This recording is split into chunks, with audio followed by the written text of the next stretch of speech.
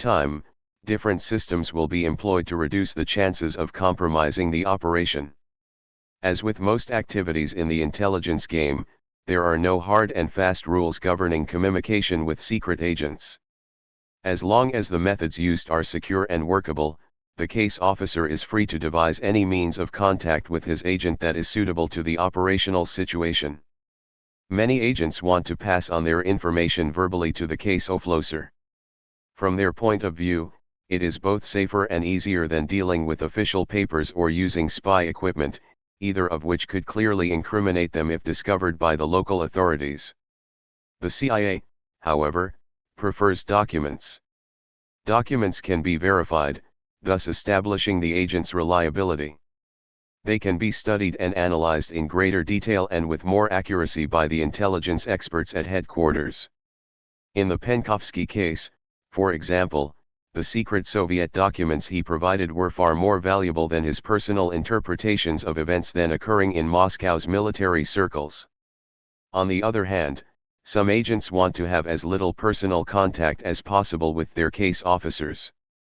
Each clandestine meeting is viewed as an invitation to exposure and imprisonment, or worse. Such agents would prefer to communicate almost exclusively through indirect methods or even by mechanical means. But the CIA insists on its case officers having personal contact with their agents, except in exceptionally risky cases. Periodically, the spy's sincerity and level of motivation must be evaluated in face-to-face meetings with the operator. Each time the case officer has a personal contact with his agent, there is the danger that the two will be observed by the local security forces, or by a hostile service such as the KGB. To minimize the risk of compromise, indirect methods of contact are employed most of the time, especially for the passing of information from the agent to the operator. One standard technique is the use of a cutout, an intermediary who serves as a go-between. The cutout may be witting or unwitting, he may be another agent, he may even reside in another country. Regardless, his role is to receive material from either the agent or the case officer and then relay it to the other, without being aware of its substance. Another technique is the dead drop, or dead letter drop. This is a kind of secret post office box such as a hollow tree, the underside of a park bench, a crevice in an old stone wall, any natural and unlikely repository that can be utilized for transferring materials. The agent simply deposits his material in the dead drop at a pre-arranged time, later it is serviced by the case officer or a cutout engaged for this purpose. Still another frequently used technique is that of the brush contact, in which the agent and his case officer or a cutout meet in passing at some pre-arranged public place. The agent may encounter his contact, for example, on a crowded subway platform, in a theater lobby, or perhaps on a busy downtown street. Acting as if they are strangers, the two will manage to get close together for a moment, long enough for one to slip something into the other's hand or pocket. Or they may quickly exchange newspapers or briefcases. Such a contact is extremely brief as well as surreptitious, and usually it is quite secure if well executed. Although the case officer makes frequent use of indirect contacts, he still must arrange personal meetings with his agent from time to time. Whenever there is a clandestine meeting on a bus, in a park, at a restaurant, other CIA operators keep watch as a precaution against opposition monitoring or interference. This is known in the covert business as counter-surveillance. The case officer works out safe and danger signals in advance of each rendezvous with both the agent and the counter-surveillance team. In this way, the operator, the agent, or any member of the team can signal to the others to proceed with the meeting or to avoid or break off contact if something seems out of the ordinary. Safe houses are also used for meetings with agents, especially if there is a lot to be discussed. A safe house has the advantage of providing an atmosphere where the agent and the case officer can relax and talk freely without fear of surveillance, but the more frequently one location is used, the more likely it is to be discovered by the opposition. The need for secrecy can keep the clandestine operator busy, but it is a need on which the clandestine operator thrives. Agency culture. A few years ago Newsweek magazine described the CIA as the most secretive and tightly knit organization in American society. The characterization is something of an overstatement, but it contains more than a kernel of truth. In its golden era, during the height of the Cold War, the agency did possess a rare ally.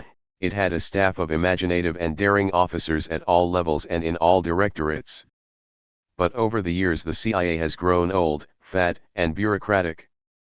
The esprit de corps and devotion to duty its staff once had, setting the agency apart from other government departments, has faded, and to a great degree it has been replaced by an outmoded, doctrinaire approach to its missions and functions.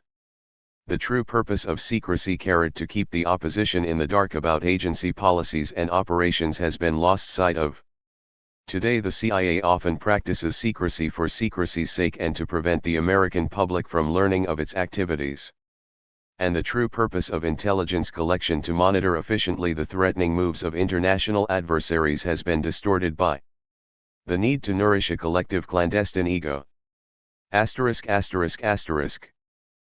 the U.S. invasion of Cambodia in 1970, a few hundred CIA employees signed a petition objecting to American policies in Indochina. Director Richard Helms was so concerned about the prospect of widespread unrest in the agency's ranks and the chance that word of it might leak out to the public that he summoned all the protesters to the main auditorium and lectured them on the need to separate their personal views from their professional duties. At the same time, similar demonstrations on the Cambodian issue were mounted at the State Department and other government agencies. Nearly every newspaper in the country carried articles about the incipient rebellion brewing in the ranks of the federal bureaucracy. The happenings at the CIA, which were potentially the most newsworthy of all, were, however, never discovered by the press. In keeping with the agency's clandestine traditions, CIA employees had conducted a secret protest. To agency personnel who had had the need for secrecy drilled into them from their moment of recruitment, there was nothing strange about keeping their demonstration hidden from public view. Secrecy is an absolute way of life at the agency, and while outsiders might consider some of the resulting practices comical in the extreme, the subject is treated with great seriousness in the CIA. Training officers lecture new personnel for hours on end about security consciousness, and these sessions are augmented during an employee's entire career by refresher courses, warning posters, and even the semi-annual requirement for each employee to review the agency's security rules and to sign a copy, as an indication it has been read. As a matter of course, outsiders should be told absolutely nothing about the CIA and fellow employees should be given only that information for which they have an actual need to know. CIA personnel become so accustomed to the rigorous security precautions that they accept them all, and seldom are caught in violations.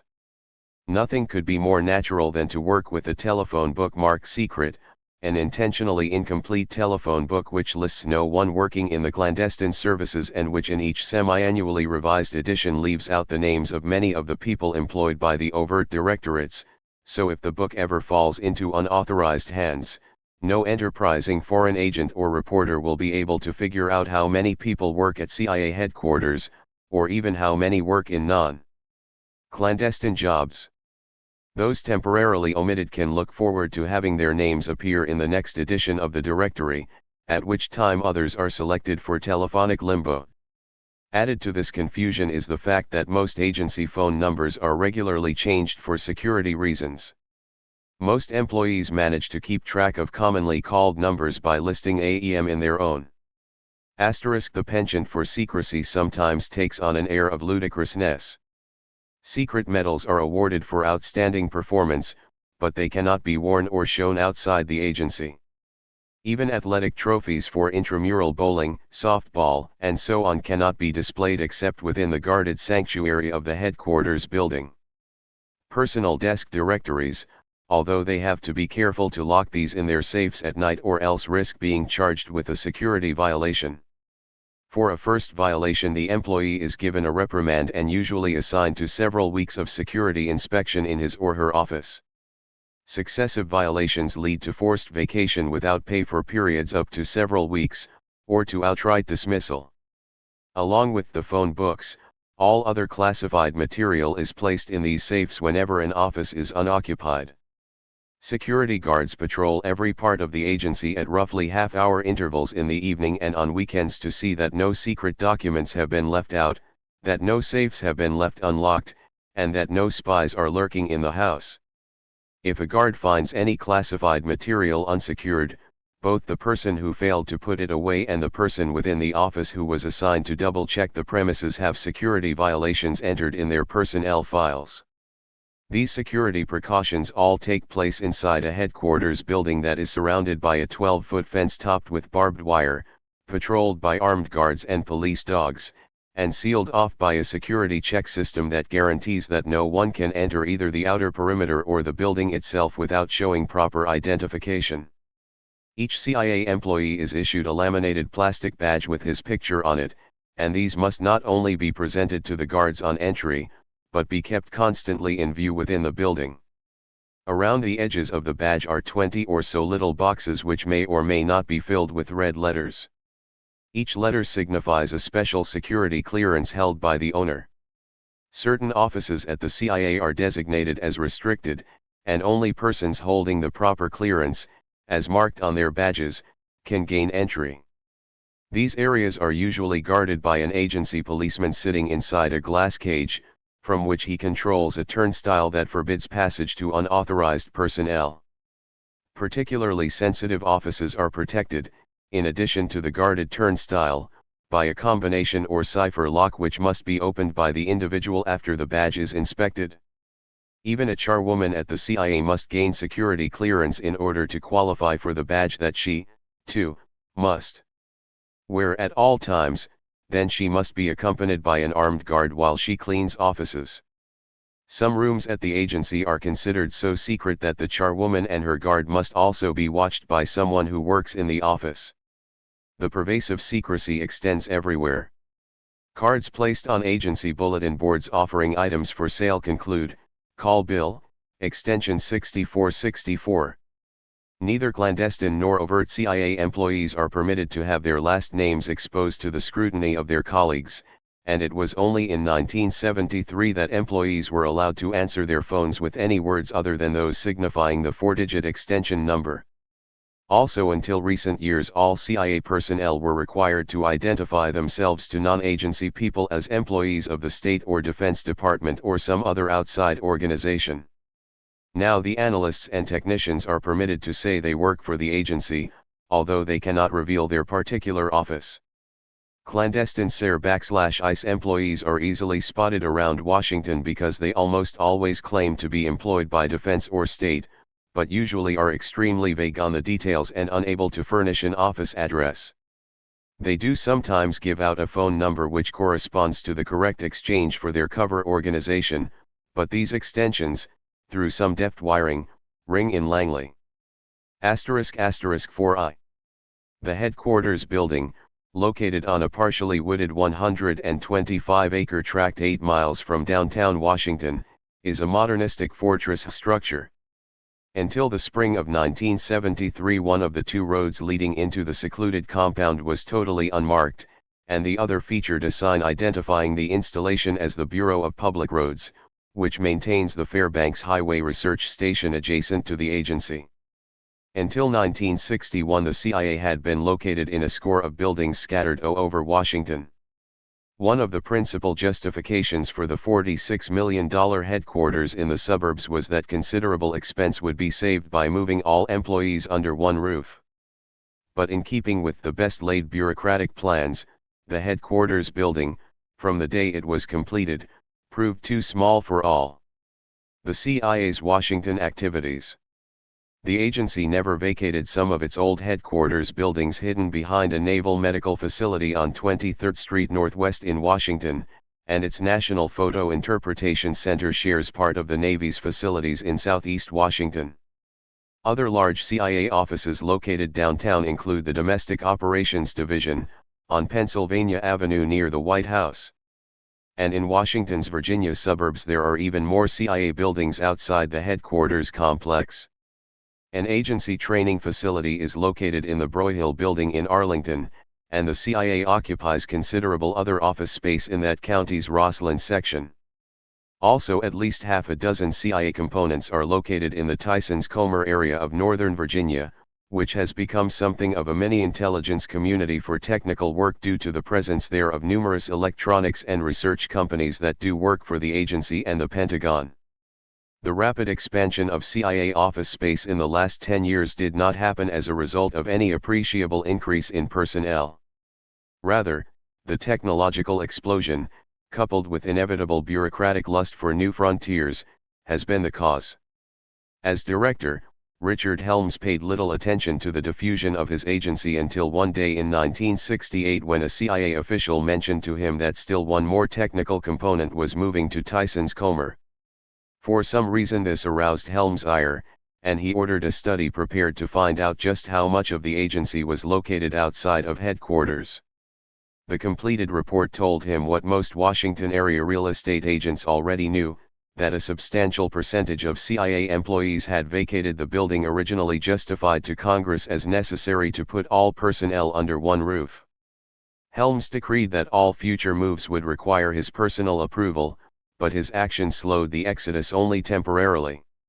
When the CIA headquarters building was being constructed during the late 1950s, the subcontractor responsible for putting in the heating and air conditioning system asked the agency how many people the structure was intended to accommodate. For security reasons, the agency refused to tell him, and he was forced to make his own estimate based on the building's size. The resulting heating system worked reasonably well, while the air conditioning was quite uneven. After initial complaints in 1961, the contractor installed an individual thermostat in each office, but so many agency employees were continually readjusting their thermostats that the system got worse. The MNS Directorate then decreed that the thermostats could no longer be used, and each one was sealed up. However, the MNS experts had not considered that the CIA was a clandestine agency, and that many of its personnel had taken a locks and picks course while in training. Most of the thermostats were soon unlocked and back in operation. At this point the CIA took the subcontractor to court to force him to make improvements. His defense was that he had installed the best system he could without a clear indication of how many people would occupy the building. The CIA could not counter this reasoning and lost the decision. Another unusual feature of the CIA headquarters is the cafeteria. It is partitioned into a secret and an open section, the larger part being only for agency employees, who must show their badges to the armed guards before entering, and the smaller being for visitors as well as people who work at the CIA. Although the only outsiders ever to enter the small, dismal section are employees of other U.S. government agencies, representatives of a few friendly governments, and CIA families, the partition ensures that no visitor will see the face of any clandestine operator eating lunch. The CIA supergrades have their own private dining room in the executive suite, however. There they are provided higher quality food at lower prices than in the cafeteria, served on fine china with fresh linens by black waiters in immaculate white coats. These waiters and the executive cooks are regular CIA employees, in contrast to the cafeteria personnel, who work for a contractor. On several occasions the Office of Management and Budget has questioned the high cost of this private dining room, but the agency has always been able to fend off the attacks, as it fends off almost all attacks on its activities, by citing national security reasons as the major justification. Questions of social class and snobbery have always been very important in the CIA. With its roots in the wartime Office of Strategic Services, the agency has long been known for its concentration of Eastern establishment, Ivy League types. Allen Dulles, a former American diplomat and Wall Street lawyer with impeccable connections and credentials, set the tone for an agency full of Roosevelts, Bundys, Cleveland Amory's brother Robert, and other scions of America's leading families. There have been exceptions, to be sure, but most of the CIA's top leaders have been white, Anglo-Saxon, Protestant, and graduates of the right Eastern schools.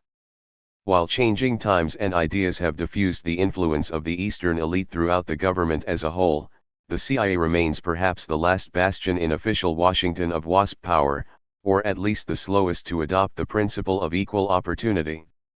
It was no accident that former Clandestine Services Chief Richard Bisseau was talking to a Council on Foreign Relations discussion group in 1968 when he made his confidential speech on covert action. For the influential but private council, composed of several hundred of the country's top political, military, business, and academic leaders, has long been the CIA's principal constituency in the American public. When the agency has needed prominent citizens to front for its proprietary companies or for other special assistance, it has often turned to council members. Bisseau knew that night in 1968 that he could talk freely and openly about extremely sensitive subjects because he was among friends. His words leaked out not because of the indiscretion of any of the participants, but because of student upheavals at Harvard in 1971. It may well have been the sons of CFR members or CIA officials who ransacked the office housing the minutes of Bisseau's speech, and therein lies the changing nature of the CIA. Over the last decade, the attitudes of the young people, who in earlier times would have followed their fathers or their fathers' college roommates into the CIA, have changed drastically. With the Vietnam War as a catalyst, the agency has become, to a large extent, discredited in the traditional Eastern schools and colleges. And consequently the CIA has been forced to alter its recruiting base. No longer do Harvard, Yale, Princeton, and a few other Eastern schools provide the bulk of the agency's professional recruits, or even a substantial number. For the most part, Ivy Leaguers do not want to join the agency, and the CIA now does its most fruitful recruiting at the universities of Middle America and in the armed forces. While the shift unquestionably reflects increasing democratization in American government, the CIA made the change not so much voluntarily as because it had no other choice if it wished to fill its ranks. If the old boy network cannot be replenished, some officials believe, it will be much more difficult to enlist the aid of American corporations and generally to make use of influential friends in the private and public sectors. Despite the comparatively recent broadening of the CIA's recruiting base, the agency is not now and has never been an equal opportunity employer. The agency has one of the smallest percentages, if not the smallest, of blacks of any federal department. The CIA's top management had this forcefully called to their attention in 1967 when a local civil rights activist wrote to the agency to complain about minority hiring practices. A study was ordered at that time, and the CIA's highest-ranking black was found to be a GS-13. Altogether, there were fewer than 20 blacks among the CIA's approximately 12,000 non-clerical employees, and even the proportion of black secretaries, clerks, and other non-professionals was considerably below that of most Washington-area government agencies. One might attribute this latter fact to the agency's suburban location, but blacks were notably well represented in the Guard and Char forces. Top officials seemed surprised by the results of the 1967 study because they did not consider themselves prejudiced men. They ordered increased efforts to hire more blacks, but these were not particularly successful. Young black college graduates in recent years have shied away from joining the agency, some on political grounds and others because of the more promising opportunities available in the private sector. Furthermore, the CIA recruiting system could not easily be changed to bring in minorities. Most of the spotting of potential employees is done by individual college professors who are either friends or consultants of the agency, and they are located on predominantly white campuses where each year they handpick a few carefully selected students for the CIA. The paucity of minority groups in the CIA goes well beyond blacks, however. In 1964 the agency's Inspector General did a routine study of the Office of National Estimates. The inspector found no black, Jewish, or women professionals, and only a few Catholics. One immediately took steps to bring in minorities. One woman professional was hired on a probationary basis, and one black secretary was brought in. When the professional had finished her probation, she was encouraged to find work elsewhere, and the black secretary was given duties away from the main one offices out of sight in the reproduction center.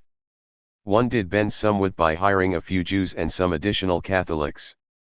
There are extremely few women in high-ranking positions in the CIA, but, of course, the agency does employ women as secretaries and for other non-professional duties.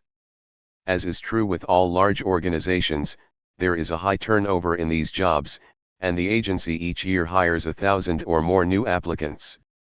In a search for suitable candidates, CIA recruiters concentrate on recent high school graduates from the mostly white small towns and cities of Virginia and the neighboring states, Maryland, West Virginia, and Pennsylvania. Washington, with its overwhelming black majority, supplies comparatively few of the CIA's secretaries. Over the years, the recruiters have established good contacts with high school guidance counselors and principals in the nearby states, and when they make their annual tour in search of candidates, interested girls are steered their way, with several from the same class often being hired at the same time. When the new secretaries come to CIA headquarters outside of Washington, they are encouraged to live in agency-selected apartments in the Virginia suburbs, buildings in which virtually all the tenants are CIA employees. Security considerations play a large part in the agency's lack of attention to urban areas in its secretarial recruiting. All agency employees must receive full security clearances before they start work. This is a very expensive process, and women from small towns are easier and cheaper to investigate. Moreover, the CIA seems actually to prefer secretaries with the all-American image who are less likely to have been corrupted or politicized than their urbanized sisters. Agency secretaries, as well as all other personnel, must pass lie detector tests as a condition of employment. Then they periodically, usually at 5-year intervals or when they return from overseas assignments, must submit themselves again to the black box. The CIA, unlike most employers, finds out nearly everything imaginable about the private lives of its personnel through these polygraph tests. Questions about sex, drugs, and personal honesty are routinely asked, along with security-related matters such as possible contacts with foreign agents. The younger secretaries invariably register a negative reading on the machine when asked the standard, "Have you ever stolen government property?" The polygraph experts usually have to add the qualifying clause, "not including pens, pencils, or minor clerical items." Once CIA recruits have passed their security investigations and lie detector tests, they are given training by the agency. Most of the secretaries receive instruction in the Washington area, such instruction focusing on the need for secrecy in all aspects of the work. Women going overseas to type and file for their CIA bosses are given short courses in espionage tradecraft. A former secretary reported that the most notable part of her field training in the late 1960s was to trail an instructor in and out of Washington department stores. The agency's professionals, most of them recruited through friendly college professors, receive much more extensive instruction when they enter the CIA as career trainees. For 2 years they are on a probationary status, the first year in formal training programs and the second with on-the-job instruction. The CTS take introductory courses at a CIA facility, known as the Broyhill Building, in Arlington, Virginia, in subjects such as security, the organization of the agency and the rest of the intelligence community, and the nature of international communism. Allen Dulles, in his days as director, liked to talk to these classes and tell. This woman's training proved useful, however, when in her first post abroad, ostensibly as an embassy secretary, she was given the mission of surveilling an apartment building in disguise as an Arab woman. How, as an American diplomat in Switzerland during World War I, he received a telephone call from a Russian late on a Saturday morning. The Russian wanted to talk to a U.S. government representative immediately, but Dulles had a date with a young lady, so he declined the offer. The Russian turned out to be Nikolai Lenin, and Dulles used the incident to urge the young CTS always to be alert to the possible importance of people they meet in their work. Afterward, CTS go to the farm, the establishment near Williamsburg that is disguised as a Pentagon research and testing facility and indeed resembles a large military reservation.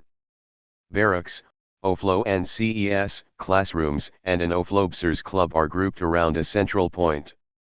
Scattered over its 480 mostly wooded acres are weapons ranges, jump towers, and a simulated closed border of a mythical communist country.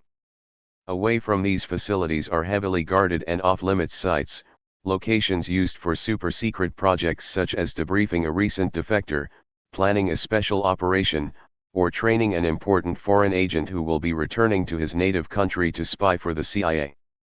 As part of their formal clandestine training at the farm, the CTS are regularly shown Hollywood spy movies, and after the performance they collectively criticize the techniques used in the films. Other movies are also used, as explained by the former clandestine operator who wrote about his experience in the April 1967 ramparts. We were shown agency-produced films depicting the CIA in action, films which displayed a kind of Hollywood flair for the dramatic that is not uncommon inside the agency. A colleague who went through a 1963 training class told of a film on the U-2 episode. In his comments prefatory to the film, his instructor intimated that President Eisenhower blew his cool when he did not continue to deny that the U-2 was a CIA aircraft. But no matter, said the instructor, the U-2 was in some an agency triumph, for the planes had been overflying Soviet territory for at least 5 years. During this time the Soviet leaders had fumed in frustration, unable to bring down a U-2 on the one hand, and reluctant to let the world know of their inability on the other. The photography contained in the film confirmed that the flying cameras had accomplished a remarkable job of reconnaissance. When the film ended and the lights came on, the instructor gestured toward the back of the room and announced, "Gentlemen, the hero of our film." There stood Francis Gary Powers. The trainees rose and applauded.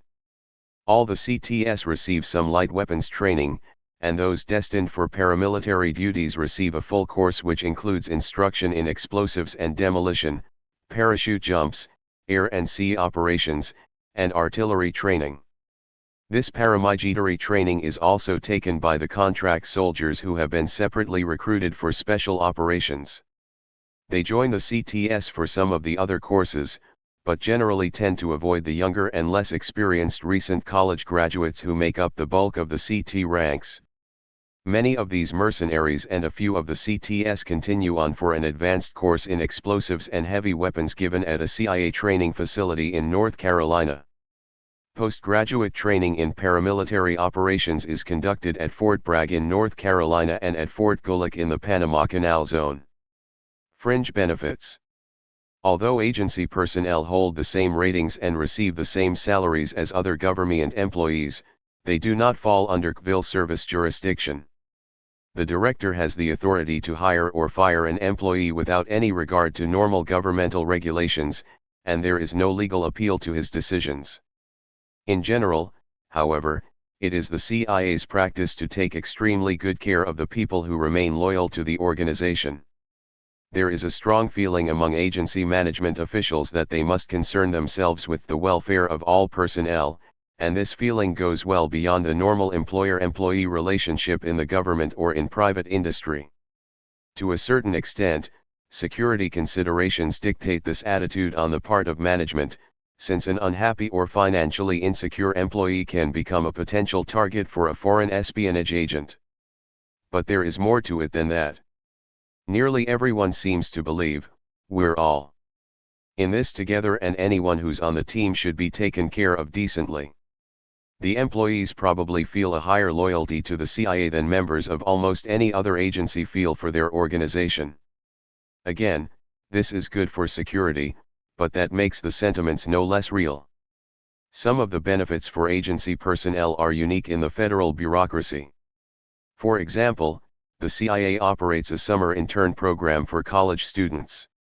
Unlike other government agencies which have tried to hire disadvantaged and minority youngsters, the CIA's program is only for the sons and daughters of agency employees. Again, the justification is security and the expense of clearing outsiders, but it is a somewhat dubious claim since the State Department manages to clear all its interns for top secret without significant expense or danger to security. If a CIA employee dies, an agency security officer immediately goes to his or her house to see that everything is in order for the survivors.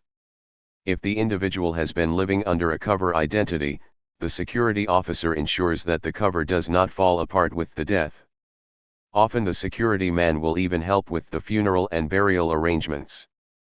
For banking activities, CIA employees are encouraged to use the agency's own credit union, which is located in the headquarters building. The union is expert in giving loans to clandestine operators undercover, whose personal background statements are by definition false. In the rare instance when an employee forfeits on a loan, the credit union seldom prosecutes to get back the money. That could be a breach of security. There is also a special fund, supported by annual contributions from agency officers, to help fellow employees who accidentally get into financial trouble. The credit union also makes various kinds of insurance available to CIA employees. Since the agency does not wish to give outsiders any biographical information on its personnel, the CIA provides the insurer with none of that data that insurance companies normally demand, except age and size of policy. The agency certifies that all facts are true, even that a particular employee has died, without offering any proof. Blue Cross, which originally had the agency's health insurance policy, demanded too much information for the agency's liking, and in the late 1950s the CIA switched its account to the more tolerant Mutual of Omaha. Agency employees are even instructed not to use the airplane crash insurance machines available at airports, but to purchase such insurance from the credit union. Attempts are made even to regulate the extracurricular activities of agency employees to reinforce their attachment to the organization and, of course, for security reasons. An employee activity association sponsors programs in everything from sports and art to gymnastics and karate. The association also runs a recreational travel service, a sports and theater ticket service, and a discount sales store. The CIA runs its own training programs for reserve military officers, too. And it has arranged with local universities to have its own officers teach college-level and graduate courses for credit to its employees in the security of its headquarters building. The CIA can be engagingly paternal in other ways, too. On the whole, it is quite tolerant of sexual dalliance among its employees, as long as the relationships are heterosexual and not with enemy spies. In fact, the CIA's medical office in Saigon was known during the late 1960s for its no-questions-asked cures of venereal disease, while State Department officers in that city avoided the embassy clinic for the same malady because they feared the consequences to their careers of having VD listed on their personnel records. In many other ways the CIA keeps close watch over its employees' health. If a CIA officer gets sick, he can go to an agency doctor or a cleared outside physician. If he undergoes surgery, he frequently is accompanied into the operating room by a CIA security man who makes sure that no secrets are revealed under sodium pentothal anesthesia. If he has a mental breakdown, he is required to be treated by an agency psychiatrist or, in an extreme case, to be admitted to a CIA-sanctioned sanitarium. Although no statistics are available, mental breakdowns seem more common in the agency's tension-laden atmosphere than in the population as a whole, and the CIA tends to have a more tolerant attitude toward mental health problems and psychiatric therapy than the general public.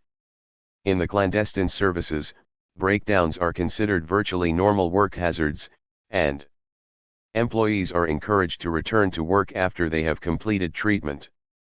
Usually no stigma is attached to illness of this type. In fact, a number of senior officers suffered breakdowns while they were in the clandestine services, and it clearly did not hurt their careers. Ex-clandestine services chief Frank Wisner had such an illness, and he later returned to work as the CIA station chief in London. Many agency officials are known for their heavy drinking, which also seems to be looked upon as an occupational hazard. Again, the CIA is more sympathetic to drinking problems than outside organizations. Drug use, however, remains absolutely taboo. While the personnel policies and benefits extended by the CIA to its employees can be justified on the grounds of national security and the need to develop organizational loyalty, these tend to have something of a personal debilitating effect on the career officers. The agency is unconsciously viewed as an omniscient, omnipotent institution, one that can even be considered infallible. Devotion to duty grows to fanaticism, questioning the decisions of the authorities is tantamount to religious blasphemy. Such circumstances encourage bureaucratic insulation and introversion, and they even promote a perverse, defensive attitude which restricts the individual from keeping pace with significant social events occurring in one's own nation, to say nothing of those evolving abroad. Instead of continuing to develop vision and sensitivity with regard to their professional activities, the career officers become unthinking bureaucrats concerned only with their own comfort and security, which they achieve by catering to the demands of the existing political and institutional leaderships, those groups which can provide the means for such personal ends. Secret writings. A number of years ago the CIA established a secret historical library, later a secret internal professional journal, and ultimately began the preparation of the exhaustive secret history of the agency, being written by retired senior officers. The Historical Intelligence Collection, as the Special Library is officially known in the CIA, is a fascinating library of spy literature, containing thousands of volumes, fiction and non-fiction, in many languages. The curator, a senior career officer by trade but by avocation a bibliophile of some note, is annually allocated a handsome budget to travel around the world in search of rare books and documents on espionage. Through his efforts, the CIA today possesses probably the most complete compilation of such publications in the world. In recent years the collection has been expanded to include Intelligence Memorabilia, featuring exhibits of invisible inks, bugs, cameras, and other equipment actually used in certain operations by spies or their handlers. The CIA's own quarterly trade journal is called Studies in Intelligence. Articles in recent years have dealt with subjects ranging from the practical to the theoretical. There have been articles on how to react when undergoing enemy interrogation, how the national estimate process works, how to covertly infiltrate and exfiltrate heavily guarded enemy borders. After the Cuban Missile crisis, the journal ran a debate on whether the CIA had failed to detect the Soviet missiles early enough or had succeeded in time to allow the government to take remedial action. Some articles are of pure historical interest. In 1970 there was a fascinating account of the successful efforts at the end of World War I of the couturier Count Emilio Pucci, then in the Italian army, to keep out of German hands the diary of Mussolini's foreign minister Count Ciano, who had earlier been executed by the Duce. Presumably stories of this kind would be of interest to ordinary citizens, but Studies in Intelligence, while bearing a physical resemblance to many regularly published magazines, is different in one important respect. It is stamped secret and is therefore available only to CIA employees and a few selected readers elsewhere in the intelligence community. Even its regular reviews of current spy novels are withheld from the American public. The most important of the CIA's private literary projects is the massive secret history of the agency that has been in preparation since 1967.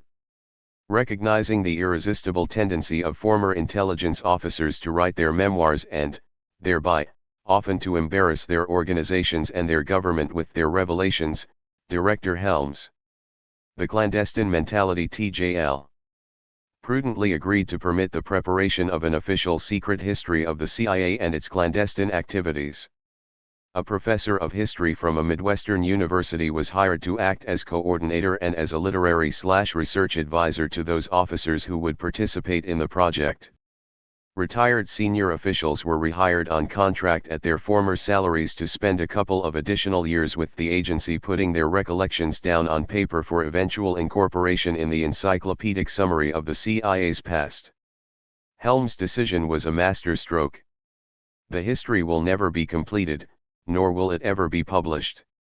By definition it is a perpetual project and one that can be read only by those who have a clear need to know, and they are few indeed. But the writers, the battle-scarred old hands, have gotten their frustrations out of their systems with no harm done, and they have been paid, well paid, for their efforts. As for the CIA, it, too, is content with the arrangement, for it is its arrangement, a pact made among friends and colleagues, one that conveniently shuts out the primary enemy of those possessed of the clandestine mentality, the public. 9. Intelligence and policy. Policy must be based on the best estimate of the facts which can be put together.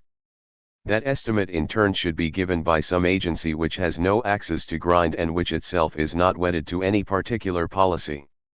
Allen Dulles. Workmen had already started to put the White House Christmas decorations in place on a December day in 1969 when the president met in the cabinet room with the National Security Council. The 4 lines deleted. Out to the interested parts of the federal government the previous April, bureaucrats had been writing position papers to prepare their chiefs for this meeting. There was sharp disagreement within the government on how hard a line the United States should take with the 2 lines deleted.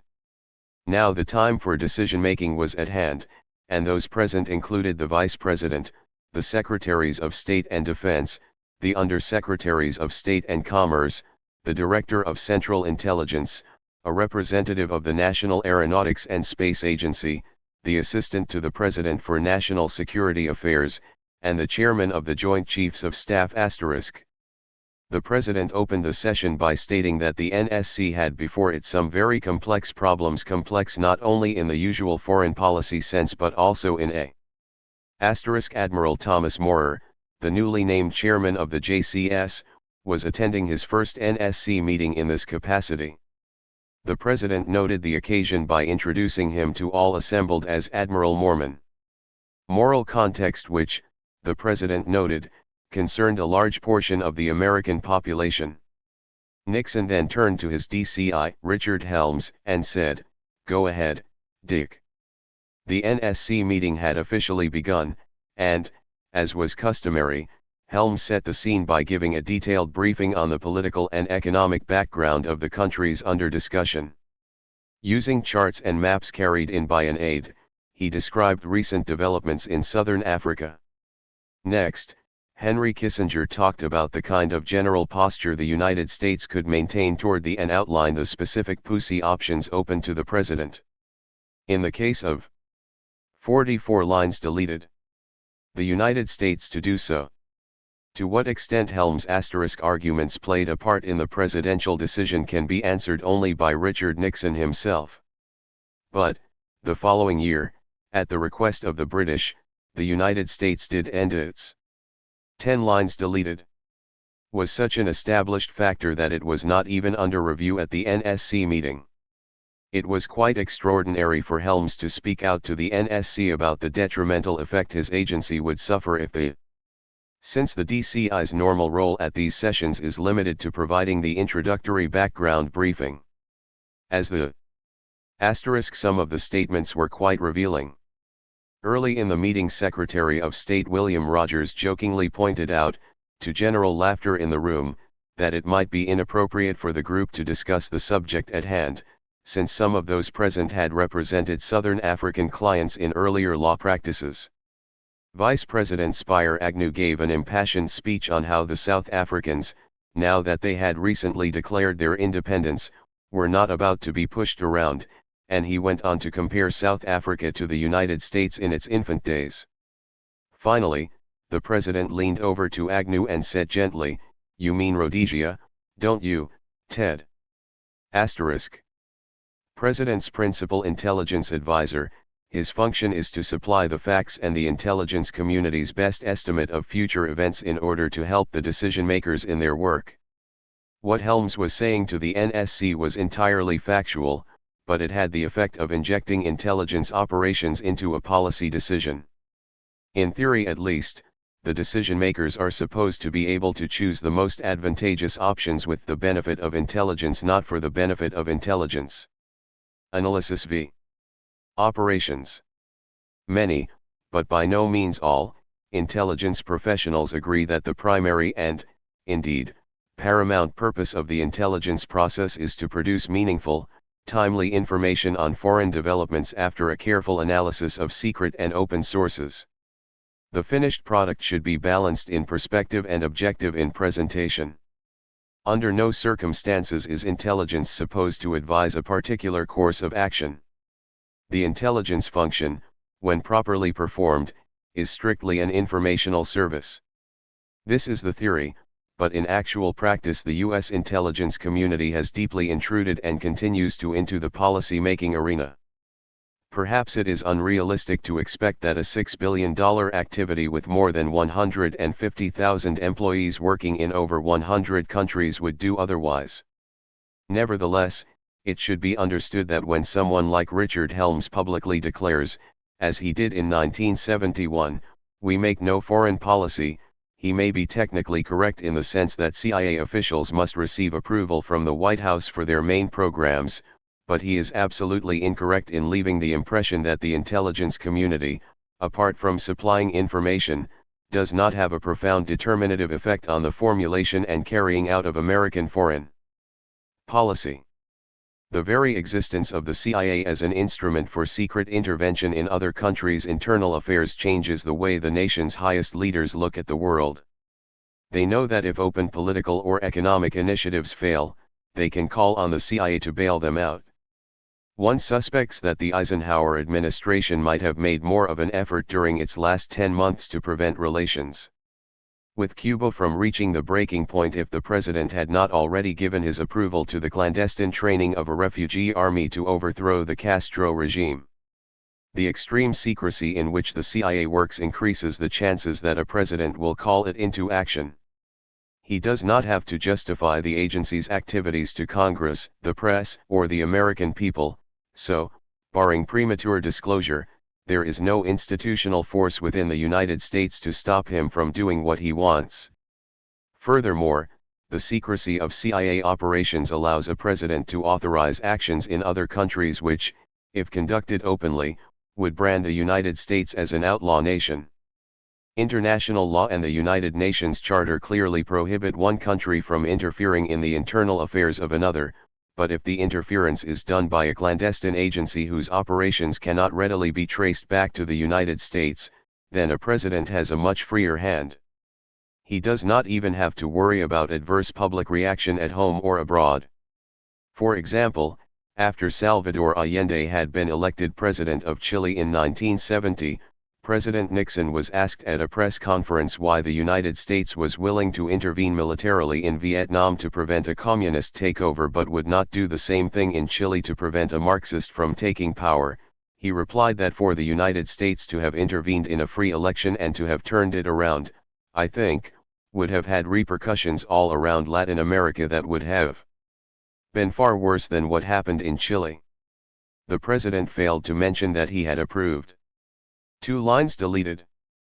But by keeping his action secret, he was able to avoid at least for the time being the adverse political reaction which he feared. If there had been no CIA to do the job covertly, the US government almost certainly would not have tried to involve itself in the Chilean elections, since it was obviously not willing to own up to its actions. Clandestine operations can appear to a president as a panacea, as a way of pulling the chestnuts out of the fire without going through all the effort and aggravation of tortuous diplomatic negotiations. And if the CIA is somehow caught in the act, the deniability of these operations, in theory, saves a president from taking any responsibility or blame. Additionally, the CIA is equipped to act quickly in a crisis.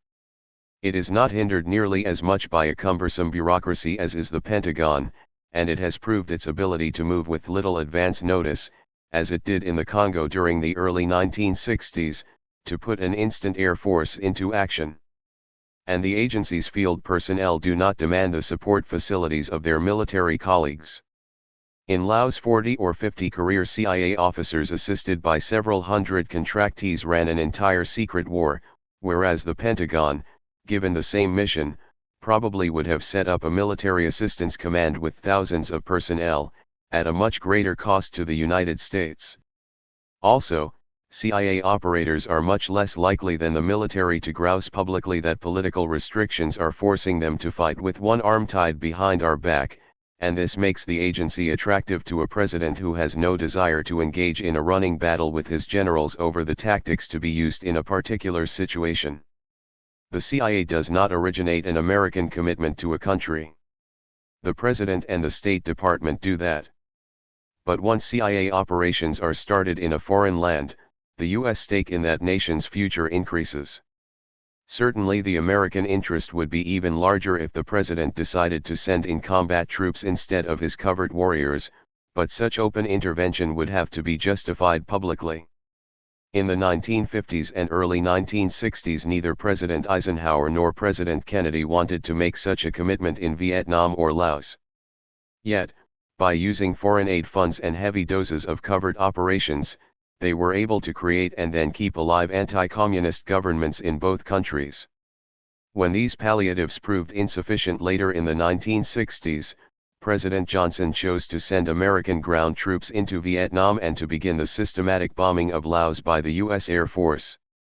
It might be argued that the CIA's covert operations put off the day when more massive amounts of American power would be needed, but it also might be said that if the agency had not managed to keep the governments in Saigon and Vientiane functioning for such a long time, the United States would never have intervened openly at all. In neither Vietnam nor Laos was the CIA acting without the approval of the nation's highest policy makers. Indeed, all the agency's major covert action operations are approved by the 40 Committee, and the President himself closely reviews this committee's decisions. But even approved clandestine activities have a way of taking on a life of their own, as field operatives loosely intec, RET the general guidelines that come down from the White House through Langley. By not closely supervising CIA covert operations, the nation's highest leaders have allowed the agency to affect foreign policy profoundly.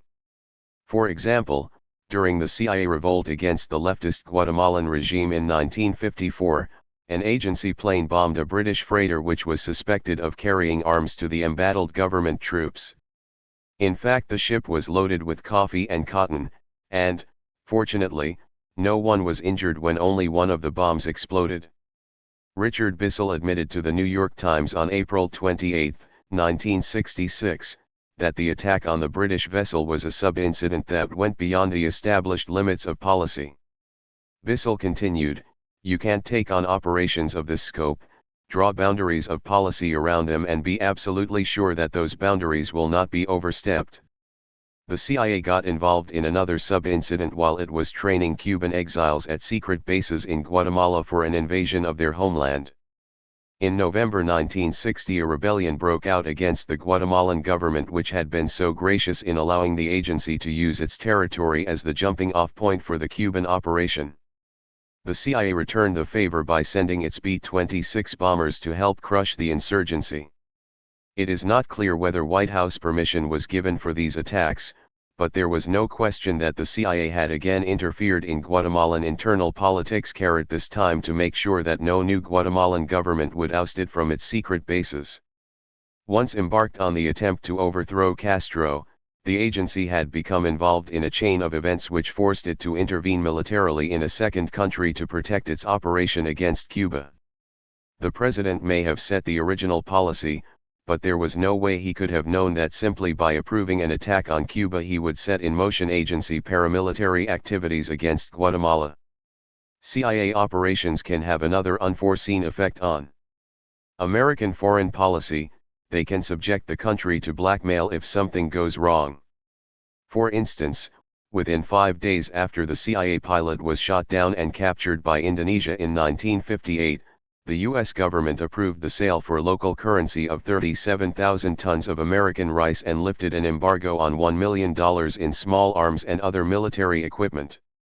Considering that at that moment the CIA was actively backing an armed revolution against the Sukarno regime, these would have been strange actions indeed for the U.S. government to take if it were not extremely concerned about saving the captured pilot. A somewhat similar incident occurred in Singapore in 1960 after a CIA lie detector expert was flown into the city to make sure that a locally recruited agent was trustworthy.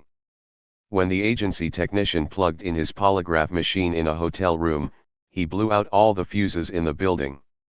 The lie detector man, a CIA case officer, and the local agent were soon under arrest. The Singapore government and the British, who were in the process of granting Singapore its independence, were both disturbed by the incident. Negotiations then ensued to secure the men's release. According to Singapore Prime Minister Lee Kuan Yew, the U.S. government offered $3.3 million to get them out. Lee claimed that he wanted 10 times as much and consequently took nothing. In any case, the two CIA officials were subsequently freed, and the newly installed Secretary of State, Dean Rusk, wrote a secret letter of apology to the Singapore leader. In a 1965 speech, Lee mentioned the affair as an example of the type of activity engaged in by the CIA. The State Department issued a routine denial furnished by the CIA State's press office, not realizing the truth of Lee's charges. Lee reacted by publicly producing Rusk's letter of apology, and State was forced to retract its original statement, although it still maintained that no ransom had ever been offered. As well as embarrassing the U.S. government and making headlines around the world, the incident caused the State Department to revamp its internal system for making announcements about intelligence matters. Diamond suit footnote deleted. 3v2 lines deleted. In general, the presence of American intelligence facilities in a foreign country can have an important effect on American policy toward that country, especially in the Third World. Closely aligned countries, such as 4 lines deleted. But to the less developed countries, the presence of an American installation is both a threat and an opportunity. The threat comes from domestic opposition forces who look on the base as an example of neocolonialism and use it as a weapon against those in power. The opportunity arises out of the fact that the United States will pay dearly for the right to install its eavesdropping equipment and keep it in place as discovered. 3v3 lines deleted. Both host governments have been severely criticized by internal forces and neighboring countries for giving the United States a foothold in their nations, but both have been handsomely rewarded in American military and economic assistance well into the hundreds of millions of dollars.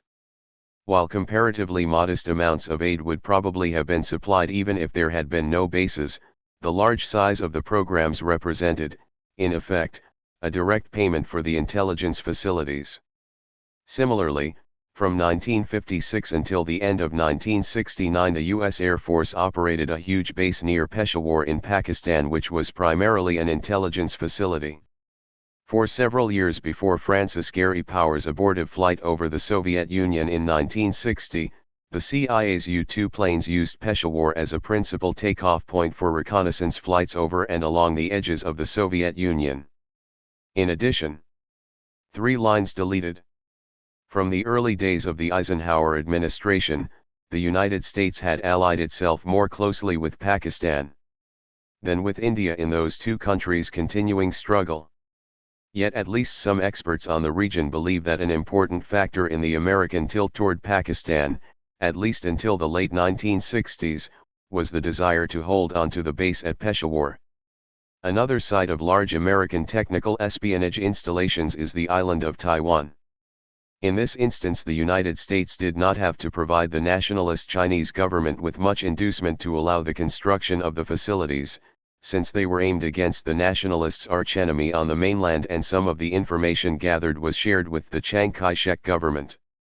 Furthermore, in the 15 or so years after the nationalists' expulsion from China, the CIA closely cooperated with Jiang's intelligence service to run covert missions against the mainland, and the nationalists were so dependent on the United States for their very existence that they were in no position to extract a large payment from the United States for the intelligence bases. Yet, by giving the CIA and the other agencies a free hand to build virtually any kind of facility they chose, the Chiang government made it much more difficult for the United States to disengage from Taiwan and build better relations with China. Many of the most important installations for the surveillance of the mainland are located on the island, and they represent an investment valued in the hundreds of millions of dollars. All American military forces, including those engaged in intelligence work, will have to be removed from Taiwan before the United States meets the Chinese conditions for complete normalization of relations between the two countries. Recent history is full of other examples of technical espionage programs having a profound effect on U.S. foreign policy. The shoot-down of the U-2 over the Soviet Union in 1960 caused the cancellation of the Eisenhower-Khrushchev summit meeting. The spy ship Liberty, while trying to monitor the action during the 1967 Six-Day War, moved in too close and was shot up by Israeli planes and boats. 34 Americans were killed.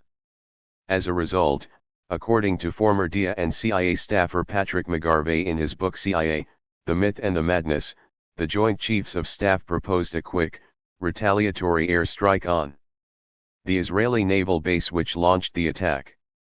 The chief's recommendation was turned down. McGarvey continues. The next year the North Koreans seized a similar ship, the Pueblo, and interned its crew. Again we were on the brink of war because of intelligence, the supposed secret arm of government. The JCS again recommended an air strike. The Pueblo incident was followed by the shoot-down of a United States reconnaissance plane off the coast of North Korea a little over a year later. And again JCS wanted to mount an air strike. There have been other disastrous reconnaissance flights these over China that have gone virtually unreported in the American press. Some of these have been mentioned by the New China News Agency, but have apparently been dismissed in the West as communist propaganda. They include the shooting down of several CIA U-2 planes flown by nationalist pilots and even more U.S. Air Force pilotless drone aircraft over the Chinese mainland. American SR-71s also flew regularly over China until all reconnaissance flights were stopped as a result of Henry Kissinger's first trip to Peking in 1971. At the very time in October 1969 when the United States was trying to resume diplomatic contact with the Chinese, Air Force Intelligence, with the approval of the 40 Committee, sent a drone over southern China. On October 28 the New China News Agency reported the downing of a U.S. imperialist, pilotless, high-altitude plane, but 7 lines deleted. Another extremely provocative drone flight was proposed by the Pentagon in the period after the American invasion of Cambodia in 1970. The mission was approved by the 40 Committee over the strong objections of the State Department, which estimated that roughly 1 in 3 of these aircraft would be shot down. 12 lines deleted. The official justification for all the espionage missions carried out by intelligence planes and ships is to gather intelligence which helps to protect the national security of the United States. But with literally hundreds of flights and cruises scheduled each month along the borders of and over unfriendly countries, inevitably there are embarrassing failures. That these abortive missions on occasion cause international crises is understood by the policymakers who rather routinely give their approval, and is presumably figured in as one of the costs of acquiring the intelligence. Yet it is frightening to realize that some of these spying forays could have led and could in the future lead to armed conflict. Missions that violate the territorial integrity of foreign countries are clear violations of sovereignty, and any country that shoots at an intruder inside its borders is completely within its legal rights. While Alan Dulles professed to believe that U.S. foreign policy should be based on intelligence estimates developed by an agency with no axes to grind and itself not wedded to any particular policy, his actions were not always true to these words. Consequently, he made possible the Bay of Pigs, the classic case of what can happen when intelligence is misused in the carrying out of a clandestine operation. The problem started on the eve of Fidel Castro's triumphant march into Havana in January 1959 while CIA analysts were preparing a report for the Oliad House stating that the rebel success was due largely to the corruption of the Batista regime and the resulting popular disgust among the Cuban people. Alan Dulles personally intervened in the intelligence process and rewrote this report to suit his own political biases. In Dulles' view, Castro's victor / was not a natural development that could have been expected in light of the faults of Batista. Dulles' Calvinistic mind may well have seen the hand of the devil at work, and he predicted that there would be a slaughter in Havana which would put the French Revolution to shame. Blood will flow in the streets, he wrote passionately in the CIA report to the White House. For the most part, however, the agency's analysts took a more moderate tone in the months that followed. They stressed that Castro's Cuba, while something of an annoyance, was in no way a direct threat to the security of the United States. The Intelligence Directorate also tried to explain that Castro, despite his socialistic leanings, was fiercely independent and a devout nationalist, much like Indonesia's Sukarno, Egypt's Nasser, and Ghana's Nkrumah, all opponents of Western domination of the Third World but certainly not agents of any international communist conspiracy. Most important for future events, the analysts wrote that, regardless of the emotional reports flowing from Cuban refugees concerning political unrest on the island, Castro appeared to have general support of the populace. Dulles did not accept this finding of his intelligence analysts, nor did he promote their point of view at the White House. Instead, he seized upon the reporting of the clandestine services as more truly reflective of events in Cuba.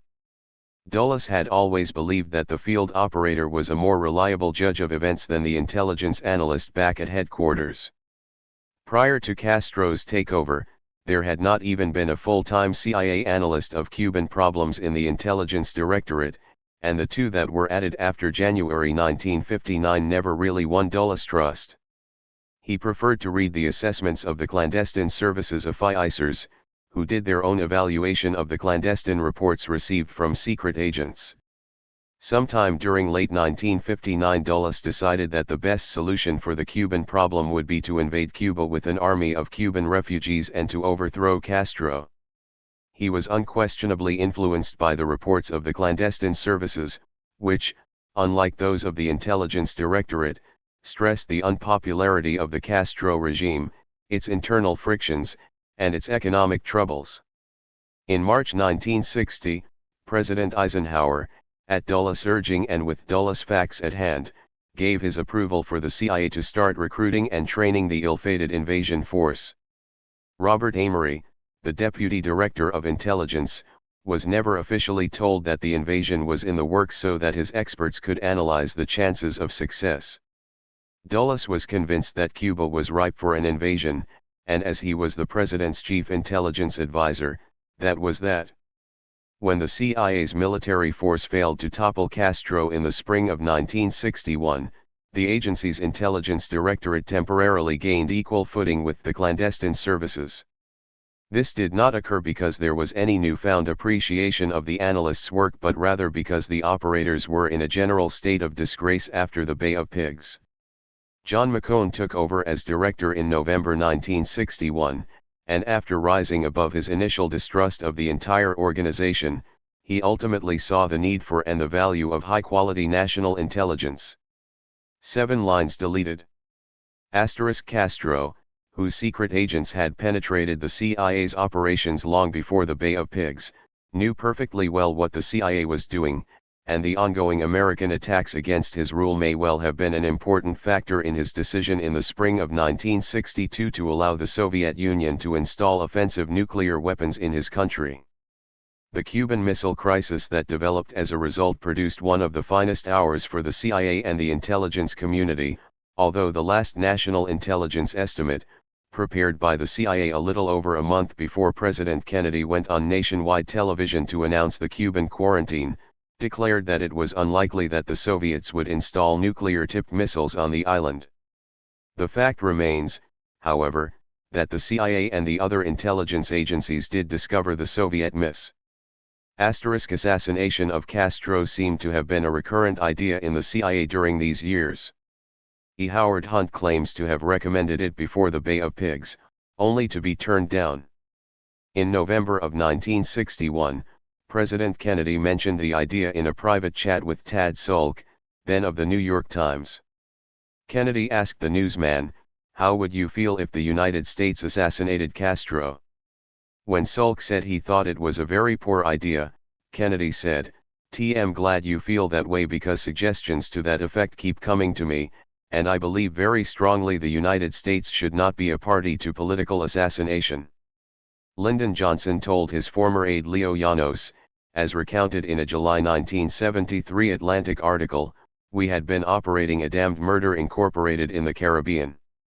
Llanos elaborated, a year or so before Kennedy's death a CIA-backed assassination team had been picked up in Havana. Johnson speculated that Dallas had been a retaliation for this thwarted attempt, although he couldn't prove it. Siles in time for the president to take action, and they presented the facts to Kennedy with no policy recommendations or slanting which could have limited his options.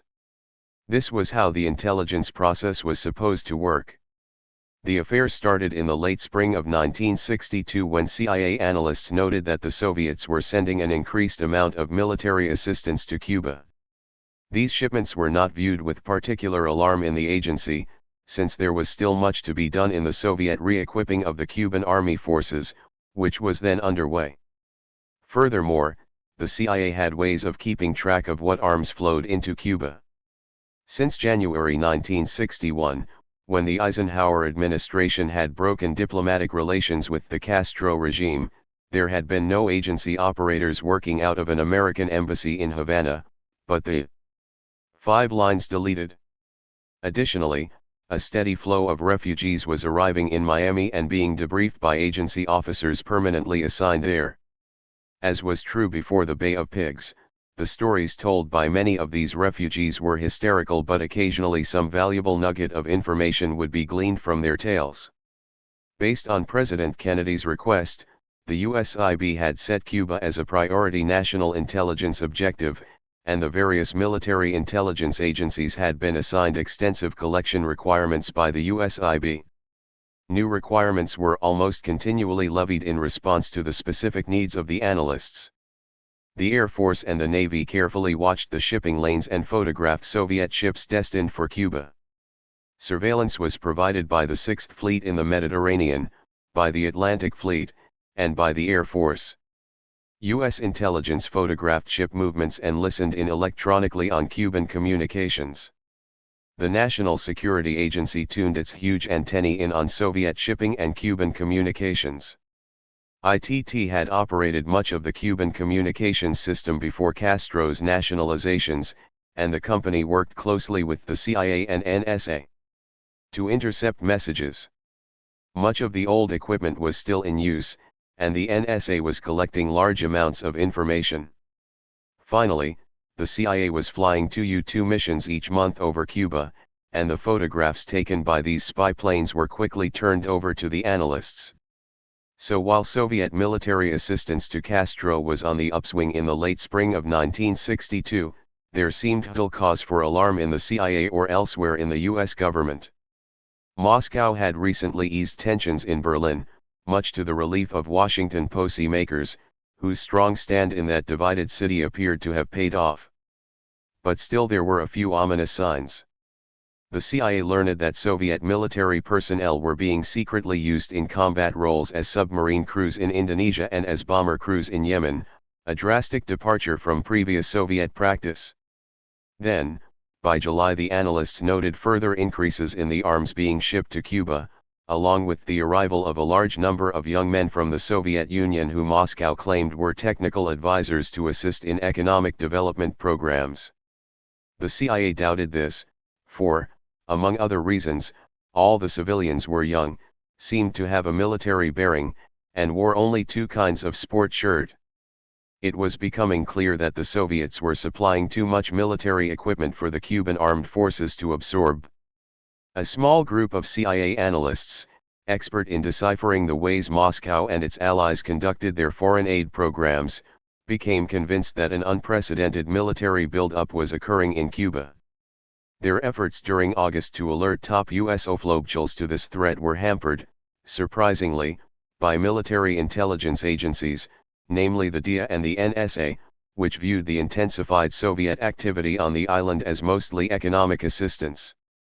Perhaps it was because the CIA had performed so poorly with its inaccurate reporting on Cuba as a prelude to the Bay of Pigs that even the hawkish U.S. military establishment was now leery of the agency's ability to assess the Cuban situation. In any event, both the DIA and the NSA saw fit to counter the CIA intelligence reports with rebuttals in late August 1962.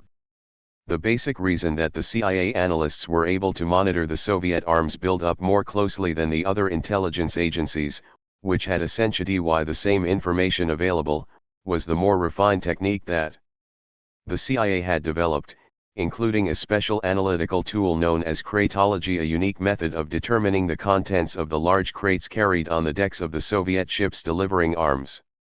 With a high degree of accuracy, the specialists could look at photographs of these boxes, factor in information about the ship's embarkation point and Soviet military production schedules, and deduce whether the crates contained transport aircraft or jet fighters. While the system was viewed with caution by many in the intelligence community, CIA Director John McCone accepted its findings, and his confidence in the technique proved to be justified. Nevertheless, the CIA's analysts did not spot the first shipments of Soviet offensive missiles, which arrived in Cuba during the early part of September. The Soviets escaped the scrutiny of the cratologists by sending the weapons in the holds of huge freighters, not in crates carried on deck as had been their usual practice when delivering bulky military equipment. On September 19, the USIB approved the National Intelligence Estimates which, while noting the disturbing Soviet arms buildup, declared it unlikely that the Russians would bring in nuclear-tipped Mista. During this period McCone personally suspected the worst of the Soviets, but, to his credit, he did not put his private views forward as the CIA position since, as he would later say, it was based on intuition, not hard intelligence. Nevertheless, he did urge the White House to approve an increased schedule of U-2 flights. The president agreed in early October, but, at Defense Secretary McNamara's urging, responsibility for the reconnaissance missions was turned over from the CIA to the Air Force because of the danger that Soviet SAMs posed to more frequent flights. On October 14 an Air Force U-2 brought back photographs of 6 medium-range ballistic missile sites which were nearing operational readiness and 4 intermediate. Just as the new wave of U-2s was starting surveillance of Cuba, on October 9, 1962, the mainland Chinese used a SAM to bring down a CIA U-2 flown by a nationalist Chinese pilot. A SAM of the same model had knocked France's Gary Powers out of the air over the Soviet Union 2 years earlier and would down an Air Force plane over Cuba late in October at the height of the missile crisis.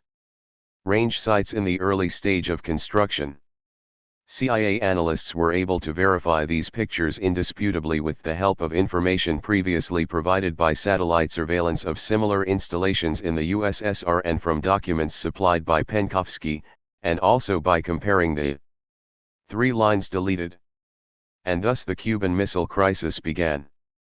By the end of October, Nikita Khrushchev had been outmaneuvered by Kennedy and he promised to withdraw his country's offensive weapons from Cuba, in return for an American pledge not to invade the island.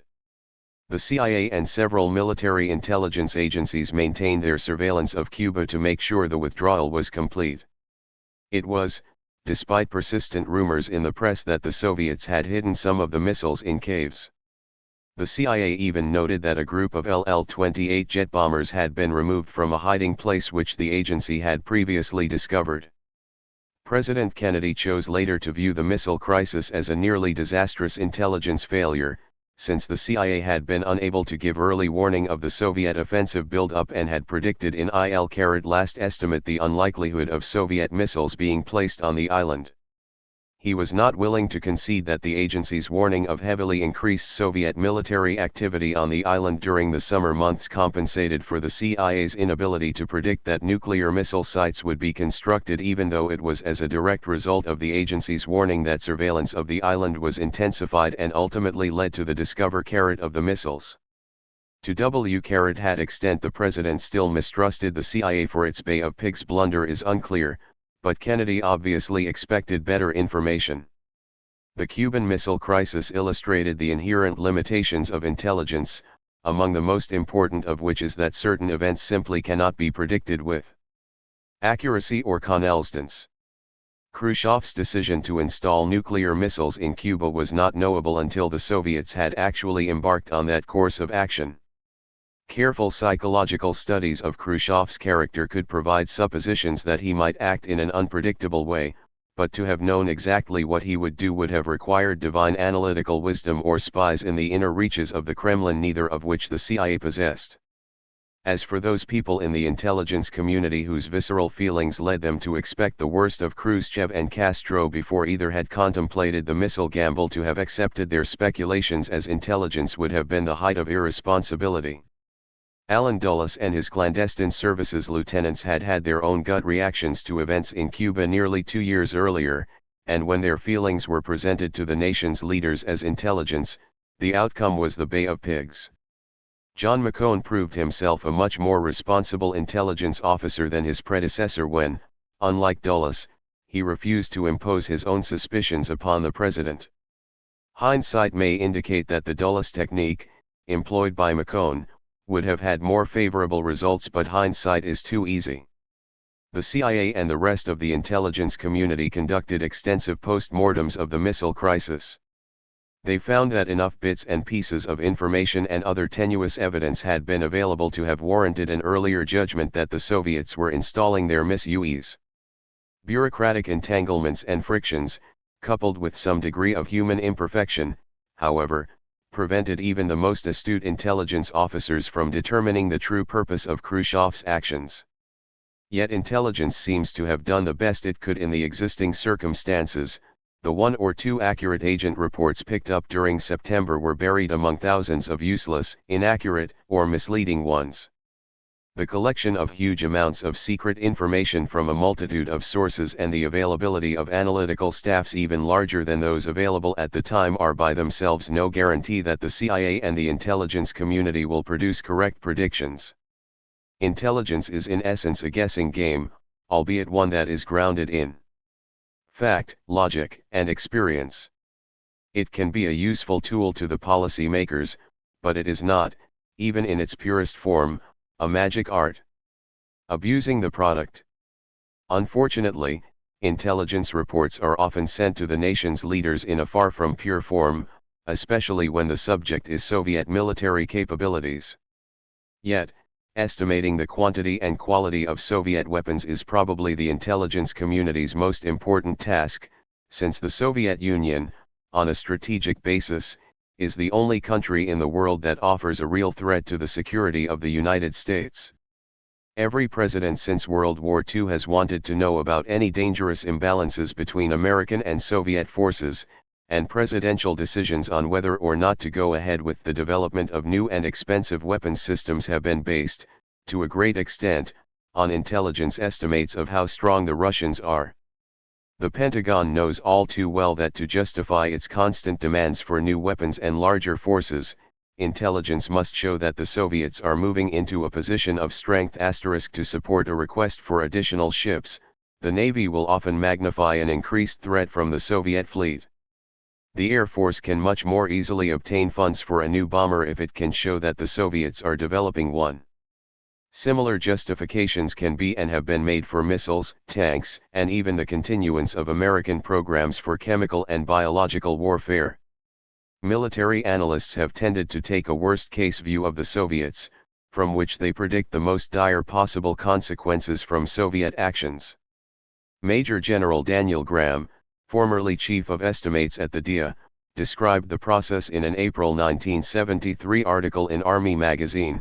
To put it bluntly, there is a considerable body of opinion among decision-makers, in and out of DOD.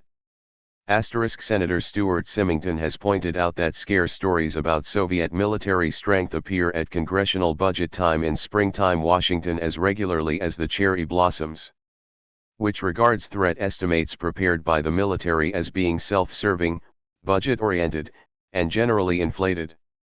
While Graham conceded that the lack of confidence in military estimates is fully understandable, stemming from a series of bad overestimates, later dubbed bomber gap, missile gap, and megaton gap *, he asserted that military intelligence has now vastly improved and is capable of making objective estimates.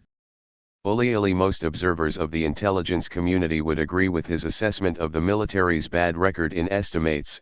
Few outside the Pentagon would accept his assertion that objectivity has returned to the Pentagon's appraisals of the Soviets, although these appraisals are unquestionably closer to reality than they were 10 years ago. Graham illustrated another basic point that is beginning to be understood in military planner circles. He stated, "Estimates of future enemy forces and hardware are by nature of intent, not just capability. The old arguments about capability versus intent are heard less now in DOD. It remains true that intelligence should emphasize capability in descriptions of current and near future enemy forces. But the minute you tackle the usual problem of estimating enemy forces a year or so into the future, you have entered the realm of intent. For example, since World War II the Soviets have never to our knowledge deployed forces of fielded hardware as fast as their total capability permitted.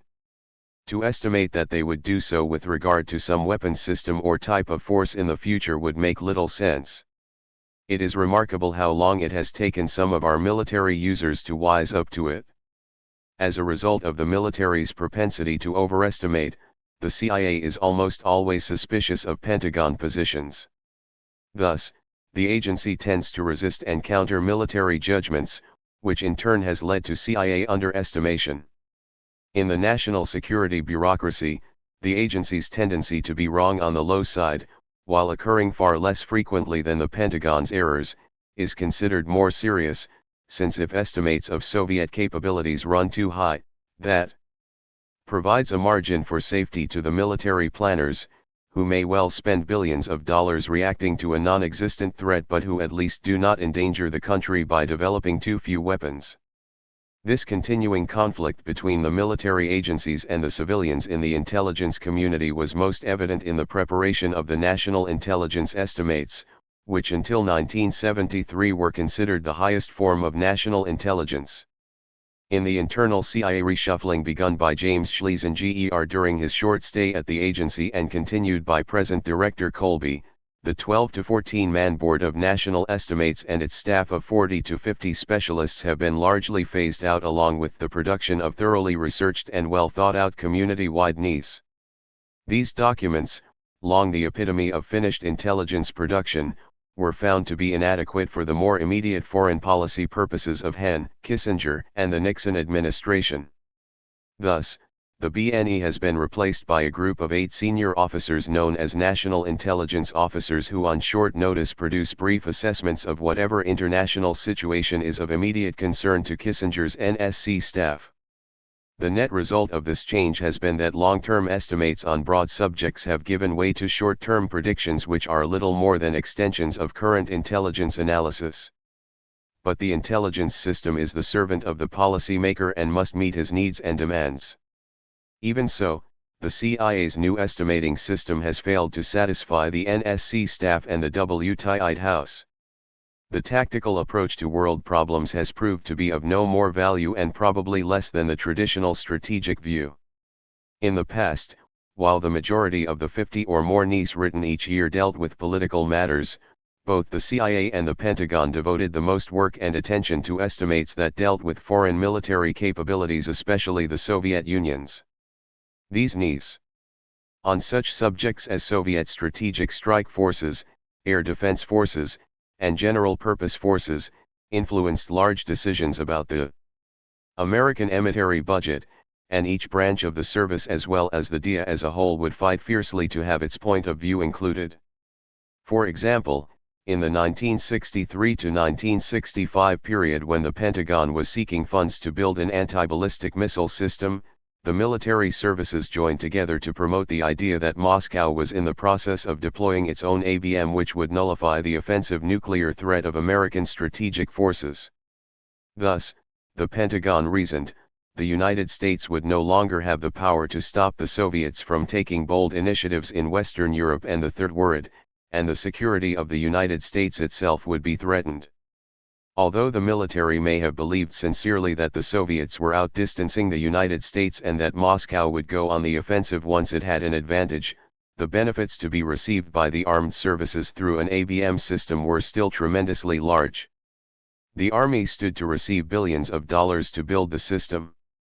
The Air Force could justify its requests for more long-range missiles in order to overcome the Soviet ABM defenses, and the Navy, on similar grounds, could ask for additional funds for its missile-equipped submarines.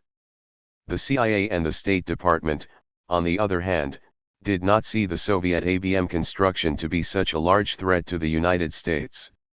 Neither ascribed such hostile intentions to the Soviets as the Pentagon did, and many analysts were not even convinced that any sort of ABM could ever be developed which could effectively stop the other side's intercontinental missiles. While the ABM debate was raging within the intelligence community, both the civilian and the military analysts had access to the same fragmentary information about what the Soviets were doing in the field. There was tremendous pressure for additional intelligence and the USIB was frequently setting new collection requirements. Overt sources such as US diplomats and Soviet periodicals produced some data, and Air Force spy planes flying along the fringes of the Soviet Union picked up more. Huge radars and other electronic sensors located in also made a contribution. And the most valuable information was supplied by the photographic satellites. Yet, the overall picture on the Soviet ABM was incomplete, and the analysts were forced to make conclusions without having all the pieces of the jigsaw puzzle before them. Often they turned to experts at the private think tanks for advice. They also consulted with American corporations, especially Bell Laboratories, that were performing research and development for the US ABM in the hope that some of the fragmentary data amassed would make sense to the people working on similar systems at home. Both the civilian and the military analysts agreed that the Soviets were constructing some sort of new defense system at Leningrad, and something else at Moscow. Most of the civilians believed that the Leningrad system was aimed against American bombers, and that the Moscow system was probably an ABM defense still undergoing research and development. The military claimed that the Leningrad site was actually an ABM, and that research had been completed for a more advanced ABM system which would be constructed around Moscow. In those years from 1963 to 1965, the military entered footnote after footnote in the NES, and the views of a divided community went forward to the White House. The Johnson administration made hundreds of millions of dollars of development funds available to the Army for the American ABM, although the Pentagon would have liked even more money to speed up development. Several years later, intelligence learned that the Leningrad system was indeed aimed against planes, not missiles, but that at Moscow the Soviets were building a true but limited ABM. The civilian estimate had been much closer to the truth than the military's, but the Pentagon got the funding it wanted from the Johnson and the Nixon administrations to proceed with the deployment of an ABM system. ****. These intelligence wars are not just fought out in the privacy of the intelligence community. All the members have on occasion selectively disclosed secret data to the press and to members of Congress in support of their budgetary requests. But as columnist Joseph Kraft has written, far more than the civilians in the government, the uniformed military are in the habit of leaking information to serve their own interests. The sanctity of classified information seems to fall apart when fights for additional funds are underway in Congress. Former Assistant CIA Director for Research Herbert Scoville, Jr., was absolutely correct when he told the Senate Foreign Relations Committee on March 28, 1972, that the history of the past 20 years is dotted with example after example of intelligence being misused to promote within the Congress the programs of individual organizations or even of the administration as a whole. Newsmen friendly to the Pentagon, such as Joseph Alsop and William Beecher * have long received leaks of material marked FFLGHER then top secret to buttress the military's case in a particular dispute. Included have been numerous reports based on satellite photography and communications intercepts collection methods so sensitive that the overwhelming majority of government employees with security clearances are not authorized access to the information received. Then Secretary of Defense Melvin Laird and other defense officials publicly quoted and leaked such one-sided intelligence during the 1969 congressional debate over the Beecher, for many years the New York Times Pentagon correspondent, left the paper in early 1973 to become a Deputy Assistant Secretary of Defense for Public Affairs. Ironically, his 1969 story about the secret American bombing of Cambodia and his 1971 piece on the classified American bargaining position at the SALT talks have been credited by the Nixon administration as being among the principal reasons, along with the more important leak of the Pentagon Papers, for the formation in June 1971 of the so-called White House plumbers to stop unauthorized disclosures in the press. ABM that someone probably in the CIA or the State Department countered by providing the New York Times with the draft of a USIB estimate that refuted most of the Pentagon arguments about the danger posed by the Soviet ABM. In 1971 the Defense Department passed satellite photo-based material concerning alleged Soviet construction of a new and larger type of missile to military spending champion Senator Henry Jackson. Calling the development ominous indeed, Jackson warned the country on March 7 about what the Soviets were supposedly doing, at the same time that Congress was considering the military budget. Melvin Laird corroborated Jackson's disclosure 3 days later in a television interview, and on April 22 cited fresh intelligence confirming the sobering fact that the Soviet Union is involved in a new and apparently extensive ICBM construction program. Additionally, the threat described by Jackson and Laird was made even more vivid by a spate of unattributed supporting leaks. Finally, an anonymous CIA employee struck back at the Pentagon. He knew that the agency had concluded that the Soviets were only hardening their missile sites rather than deploying a huge new missile system, and that over two-thirds of the excavations mentioned by Jackson and Laird were intended for an older and relatively small ICBM. So this CIA man publicly disclosed the agency's secret finding, according to the New York Times of May 26, 1971, through non-government arms control experts and Senate Republican sources. Even though the CIA appraisal turned out to be much closer to the truth than the Pentagon's gloomy version, at least for another year, no one in the U.S. intelligence community knew for sure what the Soviet missile builders were really doing. In the meantime, the military scare stories, offset to some extent by the CIA's counter-leak, undoubtedly had a psychological effect on the Congress, which in 1971, as usual, approved almost the whole Pentagon budget request. The tragedy of all this maneuvering is that, despite the $6 billion paid out each year for intelligence, neither the Congress nor the public receives a true or worthwhile picture of Soviet military capabilities. Intelligence professionals explain that the sensitivity of the sources and methods involved in collecting this information makes the high degree of secrecy necessary, and they have resisted Congress. Cyanal attempts to create a regular procedure for sharing data with the legislative branch. Yet the professionals do not hesitate to leak the most highly classified intelligence when it serves their departmental interests. Moreover, the intelligence community regularly provides friendly foreign countries with detailed estimates of Soviet military strength, and during the SALT talks the nation's negotiators even told their Soviet counterparts how much the United States really knew about Soviet missiles. Yet, the American Congress, which has the constitutional responsibility to approve funds for the military budget, cannot get the same information. Congress, however, has always had the legislative power to insist that the CIA and the rest of the community share with it information on Soviet military capabilities or any other subject, for that matter.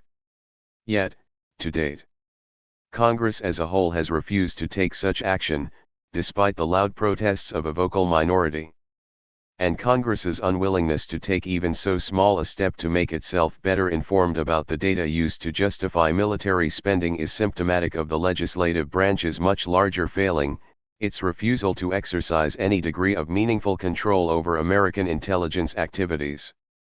Diamond suit. In fact, the American SALT negotiators were so explicit in their descriptions of Soviet capabilities that at one point, according to John Newhouse's account in his book Cold Dawn, the ranking Soviet general took an American military man aside and asked that the U.S. not give the Soviet civilian negotiators such detailed information on Soviet missiles.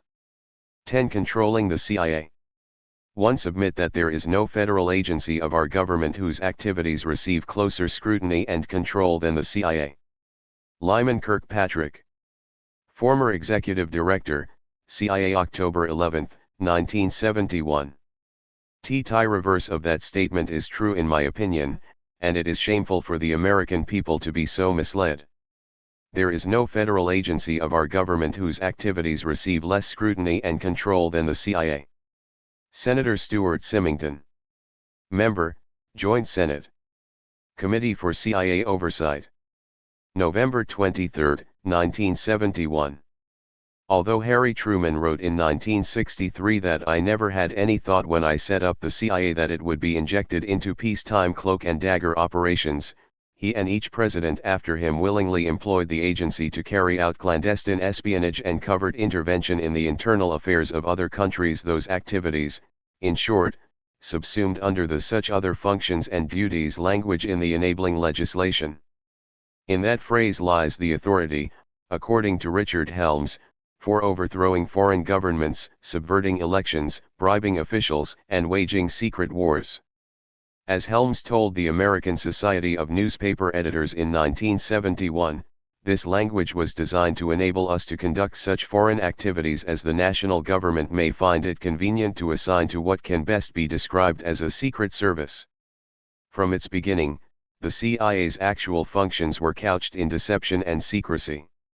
Richard Bissell's notorious Council on Foreign Relations speech in 1968 stressed that the original legislation was necessarily vague.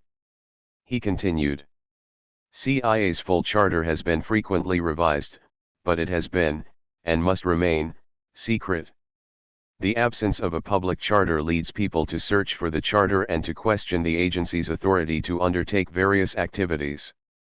The problem of a secret charter remains as occurs, but the need for secrecy would appear to preclude a solution.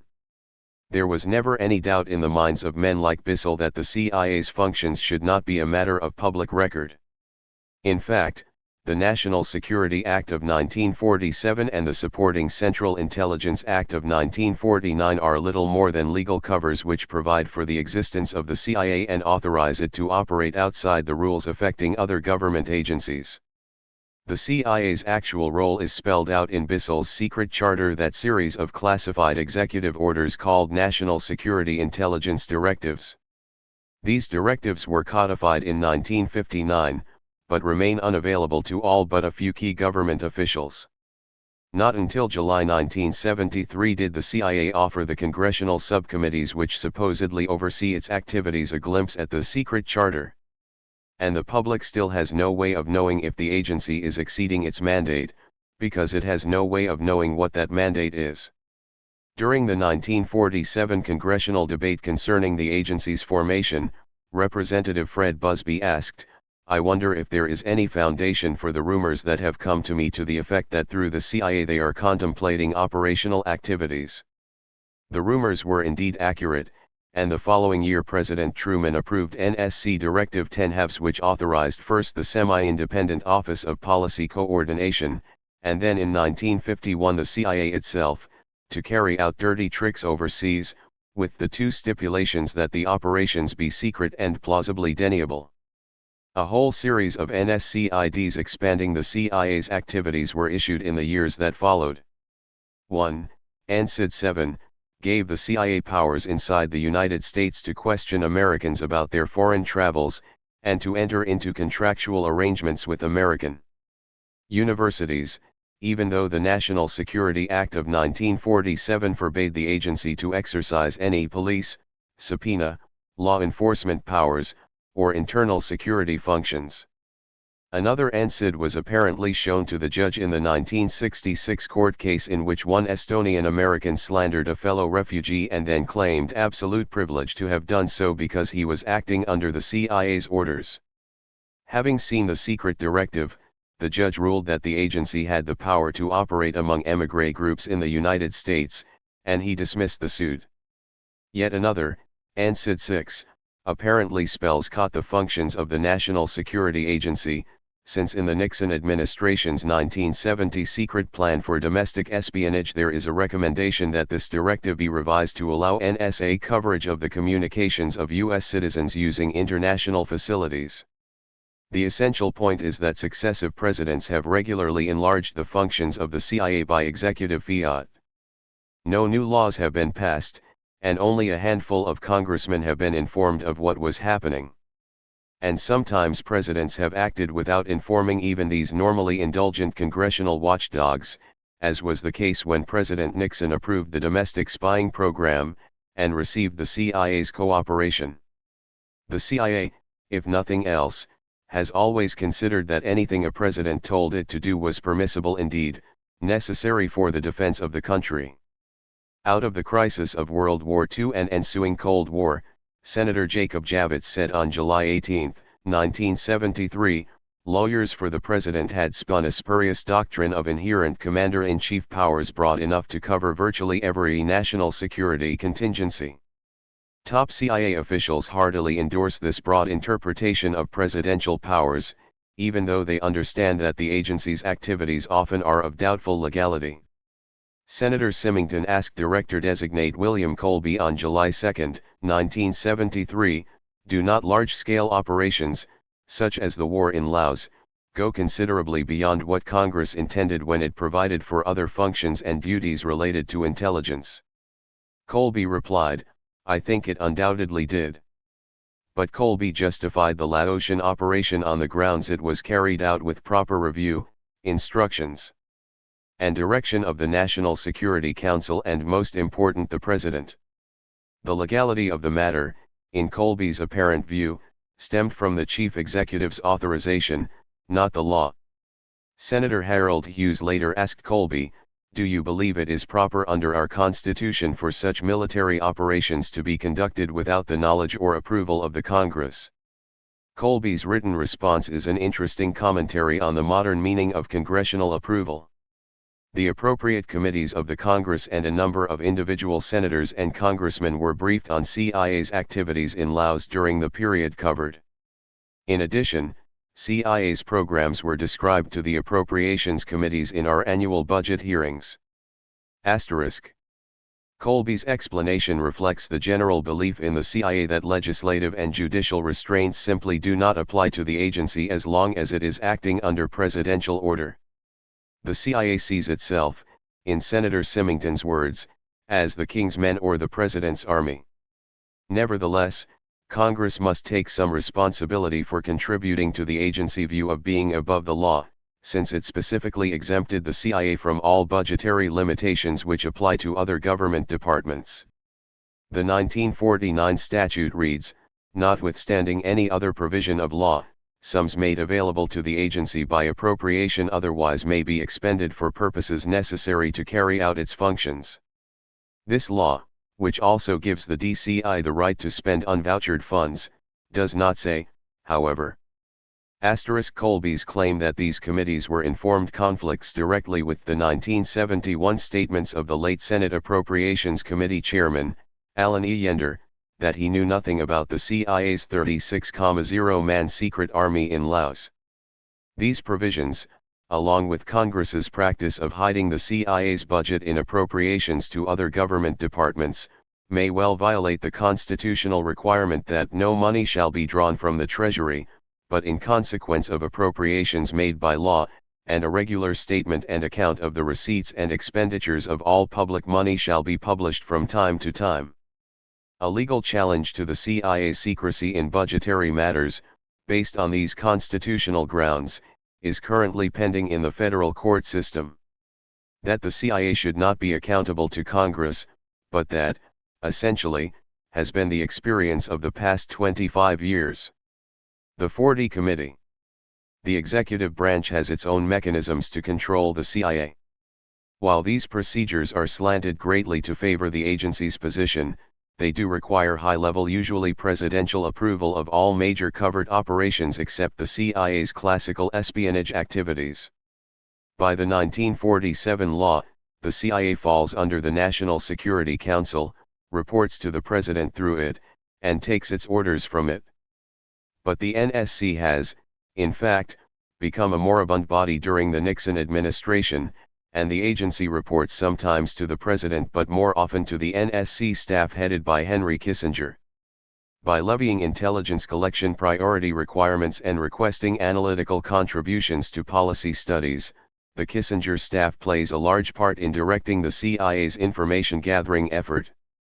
As far as the agency is concerned, however, the NSC itself is little more than a conduit from the President and Kissinger to the CIA, a legal fiction which is preserved because the 1947 law gives it authority over the agency.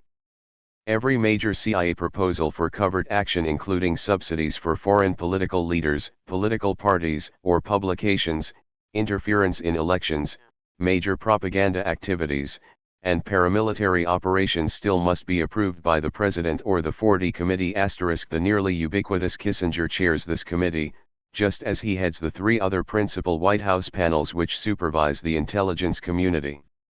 Alan Dulles described the 40 Committee's role in the craft of intelligence. The facts are that the CIA has never carried out any action of a political nature, given any support of any nature to any persons, potentates, or movements, political or otherwise, without appropriate approval at a.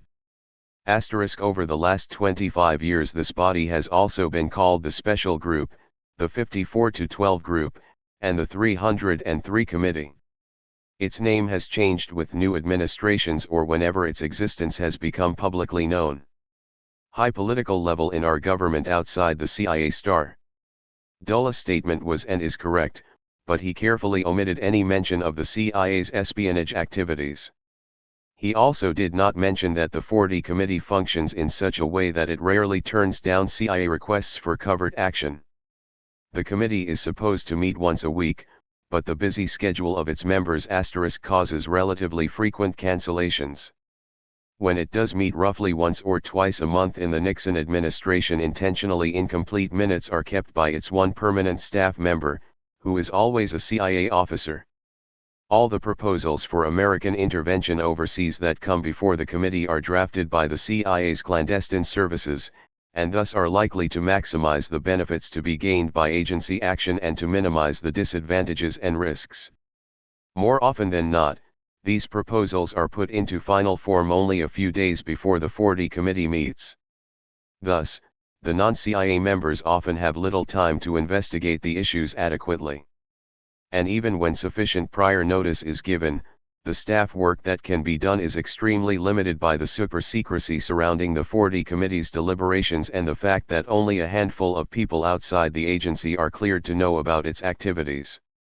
Even within the CIA, the short deadlines and the excessive secrecy allow for little independent review of the projects by the director's own staff.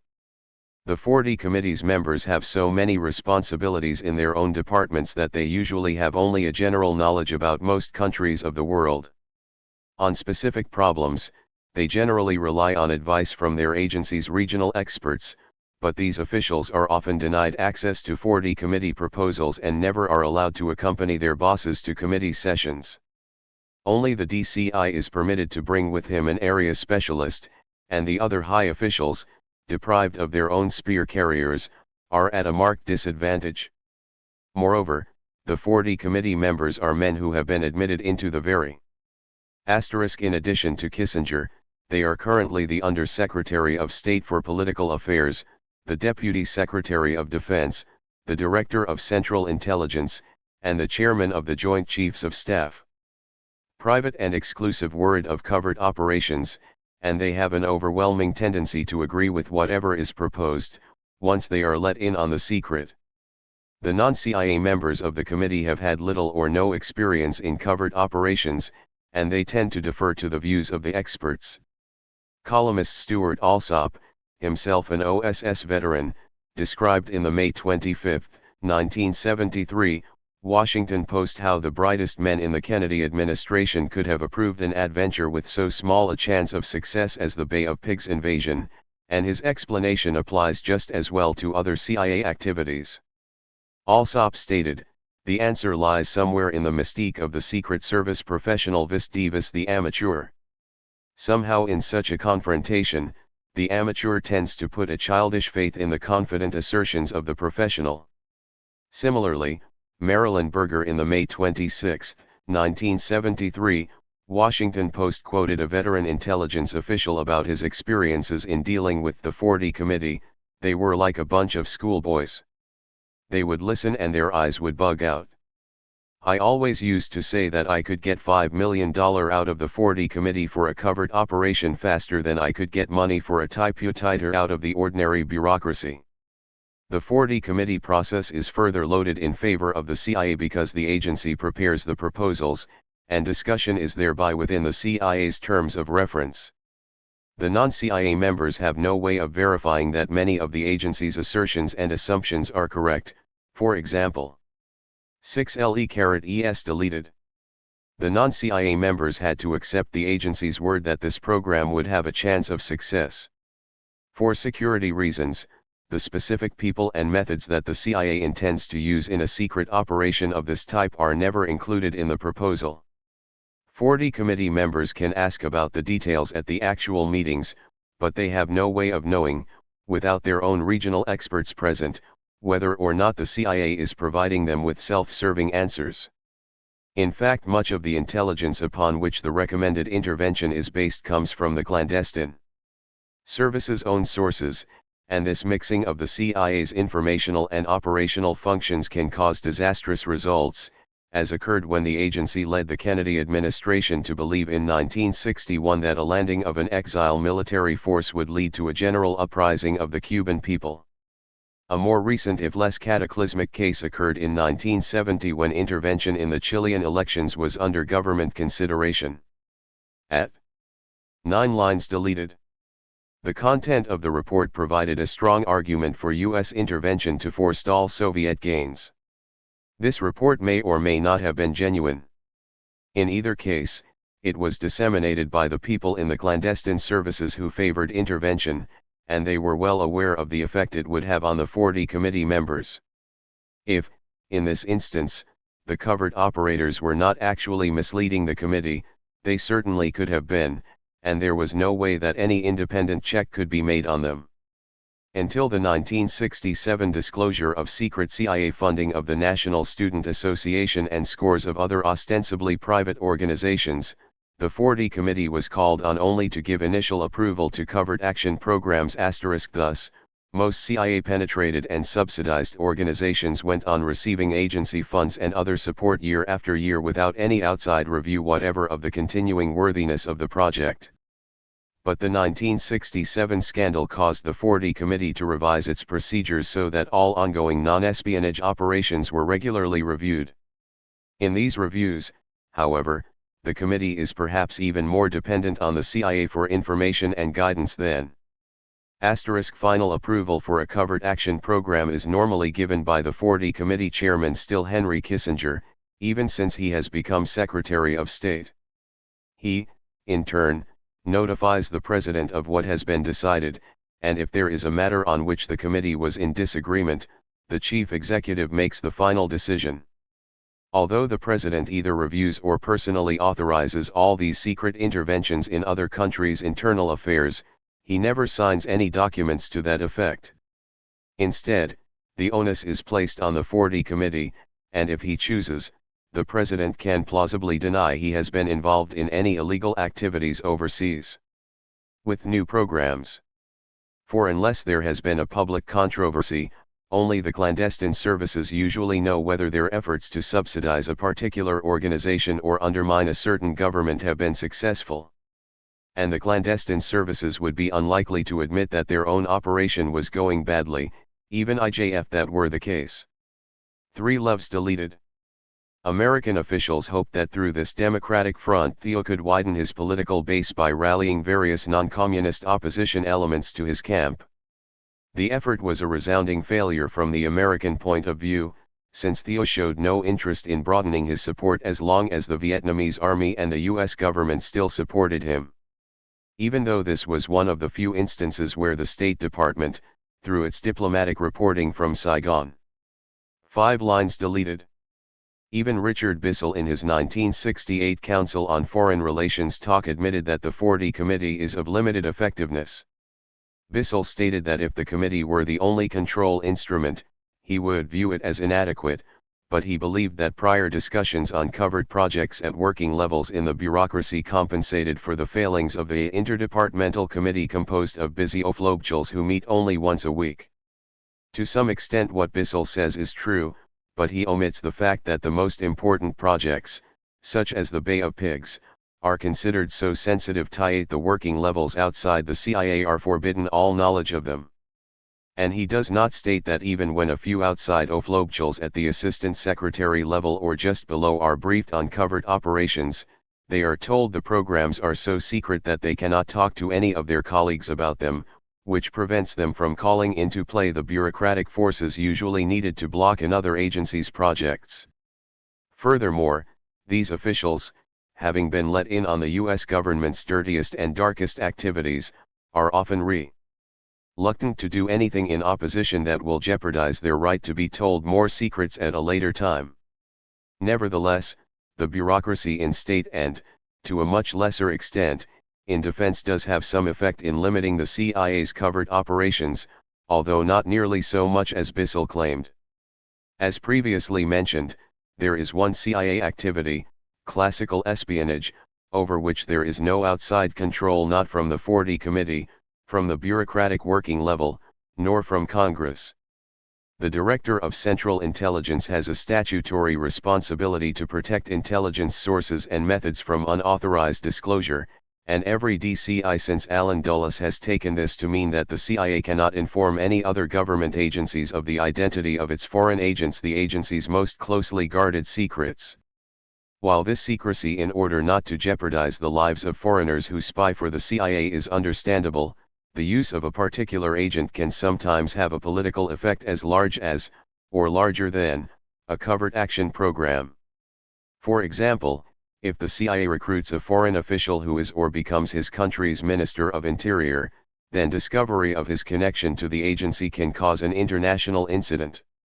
In other instances, there have been foreign ministers and even prime ministers who were CIA agents, but the 40 Committee never was permitted to rule on whether or not the agency should continue its contact with them. Sometimes the CIA station chief in a particular country will advise the American ambassador that one of his agents is in a very high place in the local government or that he intends to recruit such a man, but the station chief does so at his own discretion. The recruitment of lower-level foreigners can also have an important effect, especially if something goes wrong. This was the case in Singapore in 1960 when a CIA lie detector expert blew a fuse, wound up in jail, caused the US government to be subjected to blackmail, and damaged America's reputation overseas. The point to be noted is that since the CIA lie detector man was putting a potential spy through the black box, his mission was part of an espionage operation and hence not subject to control outside the agency. Similarly, during the mid-1960s, 9 lines deleted. Prepared by the Pentagon's National Reconnaissance Office, the Joint Reconnaissance Schedule is always several inches thick and filled with hundreds of pages of highly technical data and maps. To a non-scientist, it is a truly incomprehensible collection of papers, and the staffs of the various 40 committee members usually have only a day or two to look it over before the meetings. Under these conditions, the 40 committee usually passes the schedule with little or no discussion. From time to time, the State Department will object to a particularly dangerous flight, such as sending an Air Force drone over South China subsequent to the American invasion of Cambodia, but nearly always missions including the cruise of the Liberty, the voyage of the spy ship Pueblo, and the flight of the EC-121 are routinely approved. 18 lines deleted. Even as the 40 Committee fails to keep a close watch on secret reconnaissance activities, is relatively ineffective in monitoring the CIA's covert operations, and is totally in the dark on espionage operations, President Nixon and especially Henry Kissinger are unquestionably aware of its shortcomings and have done little to change things. Institutionally, the committee could easily provide better control over American intelligence if its internal procedures were altered, if it were provided with an adequate staff, and if it could develop its own sources for information and evaluation independent of the agency's clandestine services. But it is the President and Kissinger who ultimately determine how the CIA operates, and if they do not want to impose closer control, then the form of the control mechanism is meaningless. The fact remains that both men believe in the need for the United States to use clandestine methods and dirty tricks in dealing with other countries, and the current level and types of such operations obviously coincide with their views of how America's secret foreign policy should be carried out. Therefore, as long as the CIA remains the President's loyal and personal tool to be used around the world at his and his top advisors' discretion, no president is likely, barring strong, unforeseen pressure, to insist that the agency's operations be brought under closer outside scrutiny. The PIB and the 0 megabytes. In addition to the 40 Committee, the President has 2 other bodies in the executive branch which could conceivably assist him in controlling the CIA. One of these is the President's Foreign Intelligence Advisory Board, a group of 11 presidentially appointed private citizens who meet several times a year to evaluate the activities of the intelligence community and to make recommendations for needed change. President Eisenhower originally set up the PIB in 1956 under the chairmanship of Dr. James Killian of MIT, and its other heads have been General John Hull, Clark Clifford, General Maxwell Taylor, and, currently, retired Admiral George Anderson. The majority of its members have always been people with close ties to the Pentagon and defense contractors *, and it has consistently pushed for bigger intelligence collection systems. The PHIB meets approximately once a month in Washington, and is thus of limited value as a permanent watchdog committee. It is further handicapped by its status as an advisory group, with the resulting lack of bureaucratic authority. In general, the various members of the Intelli-Diamond suit in February 1974, the PHIB's members in addition to Admiral Anderson were Dr. William Baker, Bell Telephone Laboratories Vice President for Research, John Connolly, former Governor of Texas and Secretary of the Navy and the Treasury, Leo Keim, Executive Director of the Research Institute of America, Dr. John Foster, former Director of Defense Department Research and Engineering, Robert Galvin, President of Motorola, Gordon Gray, former Assistant to the President for National Security Affairs, Dr. Edwin Land, President of Polaroid, Claire Booth Luce, former Congresswoman and Ambassador, Nelson Rockefeller, former Governor of New York, and Dr. Edward Teller, nuclear physicist and father of the hydrogen bomb. Gents community look on the board as more of a nuisance than a true control mechanism. Periodically, when PHIB is in session, CIA officials brief the members on current intelligence collection and the latest national estimates. The clandestine services activities, particularly covert action operations, are almost never considered unless an operation has already been publicly disclosed. Over the years, presidents have tended to use the PTAB as a prestigious but relatively safe in-house investigative unit, usually at times when the chief executive was displeased with the quality of intelligence he was receiving. Whenever an intelligence failure is suspected in connection with a foreign policy setback, the board is usually convened to look into the matter. President Kennedy called on it to recommend ways to reorganize the intelligence community after the 1961 Bay of Pigs debacle, but virtually no changes resulted from the PHIB's efforts. The following year Kennedy asked the PHIB to find out why the CIA had not discovered sooner that there were Soviet offensive missiles in Cuba, and the PHIB found the two accurate agent accounts of the Soviet build-up buried among the thousands of misleading or irrelevant reports which had piled up at the agency in the month before the crisis.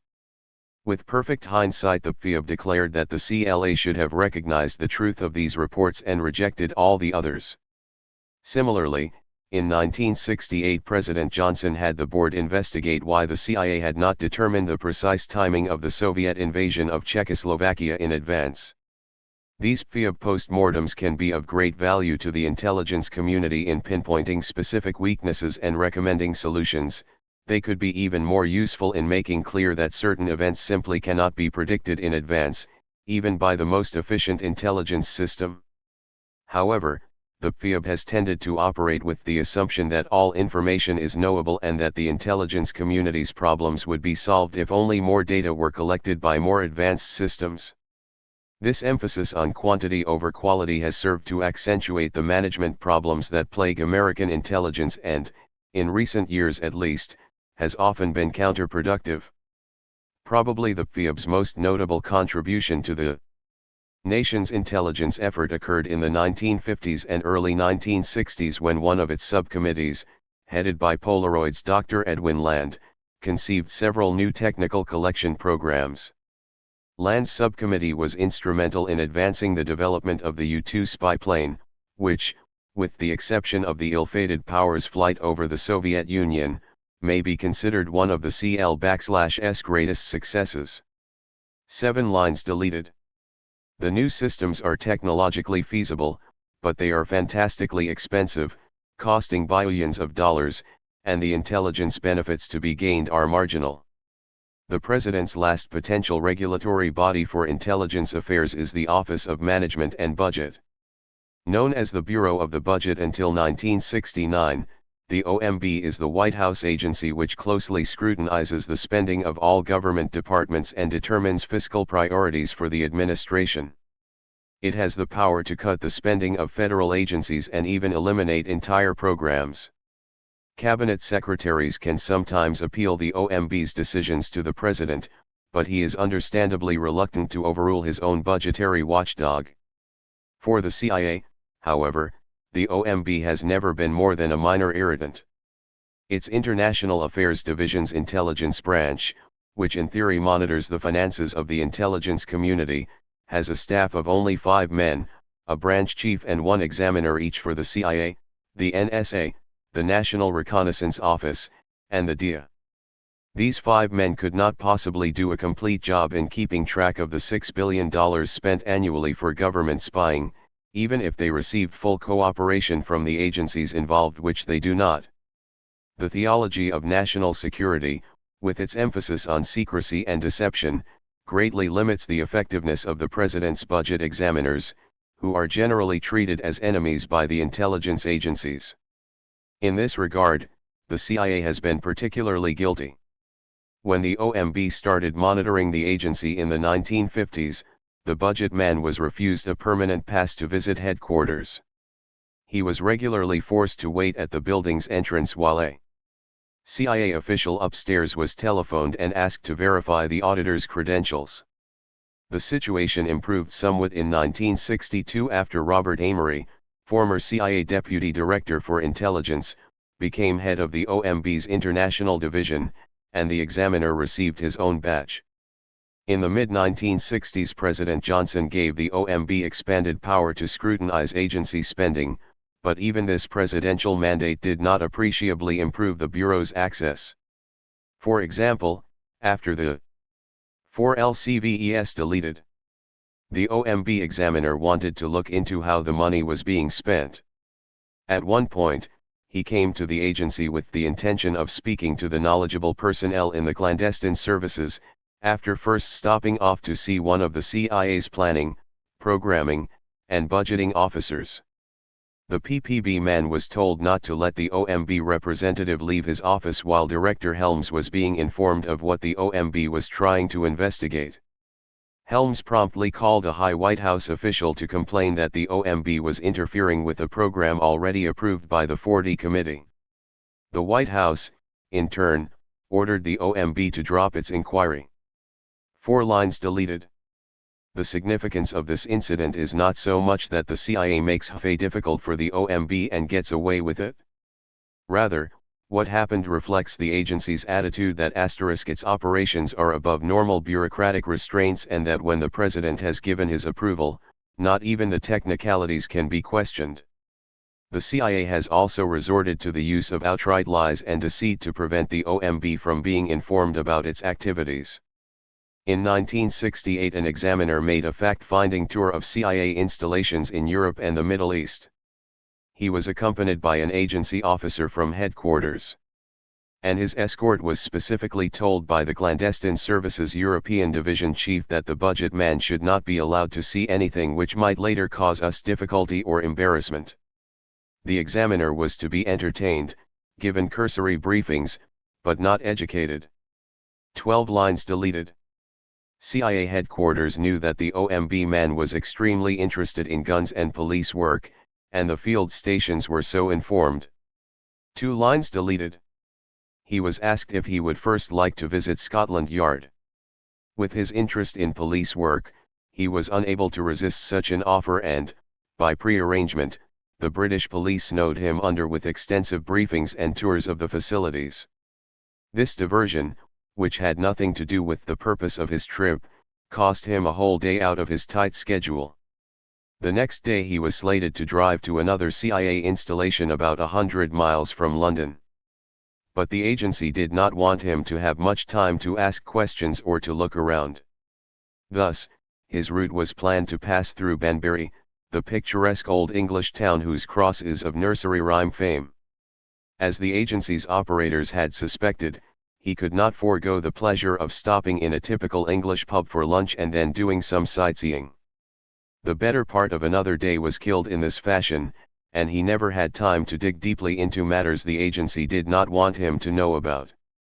Soon after, he left England without ever closely inspecting the agency's extensive activities there. To be sure, he had hardly been assiduous in his effort to penetrate the CIA smokescreen. In the Near East, things worked out better for the man from OMB. The head of that division, unlike the European Division clandestine chief, saw the tour as an opportunity to impress the OMB examiner with the agency's activities. Thus, the escort officer was instructed to give the visitor diamond suit footnote deleted. The full treatment, and the clandestine operators in the field were told to confide in him in order to win him over to the CIA side. This examiner's experience was not exceptional.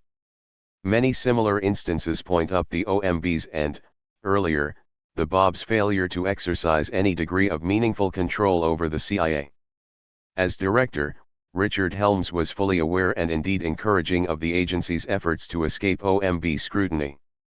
Still, he could apparently in good conscience tell the American Society of Newspaper Editors in 1971, "Our budget is gone over line for line by the Office of Management and Budget." The ambassador. The American ambassador in each country where the United States maintains diplomatic relations is, in theory, the head of the country team, which is made up of the chiefs of all the U.S. government agencies operating in that country, including the CIA. The Eisenhower administration originated this expanded role for the ambassador, but also issued a secret directive exempting the CIA from his supervision. President Kennedy, shortly after taking office, reiterated that the ambassador should supervise all the agencies and then sent out a secret letter which said the CIA was not to be excluded. The Kennedy letter remains in full effect today, but its application varies from country to country. In nearly every case, the personalities of the ambassador and the CIA station chief determine the degree to which the ambassador exercises control over the CIA. Strong-willed diplomats like G. McMurtry Godley, first in the Congo and then in Laos, and Ellsworth Bunker in Vietnam have kept the agency under close supervision, but they are also stanch advocates of extensive clandestine operations. Some ambassadors insist, as did Chester Bowles in India, that they be informed of all CIA activities, but usually do not try to exert any control over the operations. Still others, because of a lack of forcefulness or a lack of interest, give the CIA a free hand and do not even want to be informed of what the agency is up to. Again, quoting the Bissell Doctrine. Generally the ambassador had a right to know of any covert operations in his jurisdiction, although in special cases the chief of station was instructed to withhold information from the ambassador. Indeed, in one case the restriction was imposed upon the specific exhortation of the ambassador in question, who preferred to remain ignorant of certain activities. One ambassador, John C. Pritzlaff, Jr., refused to play such a passive role and, in a fashion highly uncharacteristic of American envoys, stood up to the CIA. In the process, Pritzlaff, a political appointee, became something of a hero to the few State Department officers familiar with the way he virtually banned CIA covert activities from his country of assignment, Malta. The problem started early in 1970 when retired Admiral George Anderson took a trip through the Mediterranean countries and became alarmed that leftist Dom Mintoff might win the Maltese elections scheduled for the end of the year. As a Navy man, Anderson was a strong sea power advocate, and he feared Malta might be lost to NATO forces and become a base for the Soviet fleet. Although he was not yet head of FIB, he used his White House connections to urge the clandestine services to intervene in the Maltese elections.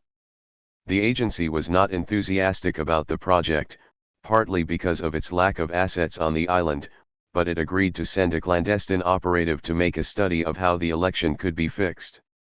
Ambassador Pritzlaff, in telegram after telegram, resisted even this temporary assignment of an agency operative to his country. In the end, the clandestine services did not intervene and Mintoff was elected. NATO retained access to the island through British bases **. Anderson's fears seemed partially justified, however, in 1971, when Mintoff precipitated a mini-crisis by expelling the NATO commander from the island and by greatly increasing the cost to Britain of keeping its facilities there. In an incident reminiscent of Cyprus President Makarios' blackmail of U.S. intelligence several years before, the U.S. government was forced to contribute several $1 million to help the British pay the higher rent for the Maltese bases. Congress. Congressional control of the CIA can be broken down into two distinct periods, before and after Watergate. In the agency's first 26 years, the legislative branch was generally content to vote the CIA more than enough money for its needs, without seriously questioning how the funds would be spent. In fact, only a handful of congressmen even knew the amount appropriated, since all the money was hidden in the budgets of other government agencies, mainly the Defense Department. To be sure, 4 separate subcommittees of the House and Senate Armed Services Committees were responsible for monitoring the CIA, but their supervision was minimal or non-existent. In the House, the names of the members were long kept secret, but they were generally the most senior men on their respective committees. In August 1971, House Armed Services Chairman F. Edward Hebert of Louisiana broke with past practice and dipped down his committee's seniority ladder to appoint Lucien Nedze, a hard-working liberal from Michigan, head of the Oversight Subcommittee. Hebert, however, kept complete control of the subcommittee's staff, and Nedze is the only non-conservative among the panel's 5 permanent and 2 ex officio members. When Hebert made his unusual choice, it widely speculated that he was trying to defuse outside criticism of the subcommittee's performance by naming a liberal as chairman, and that he felt he could keep Nedze isolated. Nedze had little time for overseeing the CIA during 1972, his first full year as chairman, because he faced tough primary and re-election challenges. In 1973 he launched a comprehensive inquiry into the agency's role in the Watergate affair, but it remains to be seen whether his subcommittee will delve any deeper into CIA-covered operations than the House panels have done in the past. In the Senate, the Armed Services and Appropriations subcommittees have traditionally met together to maintain joint oversight of the CIA. As is true in the House, the members have almost all been conservative, aging, military-oriented legislators. Many congressmen and senators, but by no means a majority, believe that these oversight arrangements are inadequate, and since 1947 nearly 150 separate pieces of legislation have been introduced to increase congressional surveillance of the CIA. None has passed either chamber, and the House has never even had a recorded vote on the subject. The Senate, by a 59-27 margin in 1956, and by 61-28 in 1966, has turned down proposals for expanded and more active watchdog committees for the agency and the rest of the intelligence community. To strengthen his case for maintaining the status quo at the time of the 1966 vote, Senator Richard Russell, then chairman of the Armed Services Committee, agreed that starting in 1967 the 3 senior members of the Foreign Relations Committee would be allowed unofficially to sit in on the Joint Oversight Subcommittee's meetings. But after this arrangement was in effect for several years, Senator John Stennis, Russell's successor as chairman, simply stopped holding sessions. There was not a single one in either 1971 or 1972. Stennis is generally believed to have ended the subcommittee's functions because foreign policy liberals J. William Fulbright and Stuart Symington would have been present for the secret deliberations. Neither man was trusted at the time by either the CIA or by the conservative senators who have kept oversight of the CIA as their own private preserve. In the absence of any joint subcommittee meetings, the 5 senior members of the Appropriations Committee, all of whom were stanch hawks and administration supporters, met privately to go over the agency's budget. Senator Symington challenged this arrangement on November 23, 1971, when, without prior warning, he introduced a floor amendment which would have put a $4 billion limit on government-wide intelligence spending, roughly $2 billion less than what the administration was requesting.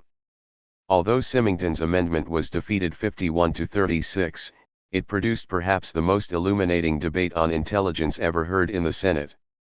Symington berated the fact that the Senate was being asked to vote billions of dollars for intelligence with only 5 senators knowing the amount, and in a colloquy with the Appropriations Chairman, the late Allen Ellender, Symington established that even those 5 senators had limited knowledge of the CIA's operations. Ellender replied to Symington's question on whether or not the Appropriations Subcommittee had approved the financing of a 36,000-man secret army in Laos. "I did not know anything about it. I never asked, to begin with, whether or not there were any funds to carry on the war in the sum the CIA asked for. It never dawned on me to ask about it. I did see it published in the newspapers some time ago. Laos was, of course, the CIA's largest operation at the time that supposed overseer Ellender admitted ignorance about it. Richard Russell, too, had a similar lack of interest in what the CIA was doing. He had once even told CIA Director Helms privately that there were certain operations he simply did not want to know about. Senator Leverett Saltonstall, who served for many years as ranking Republican on the Oversight Subcommittee, expressed the same view publicly in 1966. It is not a question of reluctance on the part of CIA officials to speak to us. Instead, it is a question of our reluctance, if you will, to seek information and knowledge on subjects which I personally, as a member of Congress and as a citizen, would rather not have. Faced with this rejection of responsibility on the part of the congressional monitors, the CIA has chosen to keep the subcommittee largely in the dark about its covert operations unless a particular activity, such as the 1967 black propaganda effort against mainland China, has been successful in the agency's eyes and could be bragged about to the legislators. Helms did make frequent visits to Capitol Hill to give secret briefings, but these usually concerned current intelligence matters and estimates of the communist country's military capabilities, not the doings of the clandestine services. Yet Helms won a reputation among lawmakers as a man who provided straight information. Diamond suit. Although Helms had been for many years providing current intelligence and estimates to congressional committees in secret oral briefings, the CIA officially opposed legislation introduced in 1972 by Senator John Sherman Cooper of Kentucky, which would have provided the appropriate committees with the same sort of data in the form of regular CIA reports. The bill was favorably approved by the Foreign Relations Committee, but subsequently died in. Senator J. William Fulbright, who sat in on Helms' briefings to the Joint Oversight Committee until they were discontinued in 1971, described the proceedings to author Patrick McGarvey for the latter's CIA, The Myth and the Madness. The 10-minute rule is in effect, so the members have little if any chance to dig deep into a subject. The director of CIA spends most of the time talking about the Soviet missile threat and so on. The kind of information he provides is interesting, but it really is of little help in trying to find out what is going on in intelligence. He actually tells them only what he wants them to know. It seems to me that the men on the committee are more interested in shielding CIA from its critics than in anything else. Once a year the CIA does come before the appropriations subcommittees in both houses to make its annual budget request. These sessions, however, are completely on the agency's terms. Prior to the meeting, CIA electronics experts make an elaborate show of sweeping the committee rooms for bugging devices, and blankets are thrown over the windows to prevent outside surveillance. The transcripts of the sessions are considered so secret that copies are locked up at CIA headquarters. Not one is left with the subcommittees for future study. Committee staff members, who normally do most of the substantive preparation for hearings, are banned at the CIA's request. Alan Dulles set the tone for these CIA budget presentations in the 1950s when he commented to a few assistants preparing him for his annual appearance, "I'll just tell them a few war stories." A more current example of the CIA's Armed Services Director-designate William Colby told the latter committee in July 1973 that he thought this information could be supplied on an informal basis without legislation. A relatively similar procedure is followed when an individual senator or congressman writes to the CIA about a covert operation. Instead of sending a letter in return, an agency representative offers to brief the legislator personally on the matter, on the condition that no staff members are present. This procedure puts the busy lawmaker at a marked disadvantage, since his staff is usually more familiar with the subject than he is and probably wrote the original letter. Evasive tactics occurred in 1966 when the Senate Appropriations Subcommittee was thought to have some hard questions to ask about the growing costs of technical espionage programs. D.C. Helms responded to the senatorial interest by bringing with him the CIA's Deputy Director for Science and Technology, Dr. Albert D. Bud Wheelon, who loaded himself up with a bag full of spy gadgets, a camera hidden in a tobacco pouch, a radio transmitter hidden in false teeth, a tape recorder in a cigarette case, and so on. This equipment did not even come from Whelan's part of the agency but was manufactured by the clandestine services.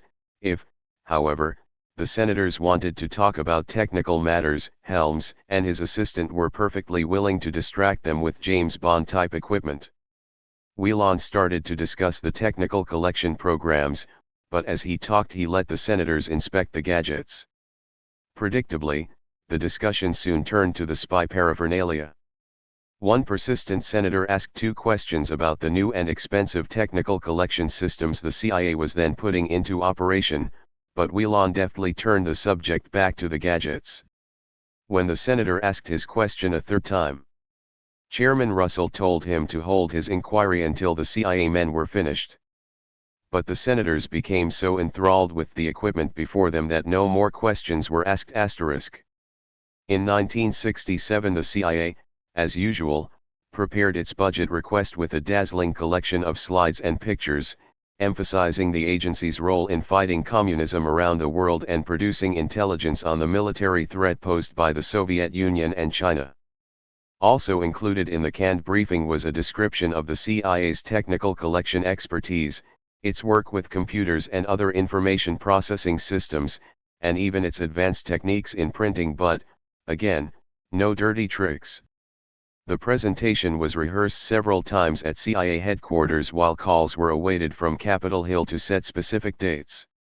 A congressman serving on the House Appropriations. 7 years later, the same panel would investigate the 1971 assistance furnished by the clandestine services to E. Howard Hunt and Gordon Liddy for their plumbers operations assistance, comprised of many of the same gadgets that amused the senators in 1966. Oversight Group was even invited to come out to the agency to see one of the dry runs. A few days later a staff man on the House panel telephoned the CIA to say that the congressman who had seen the rehearsal said that everything seemed in order and that the chairman simply did not have the time to hear the presentation, but that the committee would approve the full budget request of nearly $700 million anyway. Shortly thereafter a similar call came from the Senate committee. The chairman had apparently been told by his opposite number in the House that the CIA request seemed reasonable, and on the strength of the House recommendation the Senate would also approve the full amount without a hearing. Thus, in 1967 the CIA did not even appear in front of its budgetary oversight committees. The experience that year was extreme, but it does illustrate how little congressional supervision the agency has been subject to over the years. Many congressional critics of the CIA have advocated broadening the membership of the CIA oversight subcommittees to include legislators who will hold the agency up to the same sort of scrutiny that other government departments receive.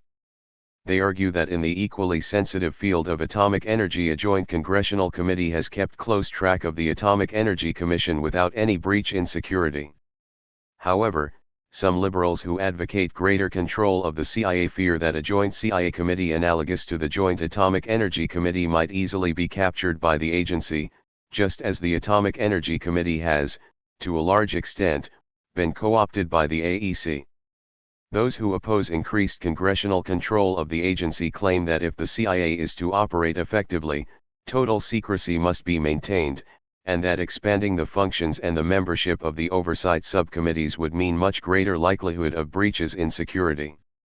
They fear that larger subcommittees would necessarily lead to the presence of administration opponents who might exploit agency secrets for political gains. Moreover, it is said that friendly foreign intelligence services would be reluctant to cooperate or share secrets with the agency if they knew that their activities would be revealed to the American Congress. No matter what the merits of the arguments for closer congressional control, there was no chance that a majority of either house would vote for any appreciable change until the Watergate affair broke wide open in early 1973. Suddenly the long-dormant oversight subcommittees began to meet frequently to investigate the degree of CIA involvement in the illegal activities sponsored by the White House and the Committee to Re-elect the President. The obvious abuses of power by the administration and its supporters stirred even conservative legislators into demands for corrective action. And the administration, in trying to justify its excesses on the grounds of protecting the national security, a justification largely unacceptable to Congress, seriously weakened the position of those who claimed that the CIA's actions should escape scrutiny on those same national security grounds. Furthermore, there was a widespread public and media outcry against concentration of power in the White House, and against President Nixon's penchant for taking unilateral actions without the approval or even the advice of Congress. The CIA, as the president's loyal tool tainted to some extent by involvement in Watergate-related activities, also became vulnerable. The four oversight subcommittees which met so frequently in the first 6 months of 1973 are still made up of the same overwhelmingly conservative members. But, pushed by either their own revulsion over Watergate or by public reaction to it, they seem likely to take some action to increase congressional surveillance of the CIA. For example, John Stennis, the Senate Armed Services Chairman, declared on July 20, 1973, "The experience of the CIA in Laos, as well as the more recent disclosures here at home, have caused me to definitely conclude that the entire CIA Act should be entirely reviewed." This is the same Stennis who 19 months earlier, when the CIA's secret war in Laos was at its peak, stated, "This agency is conducted in a splendid way. As has been said, spying is spying.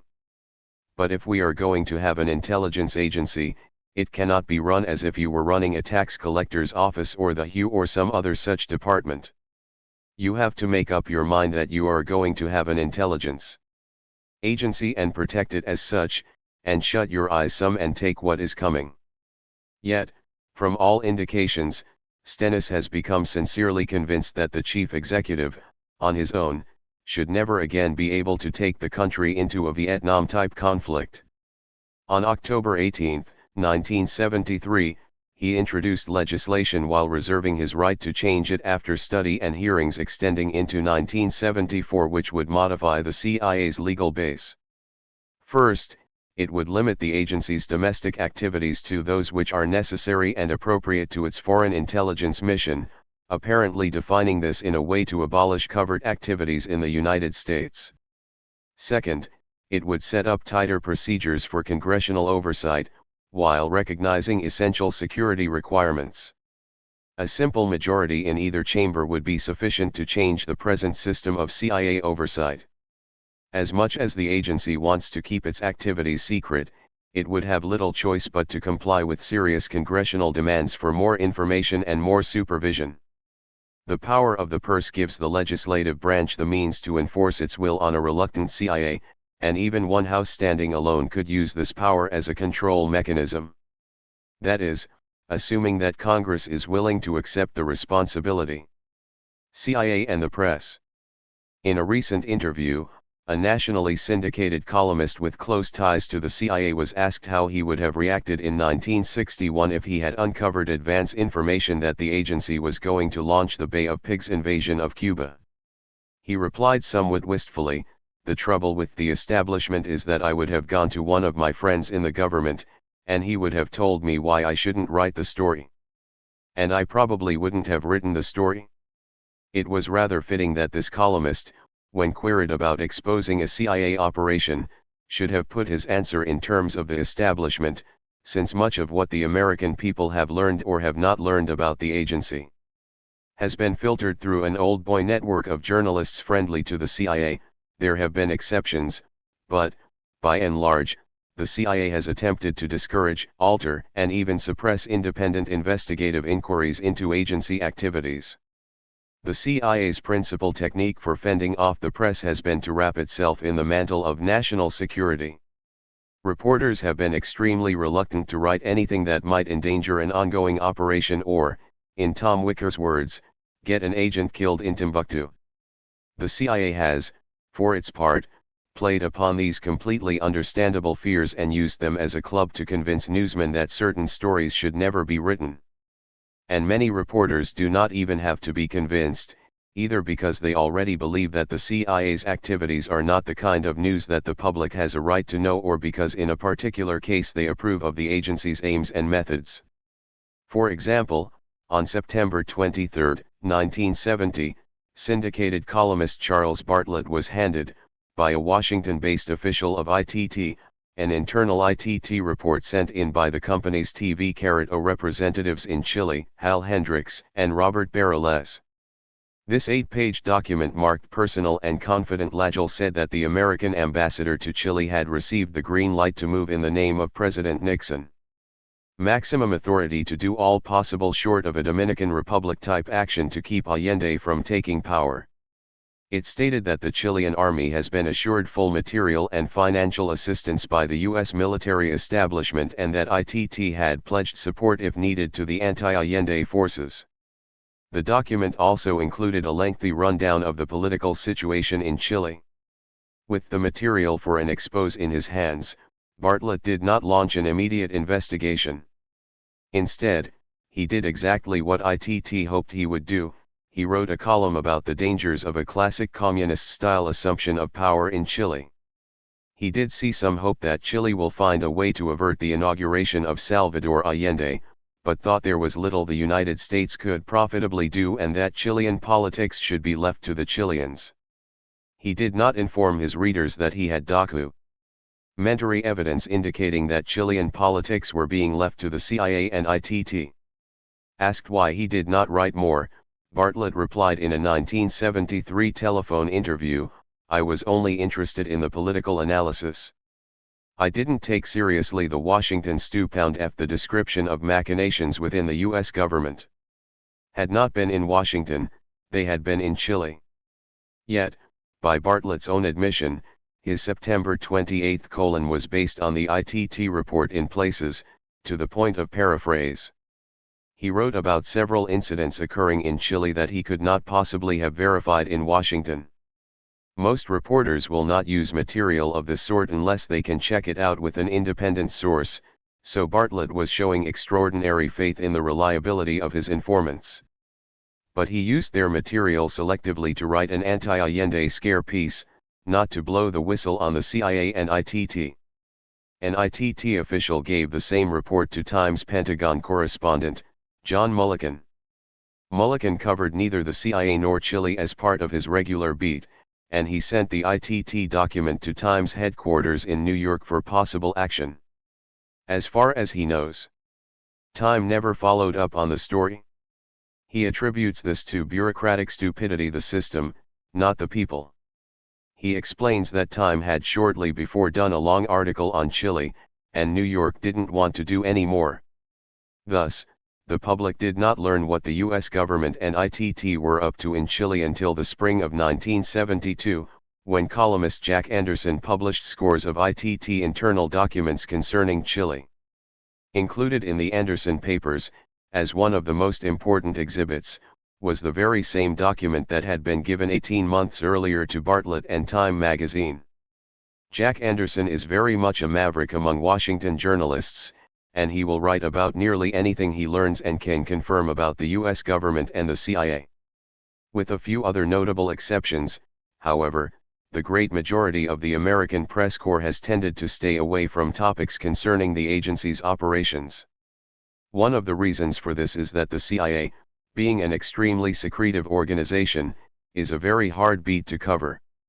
Newsmen are denied access to its heavily guarded buildings, except in tightly controlled circumstances. No media outlet in the country has ever assigned a full-time correspondent to the agency, and very few report on its activities even on a part-time basis.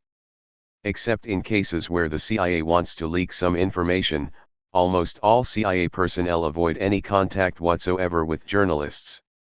In fact, agency policy decrees that employees must inform their superiors immediately of any and all conversations with reporters, and the ordinary operator who has too many of these conversations tends to become suspect in the eyes of his coworkers. For the general view in the CIA is that the press is potentially an enemy force, albeit one that can be used with great success to serve the agency's purposes. Former Deputy Director for Intelligence Robert Amory was speaking for most of his colleagues when in a February 26, 1967, television interview he said that press disclosures of agency funding of the National Student Association and other private groups were a commentary on the immaturity of our society. With the pronounced Anglophile bias and envy of Britain's Official Secrets Act so common among high CIA officials, he compared the situation to our free motherland in England, where if a similar situation comes up, everybody shushes up in the interest of their national security and what they think is the interest of the free world civilization.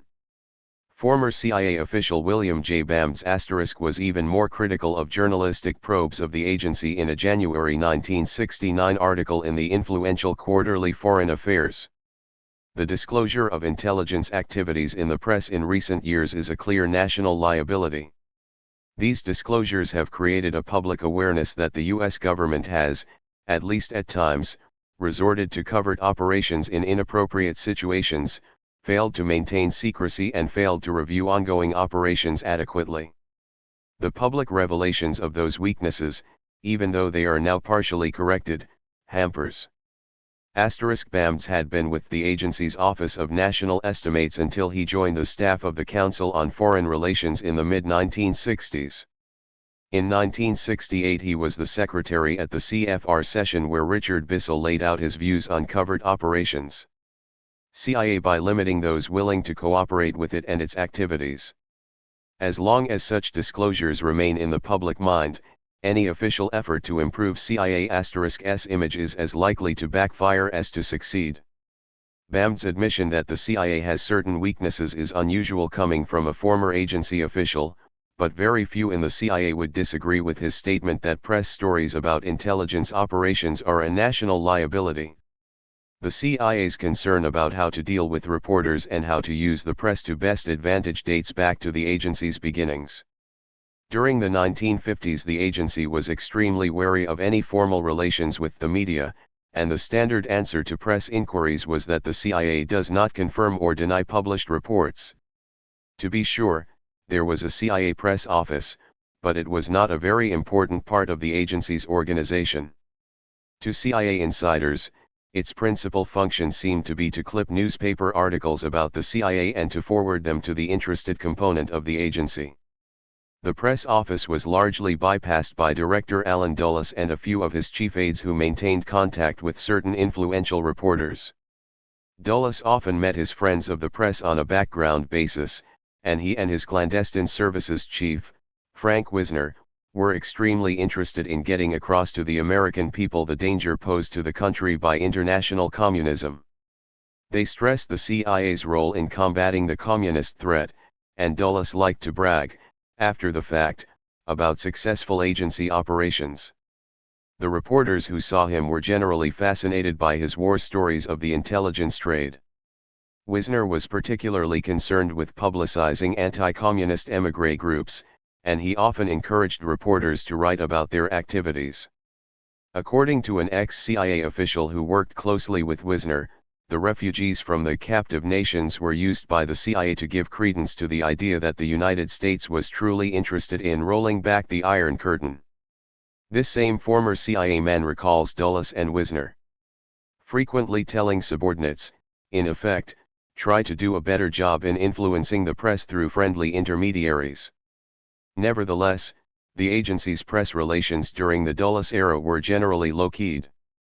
Reporters were not inclined to write unfavorable or revealing stories about the CIA, and the agency, for its part, received a good deal of useful information from friendly newsmen. Reporters like Joseph Alsop, Drew Pearson, Harrison Salisbury, and scores of others regularly sat down with CIA experts to be debriefed after they returned from foreign travels. These newsmen in no way worked for the agency, but they were glad to provide the incidental information that a traveler might have observed, such as the number of smokestacks on a factory or the intensity of traffic on a railroad line. The Washington bureau chief of a large newspaper remembers being asked, after he returned from Eastern Europe, to fill in the little pieces which might fit into the jigsaw puzzle. This type of data was quite important to the intelligence analyst in the days before the technical espionage programs could supply the same information. The agency's intelligence directorate routinely conducted these debriefings of reporters, as it does today. Selected newsmen, however, participated in a second kind of debriefing conducted by the clandestine services. In these the emphasis was on the personalities of the foreign officials encountered by the newsmen and the operation of the internal security systems in the countries visited. At the same time the CIA was debriefing newsmen, it was looking for possible recruits in the press corps or hoping to place a CIA operator under deep cover with a reputable media outlet. The identities of these bogus reporters were closely guarded secrets. As late as November 1973, according to Oswald Johnston's Washington Star-News report, there were still about 40 full-time reporters and freelancers on the CIA payroll. Johnston reported that CIA Director Colby had decided to cut the 5 full-time staff correspondents with general circulation news organizations, but that the other 35 or so stringers and workers for trade publications would be retained. American correspondents often have much broader entree to foreign societies than do officials of the local American embassy, which provides most CIA operators with their cover, and the agency simply has been unable to resist the temptation to penetrate the press corps, although the major media outlets have almost all refused to cooperate with the CIA. William Atwood, now publisher of Newsday, remembers vividly that when he was foreign editor of Look during the 1950s, a CIA representative approached him and asked if Look needed a correspondent in New Delhi. The agency offered to supply the man for the job and pay his salary. Atwood turned the agency down. Clifton Daniel, former managing editor of the New York Times and now that paper's Washington bureau chief, states that in the late 1950s I was very surprised to learn that a correspondent of an obscure newspaper in an obscure part of the world was a CIA man. That bothered me. Daniel promptly checked the ranks of Times reporters for similar agency connections, but found there did not seem to be any. He believes that one reason why the Times was clean was that our people knew they would be fired if they worked for the agency. In 1955 Sam Jaffe applied for a job with CBS News. While he was waiting for his application to be processed, a CIA official whom Jaffe identifies as Jenny Robbins visited his house in California and told him, "If you are willing to work for us, you are going to Moscow with CBS." Jaffe was flabbergasted, since he did not even know at that point if CBS would hire him, and he assumes that someone at CBS must have been in on the arrangement or otherwise the agency would never have known he had applied for work. Moreover, it would have been highly unusual to send a new young reporter to such an important overseas post. Rubens told Jaffe that the agency was willing to release certain top-secret information to you in order that you try and obtain certain information for us. Jaffe refused and was later hired by CBS for a domestic assignment. Before the CIA's successful armed invasion of Guatemala in 1954, a Time reporter dropped off the staff to participate, by his own admission, in the agency's paramilitary operations in that country. After the Guatemalan government had been overthrown, he returned to the Time offices in New York and asked for his old job back. According to another Time staffer, the managing editor asked the returned CIA man if he were still with the agency. The man said no. The managing editor asked, "If you were still really with the CIA and I asked you about it, what would you say?" The returned CIA man replied, "I'd have to say no. Time rehired him anyway." The Dulles years ended with 2 disasters for the CIA that newspapers learned of in advance but refused to share fully with their readers. First came the shooting down of the U-2 spy plane over the Soviet Union in 1960. Chalmers Roberts, long the Washington Post's diplomatic correspondent, confirms in his book First Rough Draft that he and some other newsmen knew about the U-2 flights in the late 1950s and remained silent. Roberts explains, retrospectively, "It seems a close question as to whether this was the right decision, but I think it probably was. We took the position that the national interest came before the story because we knew the United States very much needed to discover the secrets of Soviet missiles." Most reporters at the time would have agreed with Richard Bissell that premature disclosure would have forced the Soviets to take action. Yet Bissell admitted that after 5 days the Soviets were fully aware that the spy planes were overflying their country, and that the secrecy maintained by the Soviet and American governments was an example of 2 hostile governments collaborating to keep operations secret from the general public on both sides. The whole U-2 incident may well have been a watershed event. For much of the American press and public it w as the first indication that their government lied, and it was the opening wedge in what would grow during the Vietnam years into the credibility gap. But as the Eisenhower administration came to an end, there was still a national consensus that the fight against communism justified virtue. More recently, CIA men have turned up as reporters in foreign countries for little-known publications which could not possibly afford to pay their salaries without agency assistance. Stanley Camo, formerly the Washington Post's Asian correspondent, recalls, "I remember a guy who came to Korea with no visible means of support. He was supposed to be a correspondent for a small paper in New York. In a country where it takes years to build up acquaintances, he immediately had good contacts, and he dined with the CIA station chief. It was common knowledge he worked for the agency. Ally any means." The press was very much a part of the consensus, and this did not start to crack until it became known that the CIA was organizing an armed invasion of Cuba.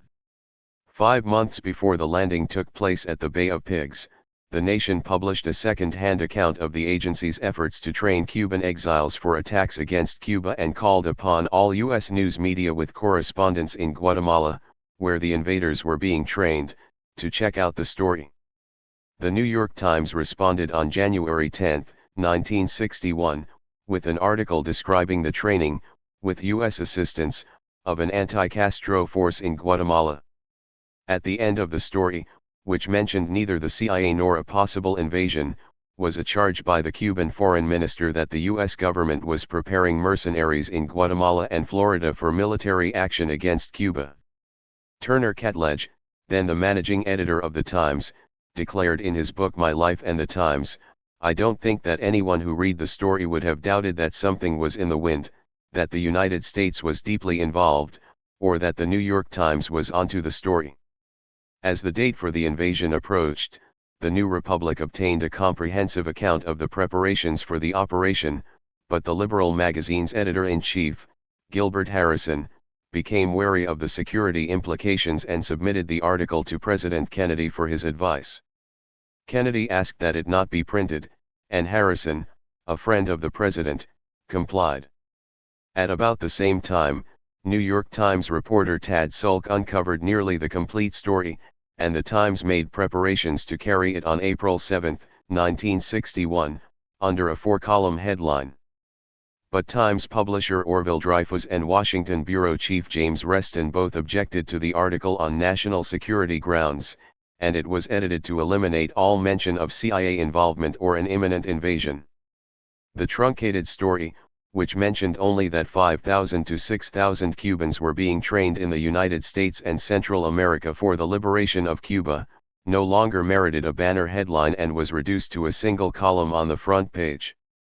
Times editor Clifton Daniel later explained that Dreyfuss had ordered the story toned down above all, concern for the safety of the men who were preparing to offer their lives on the beaches of Cuba. Times reporter Sulk states that he was not consulted about the heavy editing of his article, and he mentions that President Kennedy made a personal appeal to publisher Dreyfuss not to run the story. Yet, less than a month after the invasion, at a meeting where he was urging newspaper editors not to print security information, Kennedy was able to say to the Times Catledge, "If you had printed more about the operation, you would have saved us from a colossal mistake."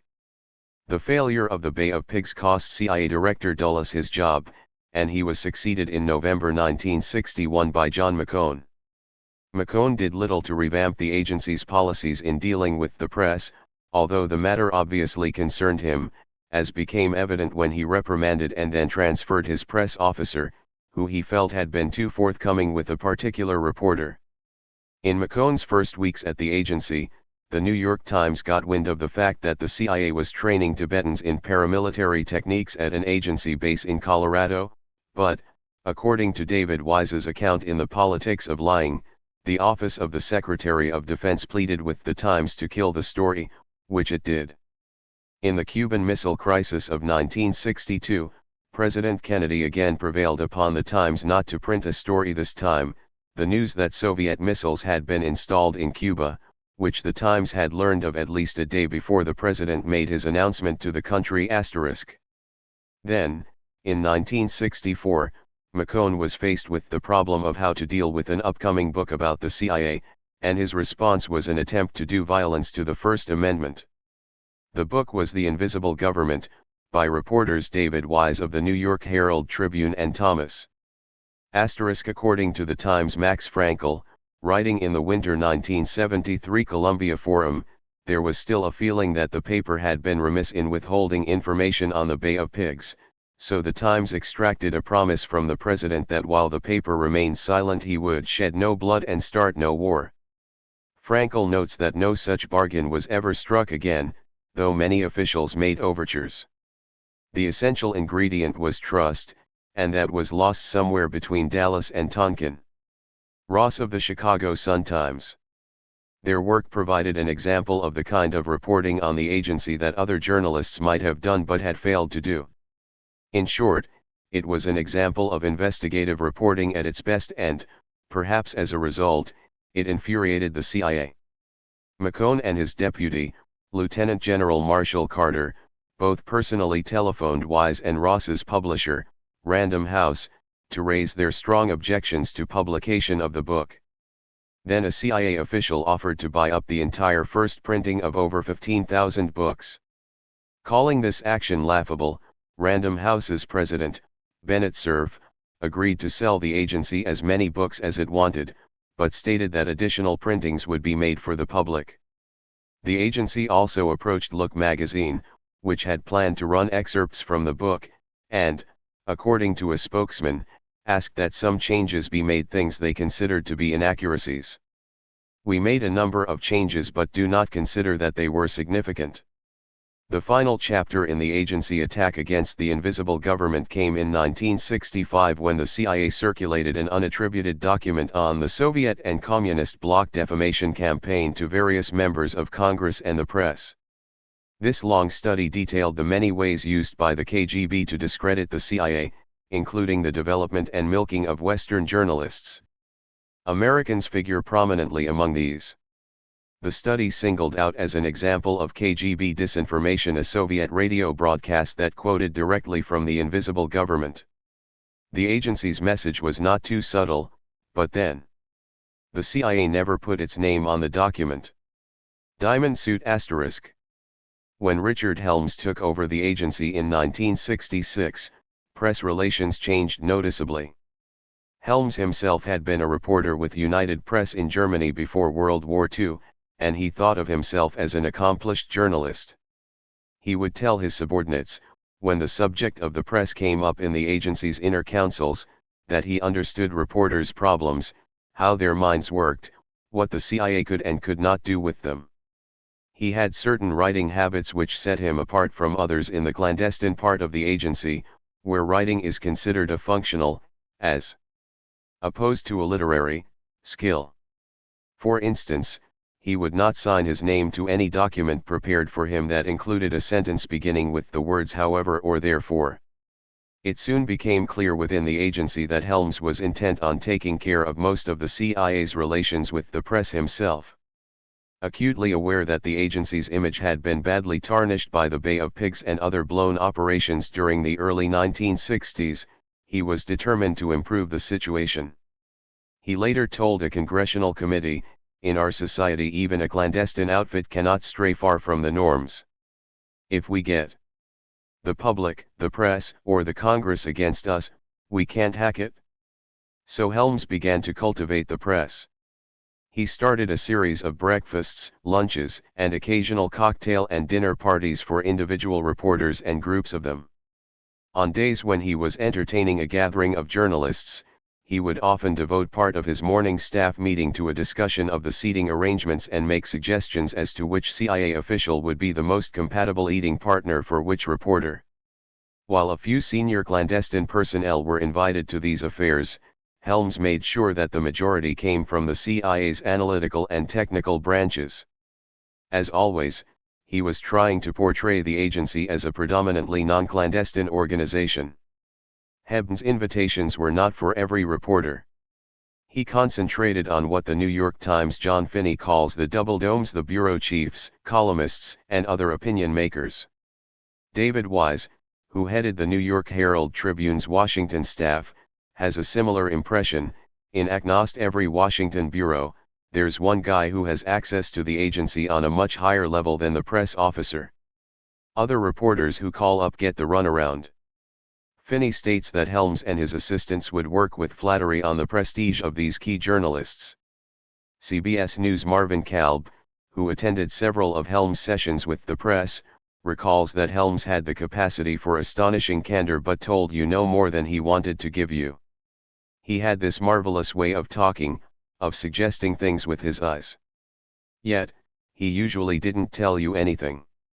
Helms' frequent contact with reporters was not a sinister thing. He was not trying to recruit them into nefarious schemes for the CIA.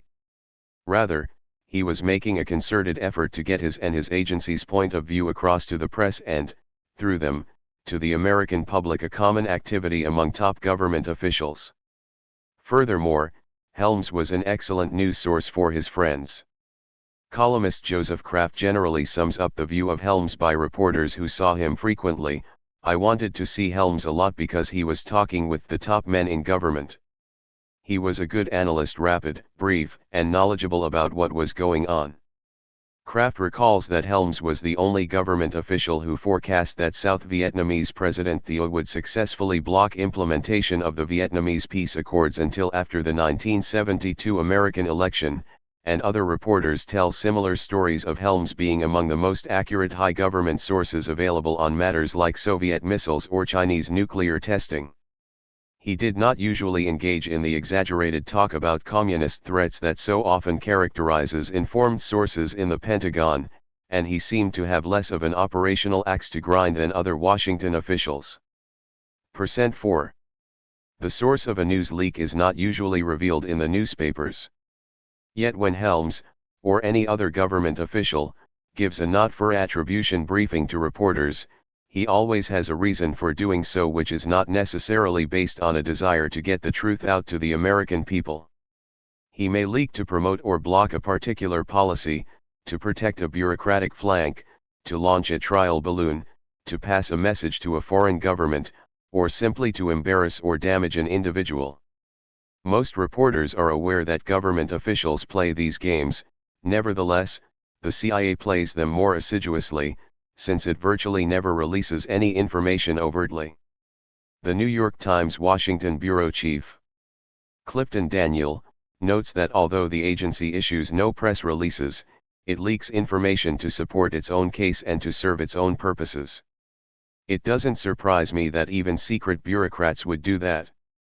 Daniel says, however, that he would accept material not for attribution if the past reliability of the source is good. But you have to be awfully careful that you are not being used. In early 1968, Time magazine reporters were doing research on a cover story on the Soviet Navy. According to Time's Pentagon correspondent, John Mulliken, neither the White House nor the State Department would provide information on the subject for fear of giving the Soviets the impression that the U.S. government was behind a move to play up the threat posed by the Soviet fleet.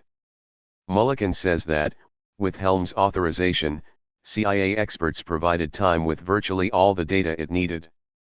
Commenting on the incident 5 years later, Mulliken recalls, "I had the impression that the CIA was saying the hell with the others and was taking pleasure in sticking it in."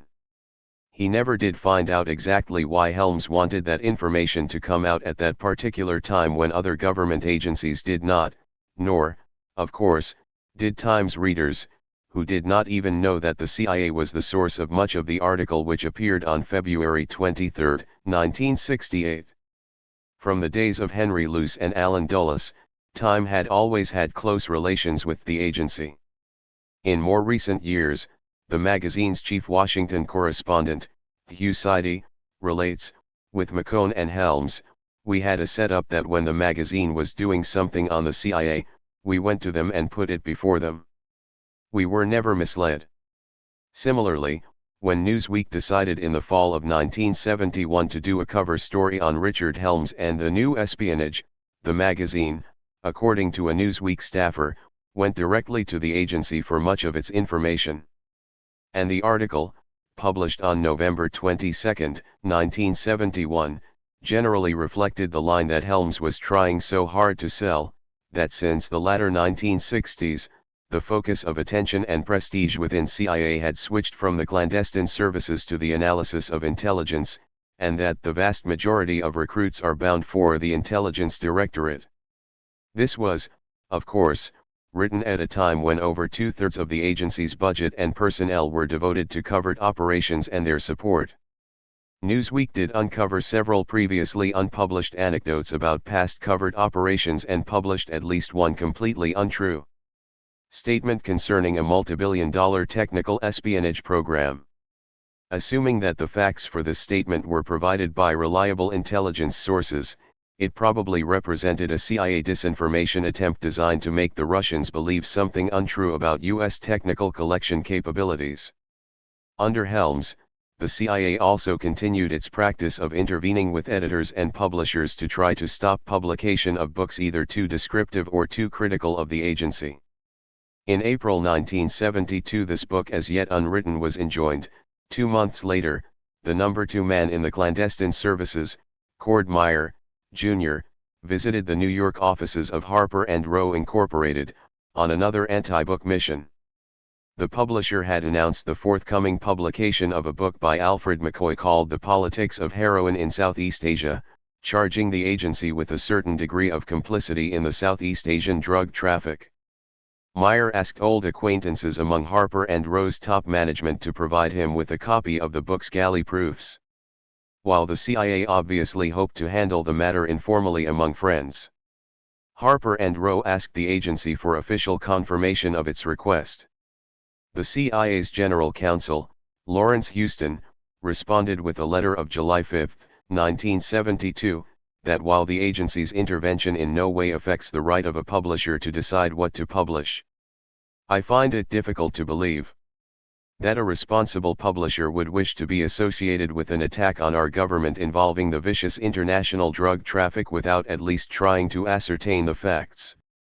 McCoy maintained that the CIA had no legal right to review the book and that submitting the manuscript to the CIA for prior review is to agree to take the first step toward abandoning the First Amendment protection against prior censorship. Harper & Row apparently disagreed and made it clear to McCoy that the book would not be published unless first submitted. Rather than find a new publisher at that late date, McCoy went along. He also gave the entire story to the press, which was generally critical of the CIA. The agency listed its objections to Harper & Row on July 28, and, in the words of the publisher's vice president and general counsel, B. Brooks Thomas, the agency's criticisms were pretty general and we found ourselves rather underwhelmed by them. Harper & Row proceeded to publish the book unchanged in the middle of August. The CIA has also used the American press more directly in its efforts against the KGB. On October 2, 1971, the week after the British government expelled 105 Soviet officials from England because of their alleged intelligence activities, the New York Times ran a front-page article by Benjamin Wells about Soviet spying around the world. Much of the information in the article came from the CIA, and it mentioned, among other things, that many of the Russians working at the United Nations were KGB operators. According to Wells, the agency specifically fingered as a KGB man a Russian in the UN press office, Vladimir P. Pavlyuchenko, and asked that he be mentioned in the article. Wells complied and included a paragraph of biographical information on the Russian, supplied by the CIA. 10 days later, the Soviet Union made an official protest to the U.S. government about the slanderous reports in the American press concerning Soviet officials employed at the UN. The Times' charges about espionage activities of the Soviets at the UN were almost certainly accurate. But, as a Washington-based media executive familiar with the case states, the truth of the charges has nothing to do with the question of whether an American newspaper should allow itself to become involved in the warfare between opposing intelligence services without giving its readers an idea of what is happening. If the CIA wants to make a public statement about a Soviet agent at the UN or the US government wants to expel the spy for improper activities, such actions would be legitimate subjects for press coverage, but to cooperate with the agency in fingering the spy, without informing the reader, is at best not straightforward reporting. The CIA has often made communist defectors available to selected reporters so news stories can be written. As was mentioned earlier, most of these defectors are almost completely dependent on the CIA, and are carefully coached on what they can and cannot say. Defectors unquestionably are legitimate subjects of the press's attention, but it is unfortunate that their stories are filtered out to the American people in such controlled circumstances. David Wise remembers an incident at the New York Herald Tribune in the mid-1960s when the CIA called the paper's top officials and arranged to have a Chinese defector made available to reporters.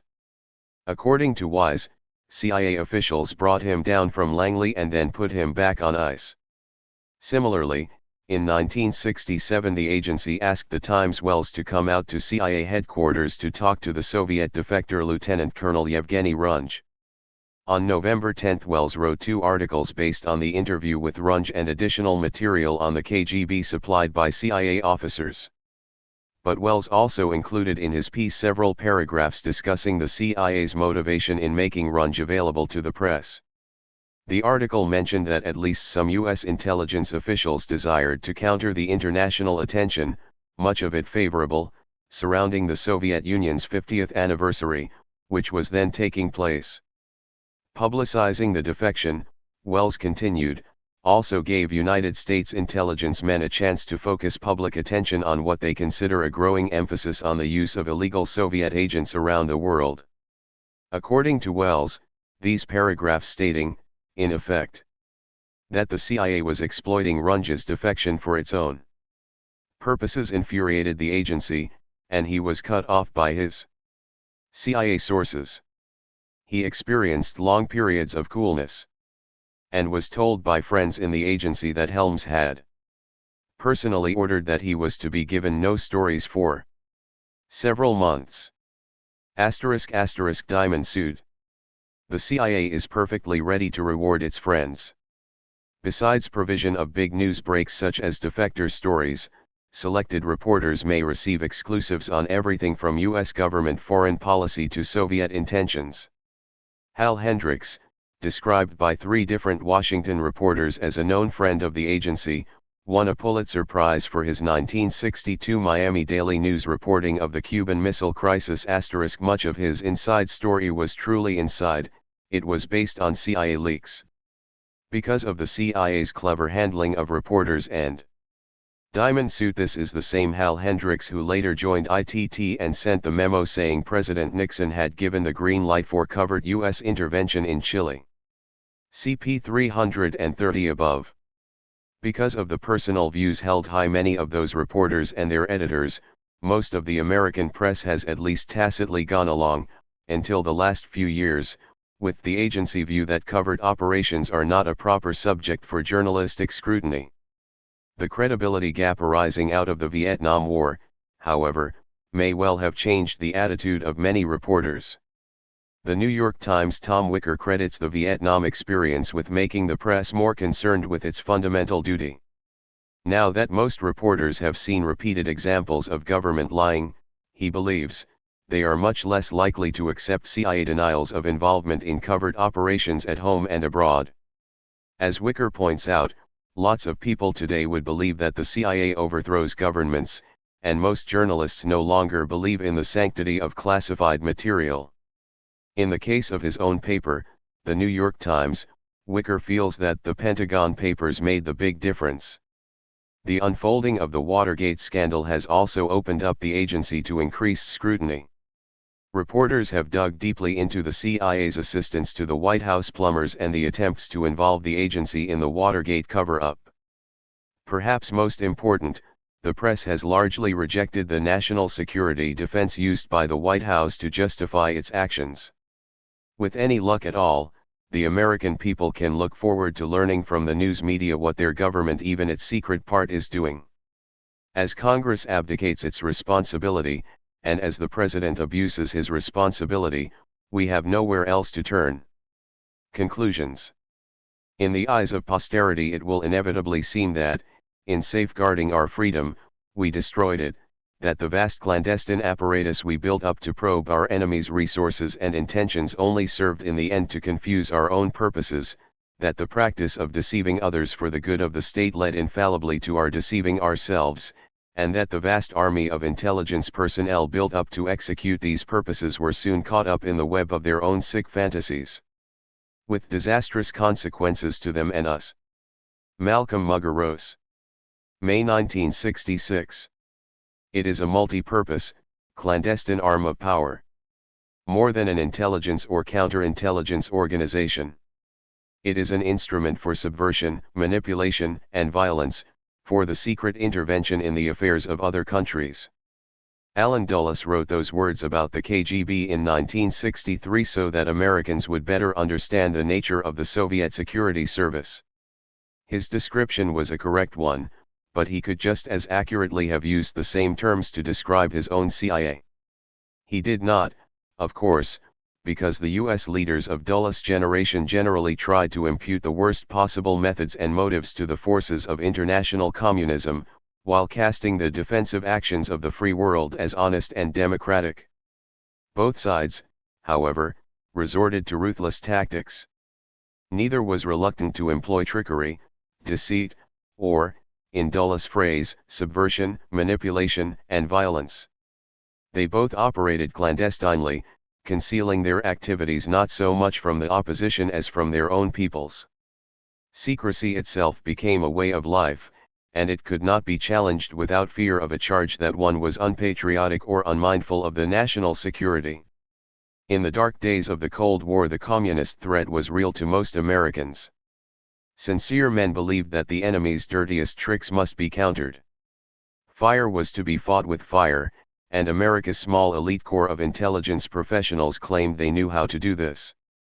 The public and the country's leaders were willing to go along, if not always enthusiastically, at least without serious opposition.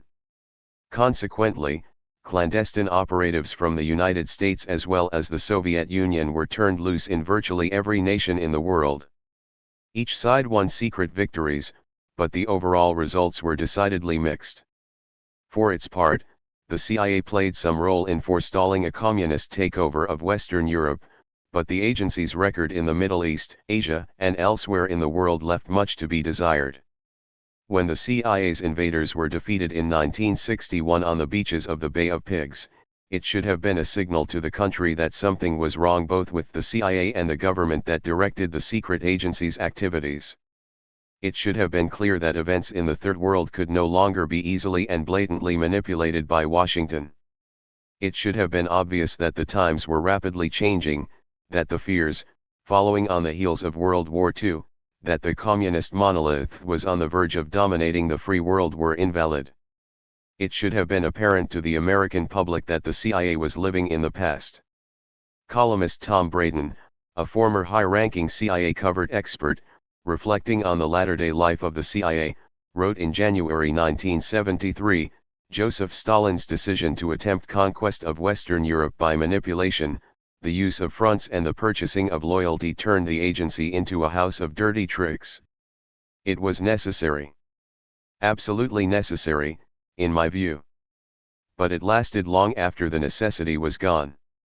Yet after the initial public outcry over the Cuban fiasco, the personnel shake-up at the agency and the high-level reviews of its performance ordered by President Kennedy had little effect. The CIA went back to operating essentially the same way it had for the previous decade, again with at least the tacit acceptance of the American public.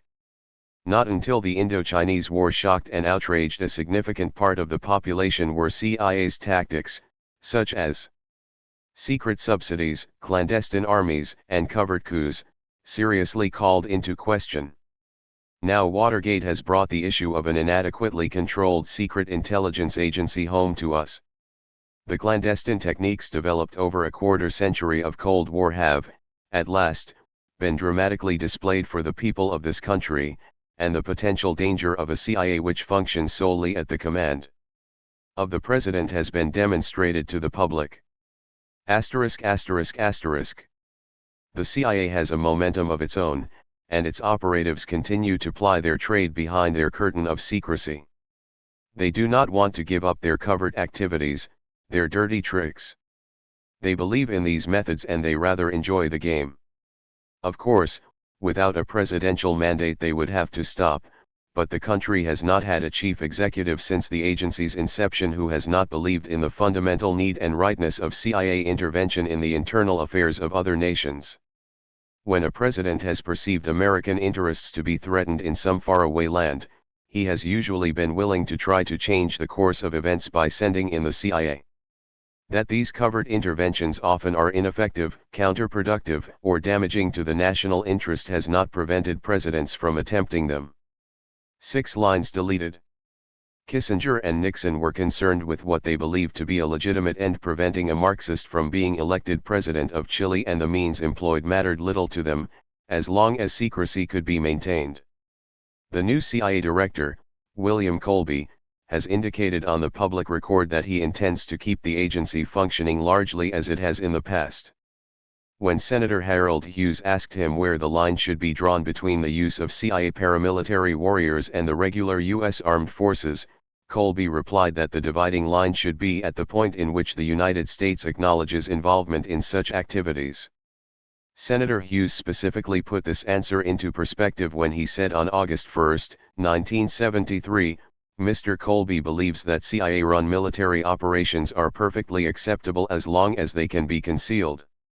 Colby's and the CIA's and the Nixon administration's view that deniability somehow allows the United States a free hand for covert intervention abroad is an anachronistic hangover from the Cold War. Perhaps such actions could once have been justified when the future of the country was seemingly at stake, but no such threat now looms on the horizon. The only 2 foreign powers with the potential to threaten the United States, the Soviet Union and China, have long ceased to be meaningful targets of CIA secret operations. Instead, the agency works mainly in the Third World, in nations that pose no possible threat to American security. 2 lines deleted. The CIA is not defending our national security. It seeks rather to maintain the status quo, to hold back the cultural clock, in areas that are of little or no significance to the American people. These efforts are often doomed to failure. In fact, at least since 1961, the CIA has lost many more battles than it has won. Even by its own standards. Furthermore, the fact that the United States operates an active CIA around the world has done incalculable harm to the nation's international position. Not only have millions of people abroad been alienated by the CIA's activities, but so have been a large number of Americans, especially young people. The time has come for the United States to stand openly behind its actions overseas, to lead by example rather than manipulation. The changeover might disturb those government officials who believe in the inherent right of the United States to exercise its power ever/where, clandestinely when that seems necessary, but in the long run non-interference and forthrightness would enhance America's international prestige and position. Even in an era when the public is conditioned to ever-expanding and ever more expensive government activities, the $6 billion yearly cost of American intelligence represents a significant slice of the national treasure. The government spends more money on the various forms of spying than it does on the war against crime and drugs, community development and housing, mass transportation systems, and even the country's overt international programs carried out by the State Department, the USIA, and the aid combined. Yet, on HKE other federal activities, information on the intelligence community, how much money is being spent and where the money goes, is systematically withheld from the American people and all but a handful of congressmen. Behind this wall of secrecy, intelligence has grown far beyond the needs of the nation.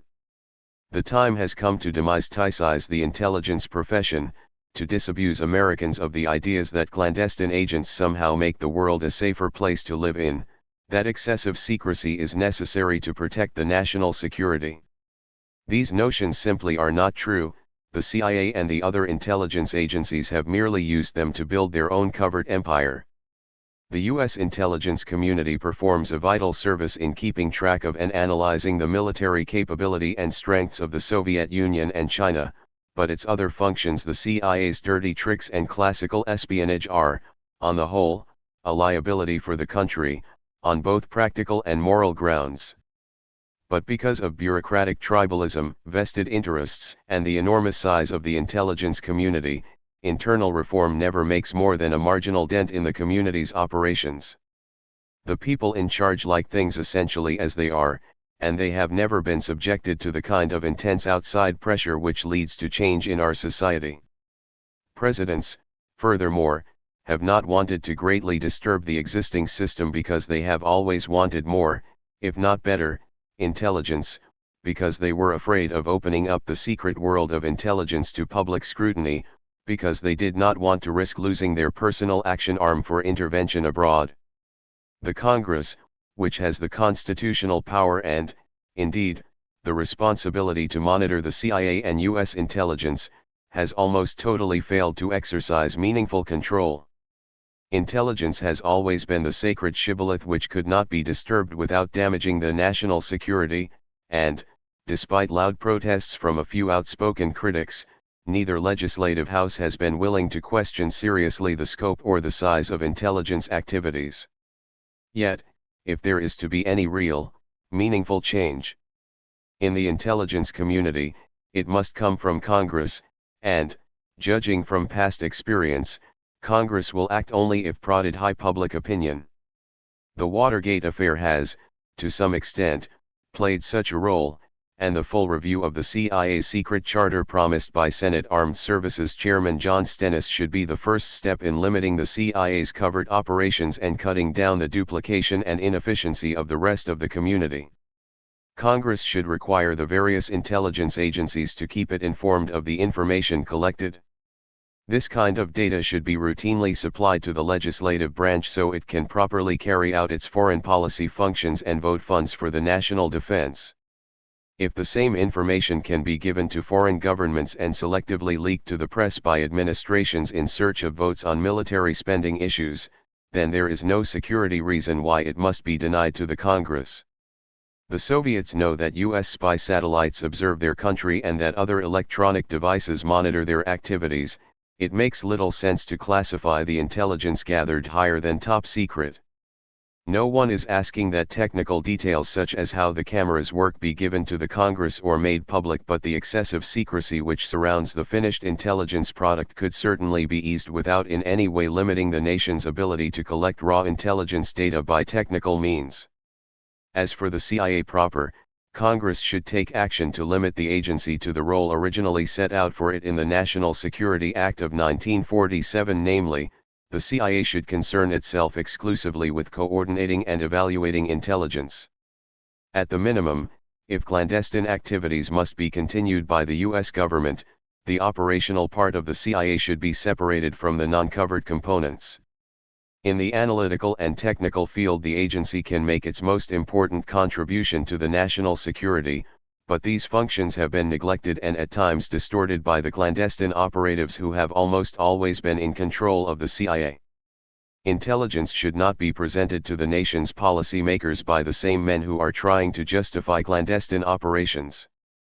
The temptation to use field information selectively and to evaluate information to serve operational interests can be irresistible to the most honest men, let alone to the clandestine operatives. However, the best solution would be not simply to separate the clandestine services from the rest of the CIA, but to abolish them completely. The few clandestine functions which still serve a useful purpose could be transferred to other government departments, but, for the most part, such activities should be eliminated. This would deprive the government of its arsenal of dirty tricks, but the Republic could easily sustain the loss and be the better for it. The clandestine services espionage operations using human agents have already been made obsolete by the technical collection systems which, along with open sources, supply the United States government with almost all the information it needs on the military strength and deployments of the Soviet Union and China. The truly valuable technical systems, the satellites and electronic listening devices, should be maintained, although without the present duplication and bureaucratic inefficiency.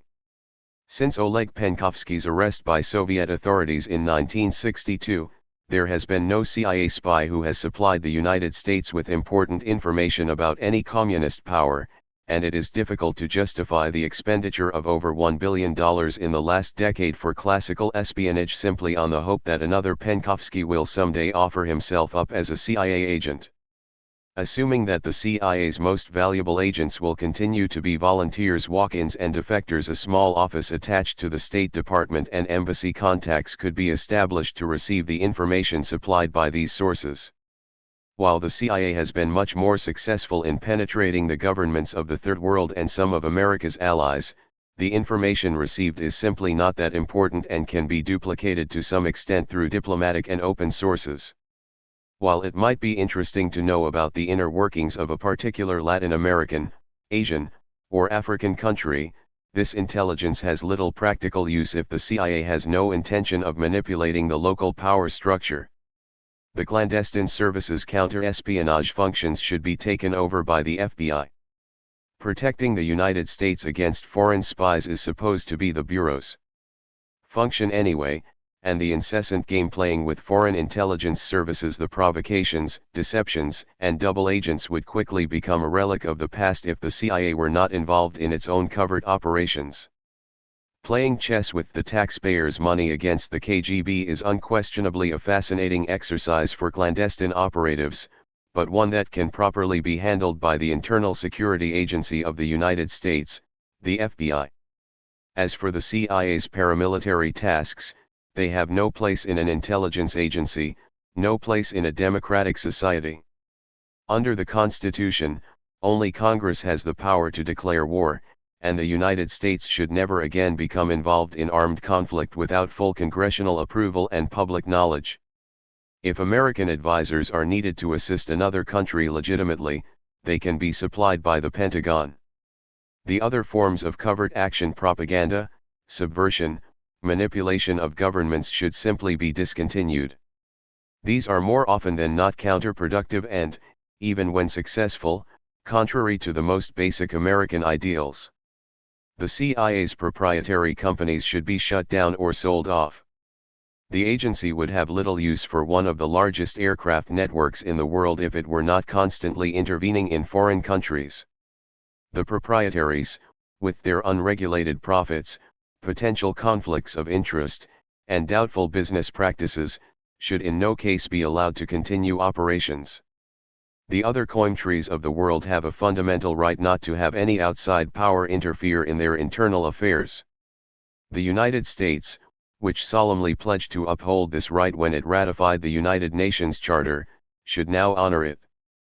The mechanisms used to intervene overseas ignore and undermine American constitutional processes and pose a threat to the democratic system at home. The United States is surely strong enough as a nation to be able to climb out of the gutter and conduct its foreign policy in accordance with the ideals that the country was founded upon. Appendix. Appendix: The Bissell Philosophy. Minutes of the 1968 Bissell meeting at the Council on Foreign Relations as reprinted by the Africa Research Group.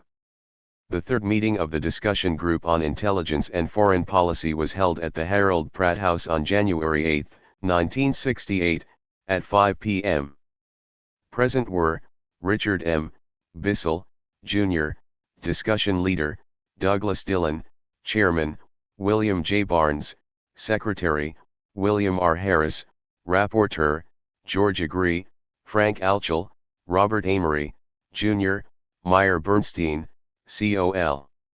Sidney B. Berry, Jr., Alan W. Dulles, George S. Franklin, Jr., Eugene Fubini, Julia C. Holmes, Thomas L. Hughes, Joseph Kraft, David W. McEachran, Philip W. Quigg, Harry Howe Ransom, Theodore C. Sorensen, David B. Truman. The chairman, Mr. Dillon, opened the meeting, noting that although this entire series of discussion was off the record, the subject of discussion for this particular meeting was especially sensitive and subject to the previously announced restrictions. Mr. Dillon noted that problems involving CIA's relationships with private institutions would be examined at a later meeting, though neither Mr. Bissell nor others should feel restricted in discussion of such problems this evening. As the session's discussion leader, Mr. Bissell offered a review and appraisal of covert operations in U.S. foreign policy. Touching briefly upon the question of responsibility, of whether these agencies are instruments of national policy, Mr. Bissell remarked that, in such a group, he needn't elaborate on CIA's responsiveness to national policy, that we could assume that, although CIA participates in policy making, CIA was a responsible agency of national policy. Indeed, in Mr. Bissell's personal experience, CIA's role was more carefully circumscribed and the established limits observed more attentively than in ECA, where Mr. Bissell had previously worked. The essential control of CIA resided in a cabinet-level committee, comprising a representative of the White House staff, the Under-Secretary of State, Deputy Secretary of Defense, and in recent years the personal participation of the Director of Central Intelligence. Over the years this committee has become a more powerful and effective device for enforcing control. It reviews all new projects, and periodically scrutinizes ongoing projects. As an interdepartmental committee composed of busy officials who meet only once per week, this control group is of limited effectiveness. Were it the only control instrument, Mr. Bissell would view it as inadequate, but in fact this committee is merely the summit of control, with a series of intermediate review procedures as lower levels. Projects are usually discussed in the relevant office of the Assistant Secretary of State, and, if at all related to Defense Department interests, at a similar level in DOD, frequently after consideration at lower levels in these departments.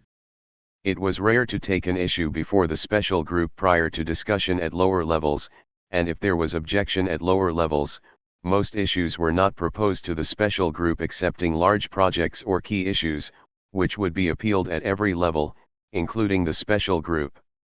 Similar procedures applied in the field. Generally the ambassador had a right to know of any covert operations in his jurisdiction, although in special cases the chief of station was instructed to withhold information from the ambassador. Indeed, in one case the restriction was imposed upon the specific exhortation of the ambassador in question, who preferred to remain ignorant of certain activities.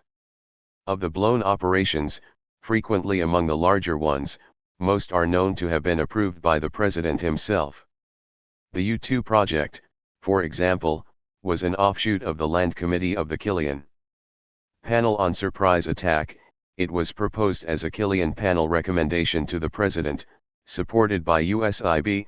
Its procurement, in utmost secrecy, was authorized by the President, and, with the exception of the first few flights, each individual flight was authorized by the President, with participation by the Secretary of State and Secretary of Defense.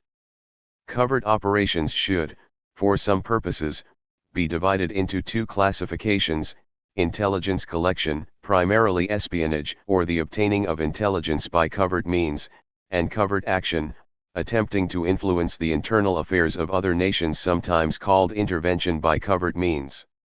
Although these two categories of activity can be separated in theory, intelligence collection and covert action interact and overlap. Efforts have been made historically to separate the two functions, but the result has usually been regarded as a total disaster organizationally. One such attempt was the establishment in the early days of CIA of the OPC under Frank G. Wisner as a separate organ for covert action. Although supported and given cover by the CIA, this organization was independent and Wisner reported directly to the Secretaries of State and Defense. Beadle Smith decided when he became Director of Central Intelligence that, if he were responsible for OPC, he was going to run it, and it was merged with the clandestine intelligence organization in such a way that within the combined clandestine service there was a complete integration of intelligence collection and covert action functions in each area division. In addition to our experience with OPC, the Germans and the British for a time during the war had organizations for covert special operations separate from, and inevitably in competition with, their espionage services. In every case the experience has been unfortunate. Although there are many disagreements within CIA on matters of doctrine, the view is unanimous that the splitting of intelligence and covert action services would be disastrous, with resulting competition for recruitment of agents, multiple recruitment of the same agents, additional security risks, and dissipation of EFI-ORT. Concerning the first category, intelligence collection, we should ask, what is the scope of covert intelligence collection? What intelligence collection functions can best be performed covertly?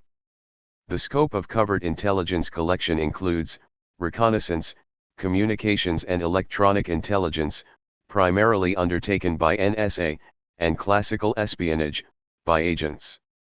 Engaging their utility, Mr. Bissell ranked the most important, slightly below, and considerably below both end. Although it is less effective, classical espionage is much the least costly, with the hardware components of recon and NSA activities raising their costs considerably. Outranked. Another observer noted that the budgets correlated in similar manner, the former speaker concurring and noting that, however surprising, the budgets approximated maximum utility according to cost-effectiveness criteria. Post-war U.S. reconnaissance operations began, historically, as covert operations, primarily a series of clandestine overflights of communist territory in Eastern Europe, inaugurated in the early 1950s. These early efforts were followed by the U-2 project, which provided limited coverage but dramatic results. Now we have reconnaissance satellites. Overhead reconnaissance is one of the most open of secrets in international affairs. It is no longer really a covert activity, and bureaucratic responsibility for it now resides in the Pentagon.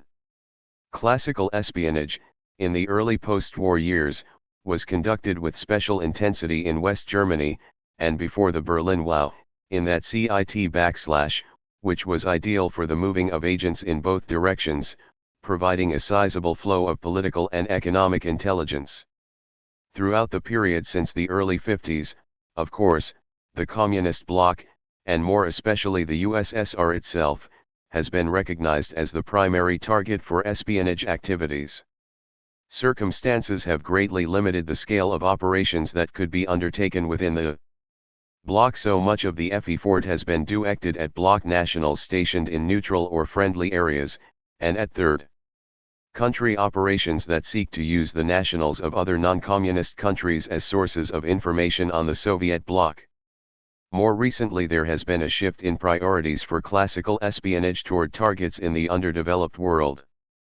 Partly as a result of this change in priorities and partly because of other developments, the scale of the classical espionage effort mounted in Europe has considerably diminished. The USSR remains a prime target, but Communist China would today be given the same priority.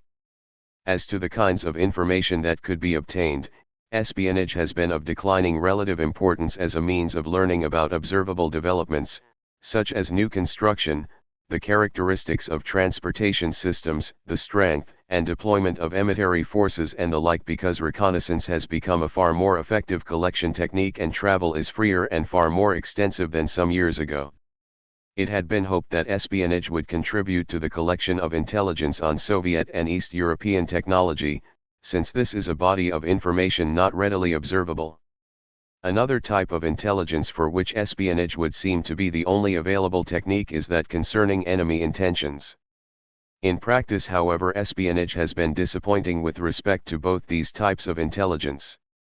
They are for obvious reasons closely guarded, and the task is just too difficult to permit results to be obtained with any dependability or regularity. With respect to the former category technology, the published literature and direct professional contacts with the scientific community have been far richer sources.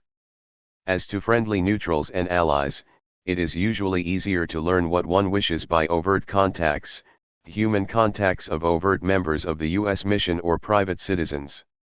We don't need espionage to learn British, or even French intentions. Mr. Bissell remarked that Soviet Union successes were primarily in counterintelligence, though going back a ways, the Soviet Union had been more successful in recruiting U.S. scientists. Mr. Bissell thought so. The general conclusion is that against the Soviet bloc or other sophisticated societies, espionage is not a primary source of intelligence, although it has had occasional brilliant successes.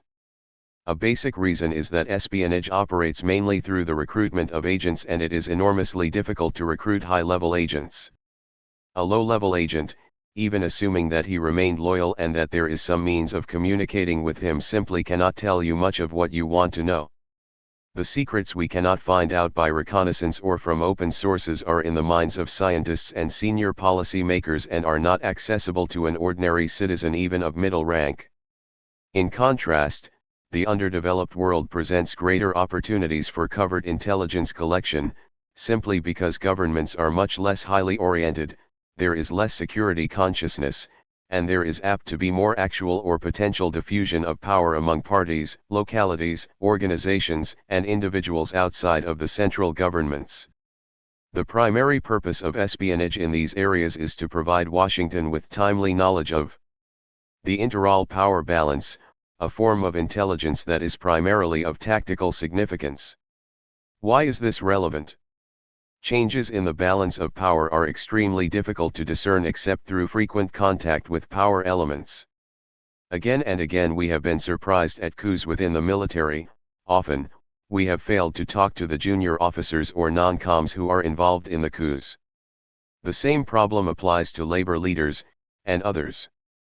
Frequently we don't know of power relationships, because power balances are murky and sometimes not well known even to the principal actors. Only by knowing the principal players well do you have a chance of careful prediction. There is real scope for action in this area. The technique is essentially that of penetration, including penetrations of the sort which horrify classicists of covert operations, with a disregard for the standards and agent recruitment rules. Many of the penetrations don't take the form of hiring but of establishing a close or friendly relationship. In some countries the CIA representative has served as a close counselor of the chief of state. These are situations, of course, in which the tasks of intelligence collection and political action overlap to the point of being almost indistinguishable. Mr. Bissell observed that often they could.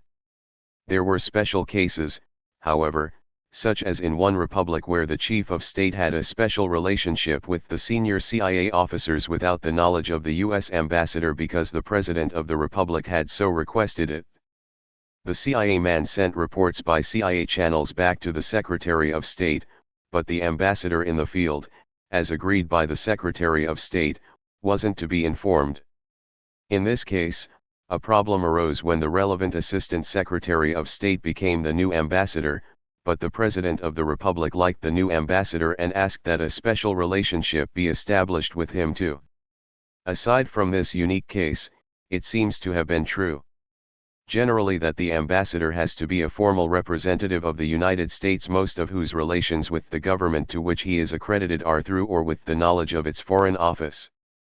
On the other hand, the CIA representative can maintain a more intimate and informal relationship, the privacy of which can be better preserved both within the government of the country in question and within the United States government.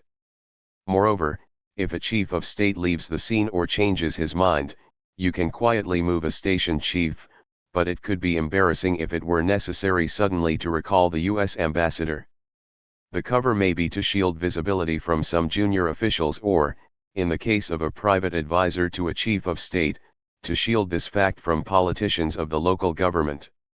Concerning the second category, covert action. The scope of covert action could include political advice and counsel, subsidies to an individual, financial support and technical assistance to political parties, support of private organizations, including labor unions, business firms, cooperatives, etc., covert propaganda, private training of individuals and exchange of persons, economic operations, and paramilitary political action operations designed to overthrow or to support a regime. These operations can be classified in various ways, by the degree and type of secrecy required by their legality, and, perhaps, by their benign or hostile character. From whom is the activity to be kept secret? After 5 days, for example, the U-2 flights were not secret from the Russians, but these operations remained highly secret in the United States, and with good reason. If these overflights had leaked to the American press, the USSR would have had been forced to take action. On a less severe level, the same problem applies to satellite reconnaissance. These are examples of two hostile governments collaborating to keep operations secret from the general public of both sides. Unfortunately, there aren't enough of these situations. Covert operations could be classified by their legality or illegality. Many of them are legal. They can also be classified as benign or hostile. Most operations in Western Europe have been benign, though involving the gravest improprieties, and in some cases clearly illegal action. In the case of a large underdeveloped country, for example, money was put into a party's funds without the knowledge of that party. The relatively few economic operations that have been undertaken have been both benign and legal.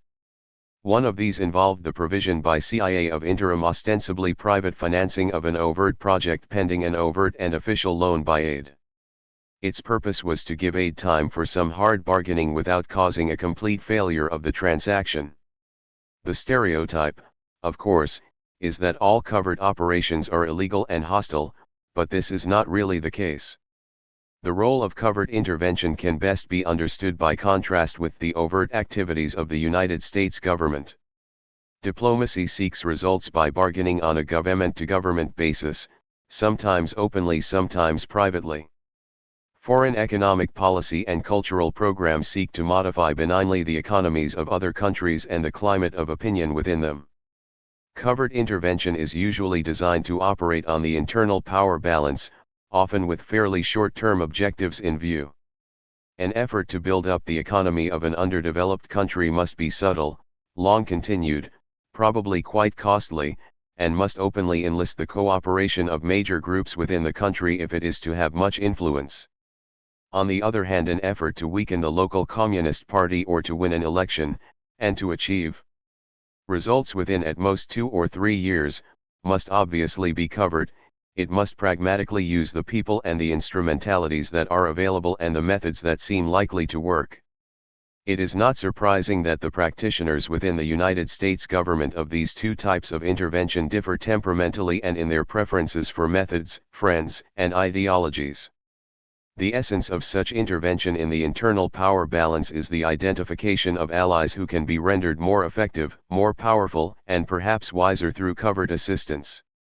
Typically these local allies know the source of the assistance, but neither they nor the United States could afford to admit to its existence. Agents for fairly minor and low sensitivity interventions, for instance some covert propaganda and certain economic activities, can be recruited simply with money. But for the larger and more sensitive interventions, the allies must have their own motivation. On the whole, the agency has been remarkably successful in finding individuals and instrumentalities with which and through which it could work in this fashion. Implied in the requirement for a pre-existing motivation is the corollary that an attempt to induce the local ally to follow a course he does not believe in will at least reduce his effectiveness and may destroy the whole operation. It is notably true of the subsidies to student, labor, and cultural groups that have recently been publicized that the agency's objective was never to control their activities, only occasionally to point them in a particular direction, but primarily to enlarge them and render them more effective. Turning to relations with other agencies. Mr. Bissell was impressed by the degree of improvement in relations with the State Department. Seen from the Washington end, there has been an increase in consultation at the country desk level, more often at the bureau level or the Assistant Secretary of State level as the operation shapes up. The main problem some 5 to 6 years ago was not one of responsibility or authority but of covert arrangements. Mr. Bissell provided a brief critique of covert operations, along the following lines. That aspect of the agency's operations most in need of change is the agency's use and abuse of cover. In this regard, the background paper for this session raised many cover-oriented questions. On disclosure of private institutional support of late, it is very clear that we should have had greater compartmenting of operations. If the agency is to be effective, it will have to make use of private institutions on an expanding scale, though those relations which have blown cannot be resurrected. We need to operate under deeper cover, with increased attention to the use of cutouts. CIA's interface with the rest of the world needs to be better protected. If various groups hadn't been aware of the source of their funding, the damage subsequent to disclosure might have been far less than occurred. The CIA interface with various private groups, including business and student groups, must be remedied. The problem of agency operations overseas is frequently a problem for the State Department. It tends to be true that local allies find themselves dealing always with an American and an official American, since the cover is almost invariably as a U.S. government employee. There are powerful reasons for this practice, and it will always be desirable to have some CIA personnel housed in the embassy compound, if only for local command post and communications requirements. Nonetheless, it is possible and desirable, although difficult and time-consuming, to build overseas an apparatus of unofficial cover. This would require the use or creation of private organizations, many of the personnel of which would be non-US nationals, with freer entry into the local society and less implication for the official U.S. posture. The United States should make increasing use of non-nationals, who, with effort at indoctrination and training, should be encouraged to develop a second loyalty, more or less comparable to that of the American staff. As we shift our attention to Latin America, Asia, and Africa, the conduct of U.S. nationals is likely to be increasingly circumscribed. The primary change recommended would be to build up a system of unofficial cover, to see how far we can go with non-US nationals, especially in the field. The CIA might be able to make increasing use of non-nationals as career agents, that is, with a status midway between that of the classical agent used in a single compartmented operation perhaps for a limited period of time, and that of a staff member involved through his career in many operations and well informed of the agency's capabilities. Such career agents should be encouraged with an effort at indoctrination and training, and with a prospect of long-term employment to develop a second loyalty, and they could of course never be employed in ways that would conflict with their primary loyalties toward their own countries. This still leaves open, however, a wide range of potential uses. The desirability of more effective use of foreign nationals increases as we shift our attention to Latin America, Asia, and Africa, where the conduct of United States nationals is easily subject to scrutiny and is likely to be increasingly circumscribed. These suggestions about unofficial cover and career agents illustrate and emphasize the need for continuing efforts to develop covert action capabilities even where there is no immediate need to employ them. The central task is that of identifying potential indigenous allies, both individuals and organizations, making contact with them, and establishing the fact of a community of interest. There is some room for improvement, Mr. Bissell thought, in the planning of covert action country by country. Covert intervention is probably most effective in situations where a comprehensive effort is undertaken with a number of separate operations designed to support and complement one another and to have a cumulatively significant effect. The agency probably finds itself involved in too many small covert action operations having no particular relationship with one another and having little cumulative impact. There is no doubt that some covertly funded programs could be undertaken overtly. Mr. Bissell thought.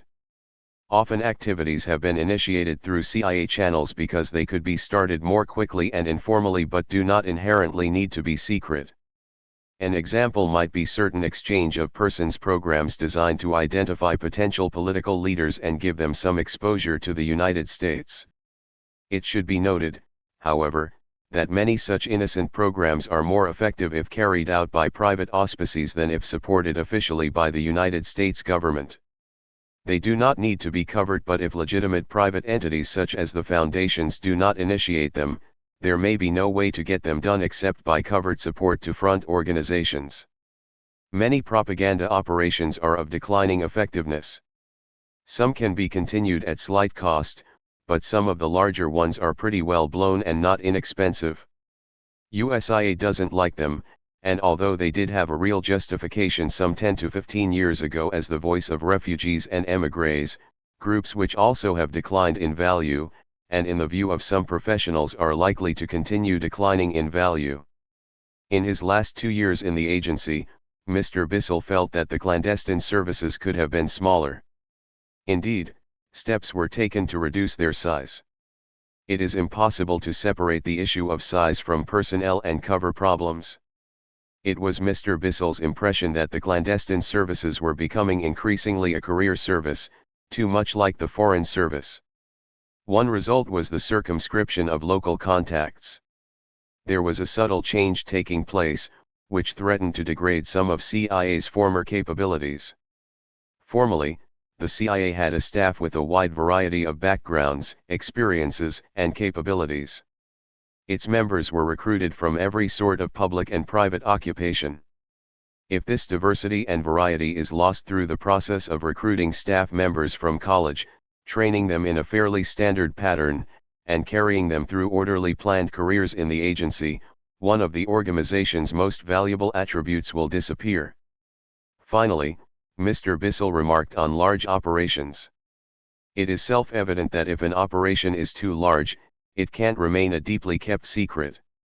At best, one can then hope for a successful formal disclaimer. The worst of many faults of the Bay of Pigs operation was excessive reliance on the operation's disclaimability. It has been a wise decision that operations of that scale not be undertaken by the agency, except in theaters such as Vietnam, where the stakes and standards are different. Covert action operations are generally aimed at short-term goals, and the justification for the control machinery is that bias of operators to the short run can be compensated for in the review process. Mr. Bissell can conceive of no other way to force greater attention to long-range costs and values. One alternative is that caution will lead to ineffectuality.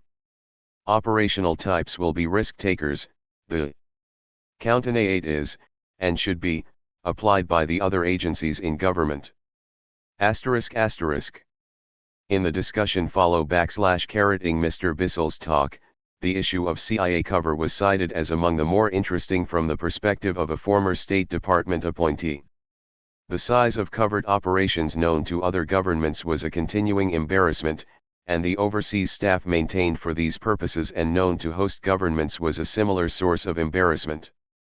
From time to time, efforts were made to reduce overseas staff, although agreement in principle was readily forthcoming, the particulars of staff reduction were difficult to obtain. A former member of the special group agreed with Mr. Bissell's earlier remarks on control mechanisms, insofar as they applied to review of new projects. These received most careful scrutiny. Insofar as the special group considered ongoing projects during this 18-month period, it was recalled that there was not any systematic, thorough procedure for such review, the committee finding itself busy with the new proposals. If it were true that most operations were most useful for short-term goals, then perhaps there should be greater attention to review of ongoing projects, and termination of more projects earlier than in past practice. A continuing problem which worries one former official was that concerning the Charter of CIA, the public expression of which, in the National Security Act of 1947, was necessarily vague. CIA's full charter has been frequently revised, but it has been, and must remain secret. The absence of a public charter leads people to search for the charter and to question the agency's authority to undertake various activities. The problem of a secret charter remains as occurs, but the need for secrecy would appear to preclude a solution. Another former official remarked on the inadequacy of clandestine intelligence as a means of obtaining enemy intentions. Sherman Kent distinguishes the knowable from the unknowable, and we should recognize that much remains impossible to know, including, frequently, enemy intentions. Respecting the reduction of overseas personnel and programs of declining utility, it was noted that the curtailment of overage and unproductive personnel was a thorny issue. Recognizing the likelihood of appeal to the President and the absence of widespread participation in a manpower review, a former budget official arranged the participation of the Bureau of the Budget, CIA, FIAB, and relevant undersecretaries in considerations of budgetary modifications. What emerged was an inertia, partly the inertia of the Cold War. Parenthetically, a couple of much criticized public media projects had proven of value, as the fall of Novotny in Czechoslovakia suggested, but a number of ineffective programs were retained. The problem was to free the budget, to do something new, in the place of old programs, not to reduce the budget, but unfortunately, the chiefs in CIA wanted to control their working capital. If it were only possible to tell these officials not to worry, that we were setting aside $XXX million for CIA, and merely seeking to encourage better use of the same dollar amounts, then it would have been possible to move around some money. The big iffy question was a particular foundation, which received a sizable allocation. Finally, everything was cleared up, and the next big review was scheduled, but never really effected as a consequence of the Cuban Missile Crisis. The review was geared up in 1963 once again. Another observer, drawing upon work with the combined cryptologic budget and private industry, concluded that it was usually impossible to cut a budget, usually it was only possible to substitute a new project for an old one. The chairman suggested a number of questions. What are the effects of covert operations being blown? What can be done to improve the image of the agency? What can be done to improve relations between the agency and the press? It was thought that a journalist's perspective might aid in discussing these questions, but a number of prior issues were thought to require attention. The matter of size required attention. In any government agency, size can become a problem. Increasingly there is a realization that the government is too big and an ever-swelling tumor. At some point there will have to be a fairly sharp cutback in the U.S. foreign policy establishment. One was not overly impressed by the use of CIA in the developing world. In any case, we could have increased confidence in the range of choice in most developing areas. Conversely, it might not be as easy as Mr. Bissell suggested to know the power structure in more developed areas, in Western Europe and Japan. Where do you bury the body? One is not completely convinced by citation of the experience with Frank Wisner's OPC. We could get around the responsibility issue raised by Beadle Smith, we could get around conflicting chains of command. Related to, maybe there is a cost to be paid for having covert operations under CIA. Perhaps we could have intelligence collection under state and covert operations under the Special Assistant to the President for National Security Affairs. In response to items and some earlier remarks were clarified, one would not claim that the operational side of CIA need be where it is. Rather, one would inveigh against the splitting of covert intelligence collection and covert operations. One could, however, split the operational side from the analytic side. This is a plausible case, a solution for which could be worked out. But to split the operational side as the German case, the British case for a time, and our own for a time suggested would be disastrous. Remarking on labor activities, one participant stated that before May 1967 it was common knowledge that there had been some CIA support for labor programs, but first Ramparts and then Tom Braden spelled out this support in public. Those in international labor affairs were dismayed, and certain newspapermen compounded their difficulties by confusing aid with CIA, and claiming that the AFL-CIO's free labor development program was tainted. Since these disclosures, the turn of events has been unexpected. First, there hasn't been any real trouble with international labor programs. Indeed, there has been an increase in demand for U.S. labor programs and the strain on our capacity has been embarrassing. Formerly, these foreign labor unions knew we were short of funds, but now they all assume we have secret CIA money, and they ask for more help. Worse yet, Vic Ruther, who had been alleging that others were receiving CIA money, and whose brother's receipt of $50,000 from CIA in old bills was subsequently disclosed by Tom Braden, still goes on with his charges that the AFL-CIO has taken CIA money. Here again, no one seems to listen. The net result has been as close to zero as possible. We've come to accept CIA, like sin. So, for example, British Guyana's labor unions were supported through CIA conduits, but now they ask for more assistance than before. So, our expectations to the contrary, there has been almost no damage. A former State Department official offered some remarks on intelligence operations as seen from the J-Belt. He concurred in Mr. Bissell's remarks on cover. The initial agreement between the agency and state was intended to be temporary, but nothing endures like the ephemeral. How are agency officials under official cover specially equipped to handle covert operations? If the agency station chief has a special relationship with the chief of state, one would submit that it was because the ambassador wasn't worth a damn.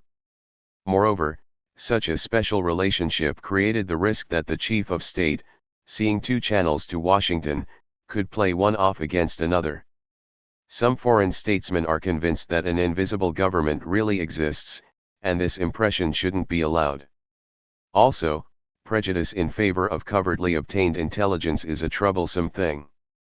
One way to overcome the misconceptions is to make CIA a truly secret service, and not merely an agency duplicating the Foreign Service.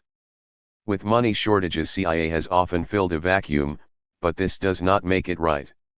Another questioned the discussion leaders' proposal for greater utilization of non-US nationals. How could you get non-nationals to do the job and to develop loyalty to the United States? One was not sure that it was doable, but it was worth trying. It would be more prone to work if you used a national of country B to work in country C, if what you are asking is neither against the interest of country B, nor nefarious. You do need some cover, and the natural vehicle is an organization with non-American nationals. Another observer was struck by the lack of interest in the blowing of covertly sponsored radio activities. Why has there been so little interest in these activities, in contrast to the immense concern over the CIA-NSA relationship? One might conclude that the public is not likely to be concerned by the penetration of overseas institutions, at least not nearly so much as by penetration of US institutions.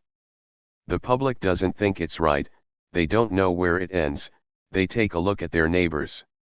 Does this suggested expansion in use of private institutions include those in the United States, or US institutions operating overseas? In response, attention was drawn to the clear jurisdictional boundaries between CIA and the FBI, CIA being proscribed from internal security functions.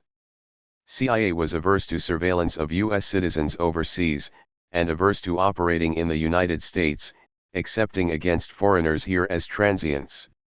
One might want CIA to expand its use of US private corporations, but for objectives outside the United States. It was recalled that the agency funding of the National Student Association was, in every case, for activities outside the United States or for activities with overseas objectives.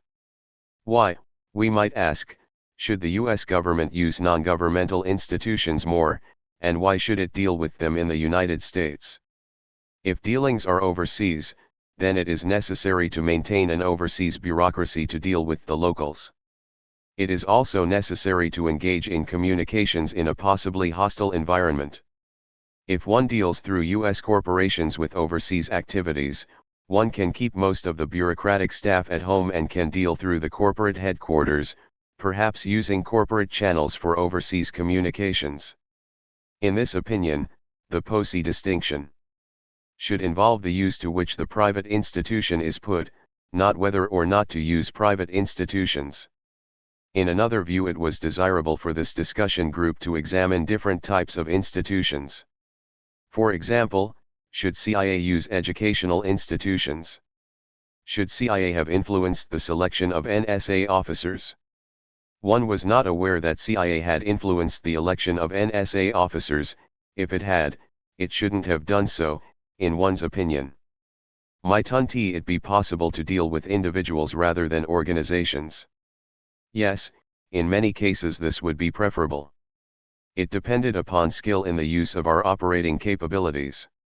As an example of the political use of secretly acquired intelligence, a former official noted the clandestine acquisition of Khrushchev's secret speech in February 1956. The speech was too long for even Khrushchev to memorize, and over 100 people had heard it. We targeted it, and by secret means acquired a copy. The State Department released the text and the New York Times printed it in full. The repercussions were felt around the world, and particularly within the communist bloc. The Soviets felt unable to deny the authenticity of the text we released, and the effect upon many of the satellite states was profound. It was the beginning of the split in the communist movement. If you get a precise target, and go after it, you can change history. Another observer was troubled by the earlier expressed point about increased use of private institutions. Most demoralizing in the academic community was the sense of uncertainty about institutions with which individuals were associated. There is a profound problem in penetrating institutions within the country when there is a generalized loss of faith, a fear that nothing is what it seems. It was noted that the next session, on February 15, 1968, would concentrate upon relations with private institutions. To one observer, part of this solution would be found in the political process, involving extragovernmental contacts in the sphere of political action. In response to a query, the relative utilities of types of intelligence data were reviewed. Most valuable was recon, nascence, then communications electronic intelligence, then classical espionage. We have forgotten, it was noted, the number one overall source, namely, overt data. The meeting was adjourned at 9:15 p.m., and participants were reminded of the next meeting on February 15.